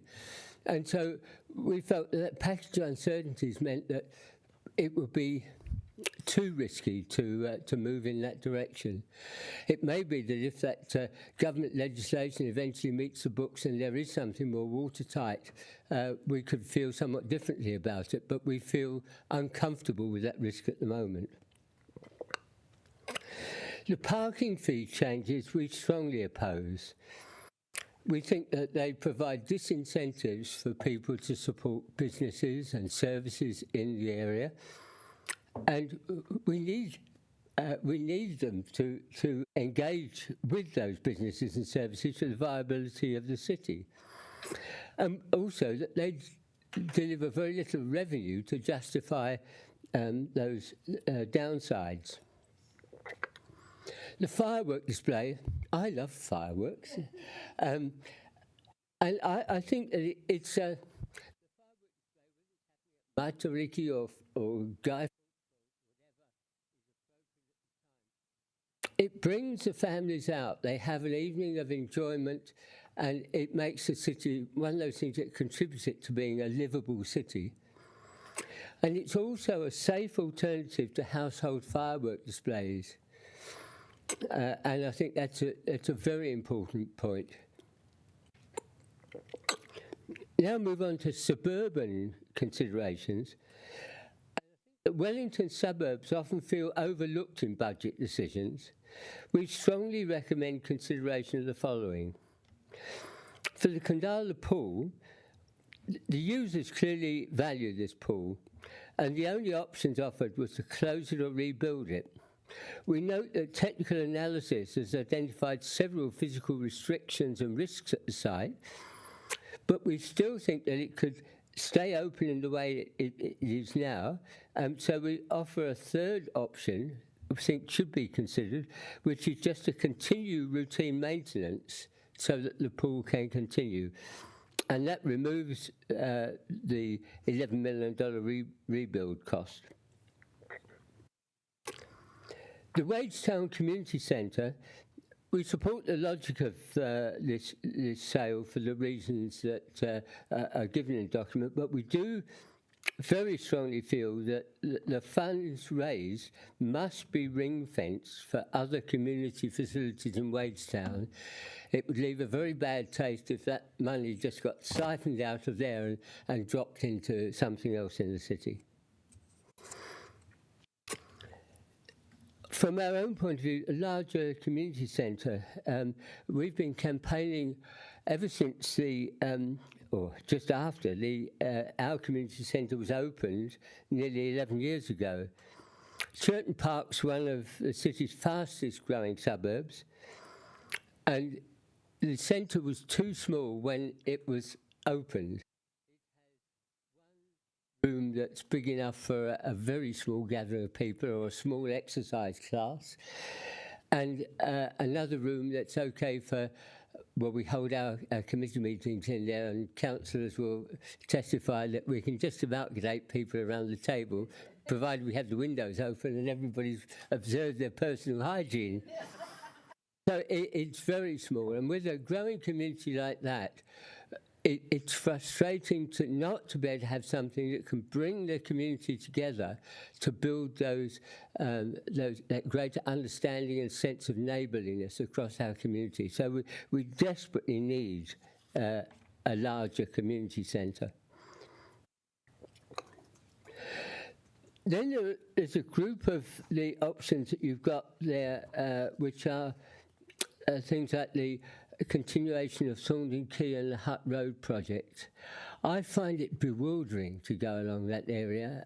I was along there in a bus yesterday, and the bus struggled on a lane that's little wider than it is, and there's the various lanes. I mean, it creates traffic congestion. The costs, we think, are unnecessary, and it's a confusing system to all road users.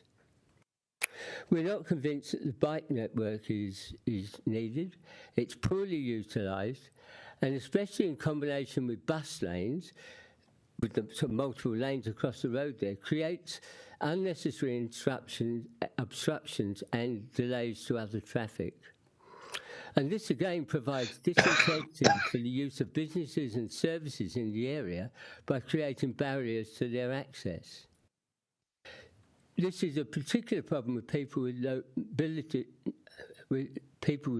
limited mobility, or, as was pointed out to me by somebody in the health industry yesterday, it's also a barrier for people who are neurodiverse, because having to get from one part of the road to the other is quite daunting for them. We also noticed that when bus lanes are active, who are caught up in the traffic jams are frustrated that they can't use it. So that's another consideration. On the cycle lanes themselves, we know collect street data, not just in Wellington, in any part of the world. And so cyclists tend to be getting punctures from all the that's been swept across by the traffic. Thanks, I'm in there now. Into their line. Yes, thanks. So that's it. Yeah, well, I've just got to the end. So thank you. That was good timing, wasn't it? Brian. Yes. Let's have one very quick question from Councillor McNulty. Yeah, Claire Bibby was here yesterday, Glenside Progressive Association. She was just saying we're the one suburb that actually wants a cycle connection through Middleton Road to Tawa. Is that something that you somewhat agree with?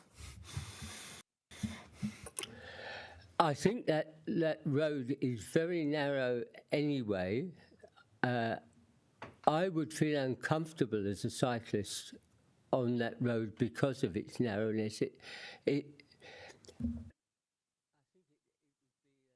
A more difficult situation than on some of I suppose it's a scaled down version of the same considerations I'd said before. I certainly wouldn't step in to oppose something on their patch, but that would be my thoughts. Thank you, Brian, so much. We appreciate you coming in and sharing your thoughts on behalf of your organisation. That's good. Thank you. Thank you. Thank you. And I think all of the rest of the submitters are online. So the first one I have on my schedule is John Collins from the Retirement Villages Association of New Zealand. John, welcome. And you have 10 minutes. And if you want any questions, that'll be a part of that 10 minutes. Over to you. Yes, absolutely. Hello, everybody. I'm dialing in from London, so hopefully the connection stays with us for my short submission. I'm John Collins. I'm the Executive Director of the Retirement Villages Association, and we welcome this policy to provide feedback on the draft DC policy for 2024. The RVA represents the interests of the owners, developers and managers of registered retirement villages across New Zealand. We have around about 420 members with providing homes to some over 50,000 New Zealanders. And in Wellington City, we have 6 villages with about 640 units and just over 700 residents. In the Wellington region, of course, the number is significantly greater than that. Our submission talks about the expected growth in the ageing population and the increased demand for retirement living, coupled with increased opportunities for more intensive urban development in Wellington. All this together means that further village development is expected in Wellington City. Our main priority remains to ensure the DC policy is fair, equitable and proportionate. Retirement villages and their residents have different demands for council assets compared to other types of housing and residence, and the DC policy needs, in our view, to reflect those unique demands. And this will support the supply and choice of retirement housing in Wellington City. The RVA was involved in 2021-22 review of the Wellington City's DC policy, and the policy wasn't amended at that time to respond to the RVA submissions, but the Council committed to doing more work, and we are very pleased to see the 2024 draft policy has incorporated some key aspects of relief sought in this 2021 submission, and in particular, we support the inclusion of a new residential typography categories for retirement village units and aged care units, which recognise the different demands those units generate for council assets. And secondly, we support household unit equivalents for community facilities, reserves and transport that also reflect the demand generated by retirement village units and aged care residents. However, there are a couple of issues with the current policy which we believe need to be improved to ensure that it's fair, equitable and proportionate for villages. The first one is the hui for water and wastewater needs to be amended to reflect the demand generated for retirement village units and aged care units, and the submission discusses how that is. Secondly, the hui for stormwater should be based on the impervious surface area of development, not a per unit approach, to ensure the charge is proportionate to the actual demand created for stormwater infrastructure. And thirdly, a special assistance for a special assessment of DCs for works undertaken by the developer should be also clearly available. For example, where a developer upgrades stormwater infrastructure that reduces demand on council assets. We believe that the policy should lock in DC charges and payment timing to ensure the charges are clear and predictable to allow developers to undertake feasibility and financial planning so that payment is triggered when demand commences. We also believe the DC policy should provide further guidance when it is appropriate for council to enter into development agreements with the developer. The developments excuse me. The amendments to the draft DC Policy 2024 that we seek are set out in Appendix 2 of our written submission. Thank you for the opportunity to be heard, and I'm happy to answer any questions you may have. I'm looking, John, and yes, we have one. Councillor Randall. So thank you. I mean, I think your points about the lower demand of rest home residents on council service is very well made. You're focused on the development contributions, but do you think that there might be a better way of rating rest home residents or rest homes that better reflects the lower usage of rest home residents and their home density? Our residents in retirement villages are active, independent, older people, and aged care residents and rest homes are they're still residents, but they are having varying levels of need and care. So they tend to be aged residential care residents tend to be much more restricted to their own facility and their own dwelling within that facility rather than getting out and about. Retirement village residents, as I say, tend to get more active. So far as rating is concerned, we have no particular views on changes to the rating system, but we're always open to discussion with councils on that matter. Okay, thank you. And Councillor Pannett has a question. Thank you for your submission. And just following on from Councillor Randall, I don't quite get the logic that some people don't use council facilities in the same way. Obviously, people have families who can take them out, or there is a total mobility scheme, as you'll know. So, you know, why wouldn't you want to be encouraging people to be getting out and about and using the resources in their communities? We certainly do encourage people to get out and about, but the resources which they use, we set out in our submission, I think particularly in the 2021 one, where we talk about the transport use, for example, where the standard residential development has 10 vehicle movements per day. Retirement villages have about 3 vehicle movements per day. We're also talking about fewer people per dwelling. The standard, I think, is 2.6, and retirement villages is 1.3, and a care facility is just 1 usually. While we obviously encourage people to get out and about, they're not going to be using libraries in the same way because villages have their own internal libraries. They're often not going to be using the swimming pools because villages often provide their own swimming pools. Obviously, quite clearly, residents aren't going to be using playing fields. So our submission is based on a lot of evidence which we've accumulated over the years about the use residents make of council facilities. I hope that helps. Thank you, John. That's the end of the questions, and you were excitingly our first international. I'm normally just round the corner from you, so it's a treat to boom in from here. Well, we appreciate you, even though the time difference, etc., taking the time to come and speak with us. Thank you. Okay, well, thank you very much, councillors. All the best. Thank you. I'd now like to welcome Oliver Boyd. Kia ora. Oliver, and you have 10 minutes if you'd like, and that includes any time for questions. Over to you. Kia ora, and thanks for having me this evening. And sorry, I was sitting patiently on another Teams link, so we're here now. Good evening, councillors, and thank you for the opportunity to speak to Somerset's submission on the Wellington City Council Draft Development Contributions Policy 2024. For brevity, I'll call it the Contributions Policy from here. By way of introduction, I'm Oliver Boyd. I'm the General Manager of Acquisitions and Development for Somerset in New Zealand. In my role, I have operational oversight for all of our new villages, from before we acquire land for a new village right through to start of construction on site. I appreciate you've had many submissions. It's getting late in the evening, so I'll keep my presentation brief. I'd like to introduce Somerset for those that don't know us and explain what we do. Somerset's New Zealand's second largest developer and operator of retirement villages, which makes us one of New Zealand's largest home builders. In fact, in March 2023, we were ranked the second largest residential builder by value behind Fletcher's. Somerset has 38 villages completed or in development across New Zealand and provides a range of living options to more than 8,000 people. Somerset has a proven track record over 30 years in building and operating high-quality, comprehensive care retirement villages.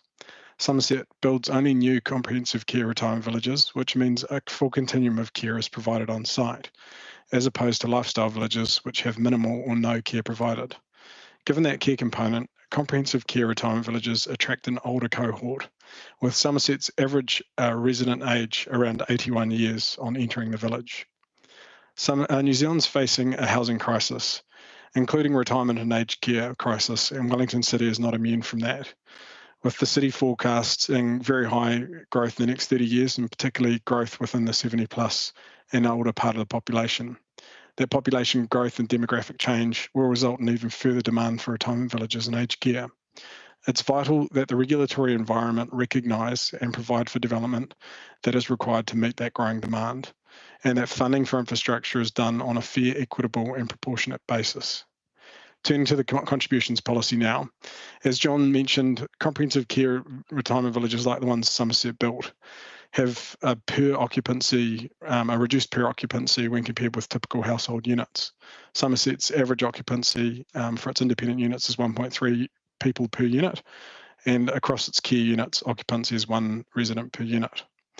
In addition to recognising that unique population discount for comprehensive care villages, the development contributions policy should also recognise a further reduction due to the unique low pattern of demand as a function of having an elderly cohort occupying the village. Somerset wishes to express its support for the submission of the Retirement Villages Association New Zealand, RVA in its entirety, and Somerset requests Council engages constructively with the RVA in relation to the contributions policy. Thanks for the opportunity to speak, and I welcome any questions about our submission. Yes, Councillor Rogers has a question for you. I was just wondering, amongst your villages, if you knew roughly what proportion were in sort of brownfield development versus greenfield development? Good question. I think shooting from the HAPA would be sort of 80% greenfields. We submitted on your future development strategy, and I think, we were pushing for, additional greenfield to be identified and opened up. Brownfields particularly difficult, and I appreciate Wellington. It's more likely to be a brownfield retirement village. We don't actually, ironically, we have our head office in Wellington City, but we don't have a village within the city itself. We have 2 in Porirua and 1 in Hutt City and 1 in Upper Hutt City. But yes, so to answer your question, the majority of our villages, new villages that we are building are in greenfields. Awesome, thank you. That's all the questions I have, Oliver. Thank you, and I hope that's the end of your Zoom calls for the night. Me too. Thank you very much. Thank you so much. Bye-bye. Cheers. Good evening. I'd now like to welcome Beth Walker. Know my Beth, and you have, if you can hear me, Beth.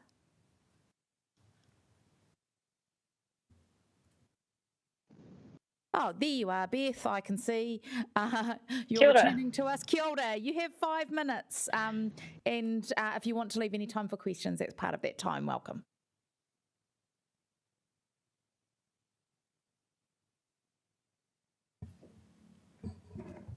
You ready to go, Beth? Kapai, thank you. Great. I have 2 main points I would like to make, and that is that I don't think the council should cut the funding for the Hutt Road project. I believe that that's going to be a really significantly used part of the network of all different types of modes of transport across the city, and bringing people in from the Hutt once Te Ara Tupua is up and running, and the demand will become massive once that gets put in place. So we don't want to leave this little section in a state where it's not going to be safe and it's not going to be enjoyable for people to use. Plus, I think it would be a letdown not only for the people who are in Wellington and biking that regularly, but for the people who also all the other cities that also put themselves forward for or got nominated for a Bloomberg Award, because, as you know, Wellington won that award based on its plans for the cycle infrastructure, including some of that section along there and leading into Te Ara Tupua. So I think it would be a miss and slightly defamatory for the city if the council wasn't to go ahead with that piece of the network. And I think your main aim to have a Ponaki, the culture capital where people and nature thrive. For people and nature to thrive, we need equitable, we need equality in the transport system where there's different modes of transport and people actually have the choice as to whether they want to ride on a bike or they want to go in a car or they want to go on a bus. And buses and cycleways can move way more people than a single car can, taking up that much space on the road, as you know. So yeah, please don't cut that funding. I think it would be a real shame to do that now, and it's not future looking, not forward looking to do that. The second thing is about the waste. I think it's a good proposal that the council have, and I agree with your preferred options for both the waste and organics and the recycling bins sizes and scheme of collection. But I do think that there could be an underutilised form of revenue when you look at the central city, because obviously the central city can't have their organics collected in the same way that the suburbs can. However, without doubling up on charging people, because I am aware that people who live in apartments and such will indirectly be paying for rates and things through their rent. But for residents in the centre city, would it be appropriate to charge them a small amount or similar to what the suburbs are being charged for organics collection and utilise that for startup projects and to support projects like High Cycle and having urban farms where this compost can go and really regenerate the nature within Ponaki. So that is one idea there. And a second point about the rubbish, about the waste, is I think it's super important that the waste collection vehicles are designed and, that you purchase ones that are designed to be safe for cyclists and pedestrians and people with prams and people who use wheelchairs and people who skateboard and all those other slightly more vulnerable road users that often don't get seen by the people who are driving the trucks, and there can be some quite bad accidents. But I understand that there are rubbish trucks now that are designed to avoid those accidents. Yes, so in order to achieve the aim that you've set out, which I think is a fantastic one, that Ponaki is the cultural capital where people and nature thrive, I think you need to put that funding towards that part on that Hutt Road section so that it is safe and a good quality part of the network and will handle the demand that Te Ara Tupua will bring.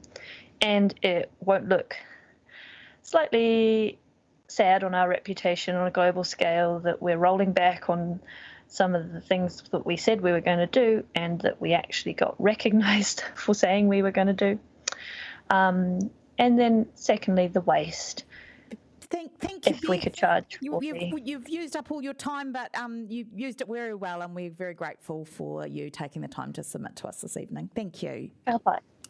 Ka pai. All right. And last, Paul Lemon.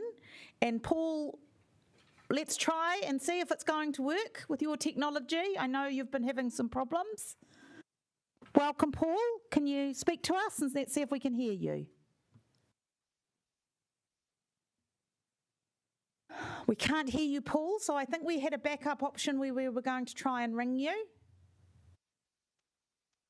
So we just wait a second, Councillor. Sorry, we did try Paul the other evening. So we're going to try extra hard.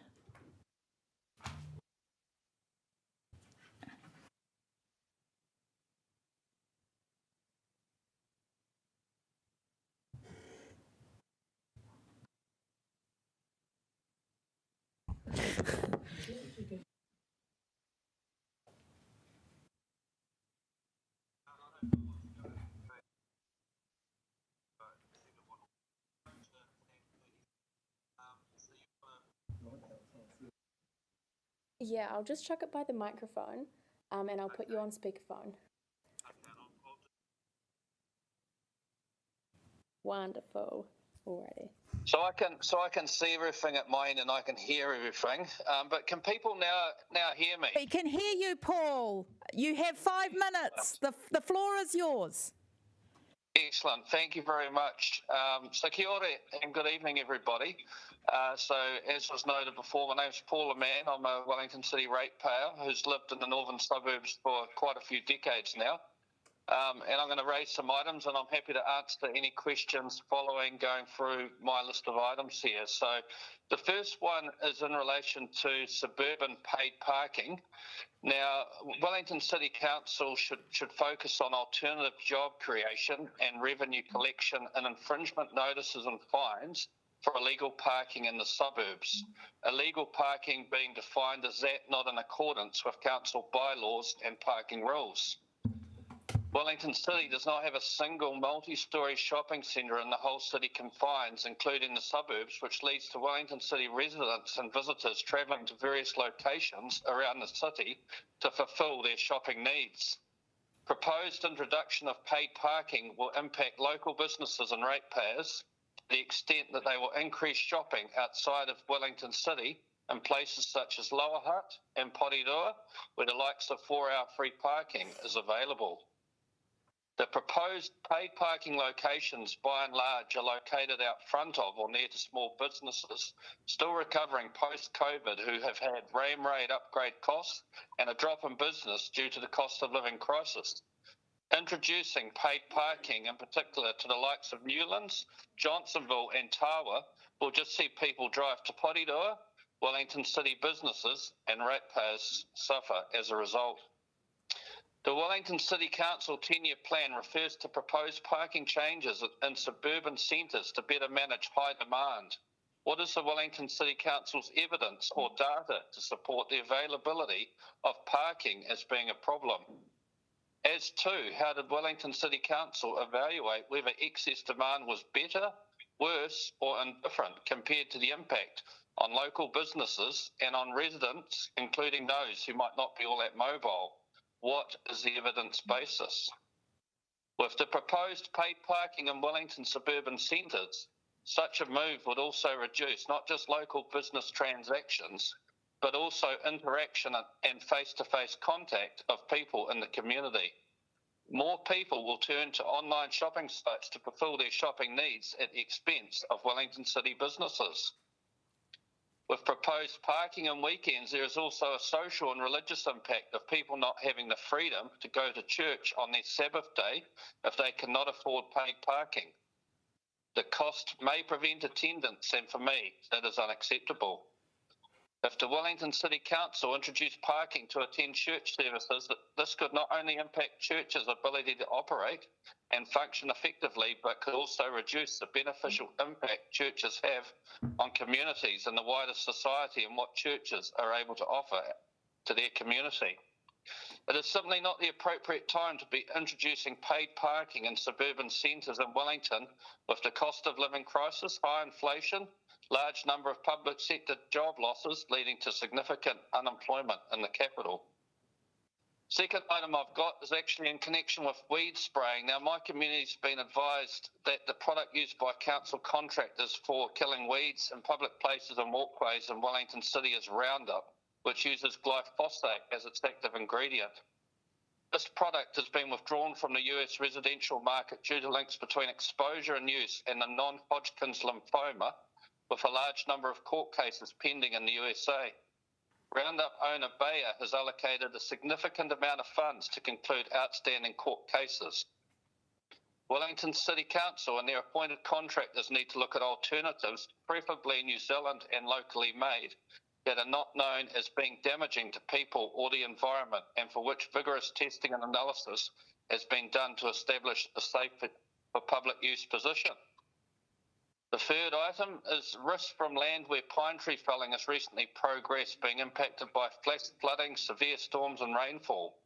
Cyclone Gabrielle has highlighted the risk in New Zealand from slash and debris entering streams and waterways and damaging land and the environment as a result. The northeastern hill range above Tawa has recently had a significant extent of pine plantation tree felling, and this has continued to progress to today and will also beyond. Wellington City Council needs to consider implementation of adequate environmental controls, preventative and safeguarding measures in the 10-year plan for land use. Not acting on the need to mitigate such a risk, which is also linked to climate change, can mean a significant amount of damage to infrastructure, property and amenities when a severe weather or natural event occurs. Final item here is around alternative revenue streams for Wellington City Council to consider. One of these is traffic red light cameras, services such as cafes, restaurants and coffee stalls at popular park locations such as Mount Vic, Frankitts, Botanical Gardens, Oriental Bay, Waitangi Park. A annual cat ownership fee to help fund pest-free initiatives in our city. And the last point here, ensure occupancy of council housing is maximised. So those are all the points that I've got to raise today. Thank you, Paul. I'm sorry we are out of time, but I would like to thank you for your persistence to make sure that you had your say, and we really appreciate it. You have a good night. And thank you very much. Likewise, everyone there. Appreciate the opportunity. Thank you so much. So now, councillors, Nicola, you come back, because you want to second my motion to adjourn. Do you want to second it? All right. So we will now move to adjourn until 4 p.m. tomorrow. And that's the last one, and it's not too of a long one. We are nearly there, everyone. Yes. Yeah. I'm voting yes. Thank you. Yeah, you're in trouble with Nicola. That's not a fate nobody wants. All right. I voted yes too. Thank you, Liz. Terry?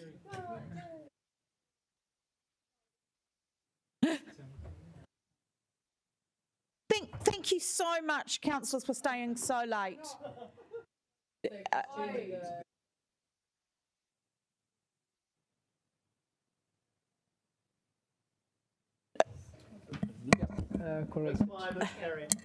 Thank you so much. I really appreciate really good attendance to so many hearings. It has been wonderful to see.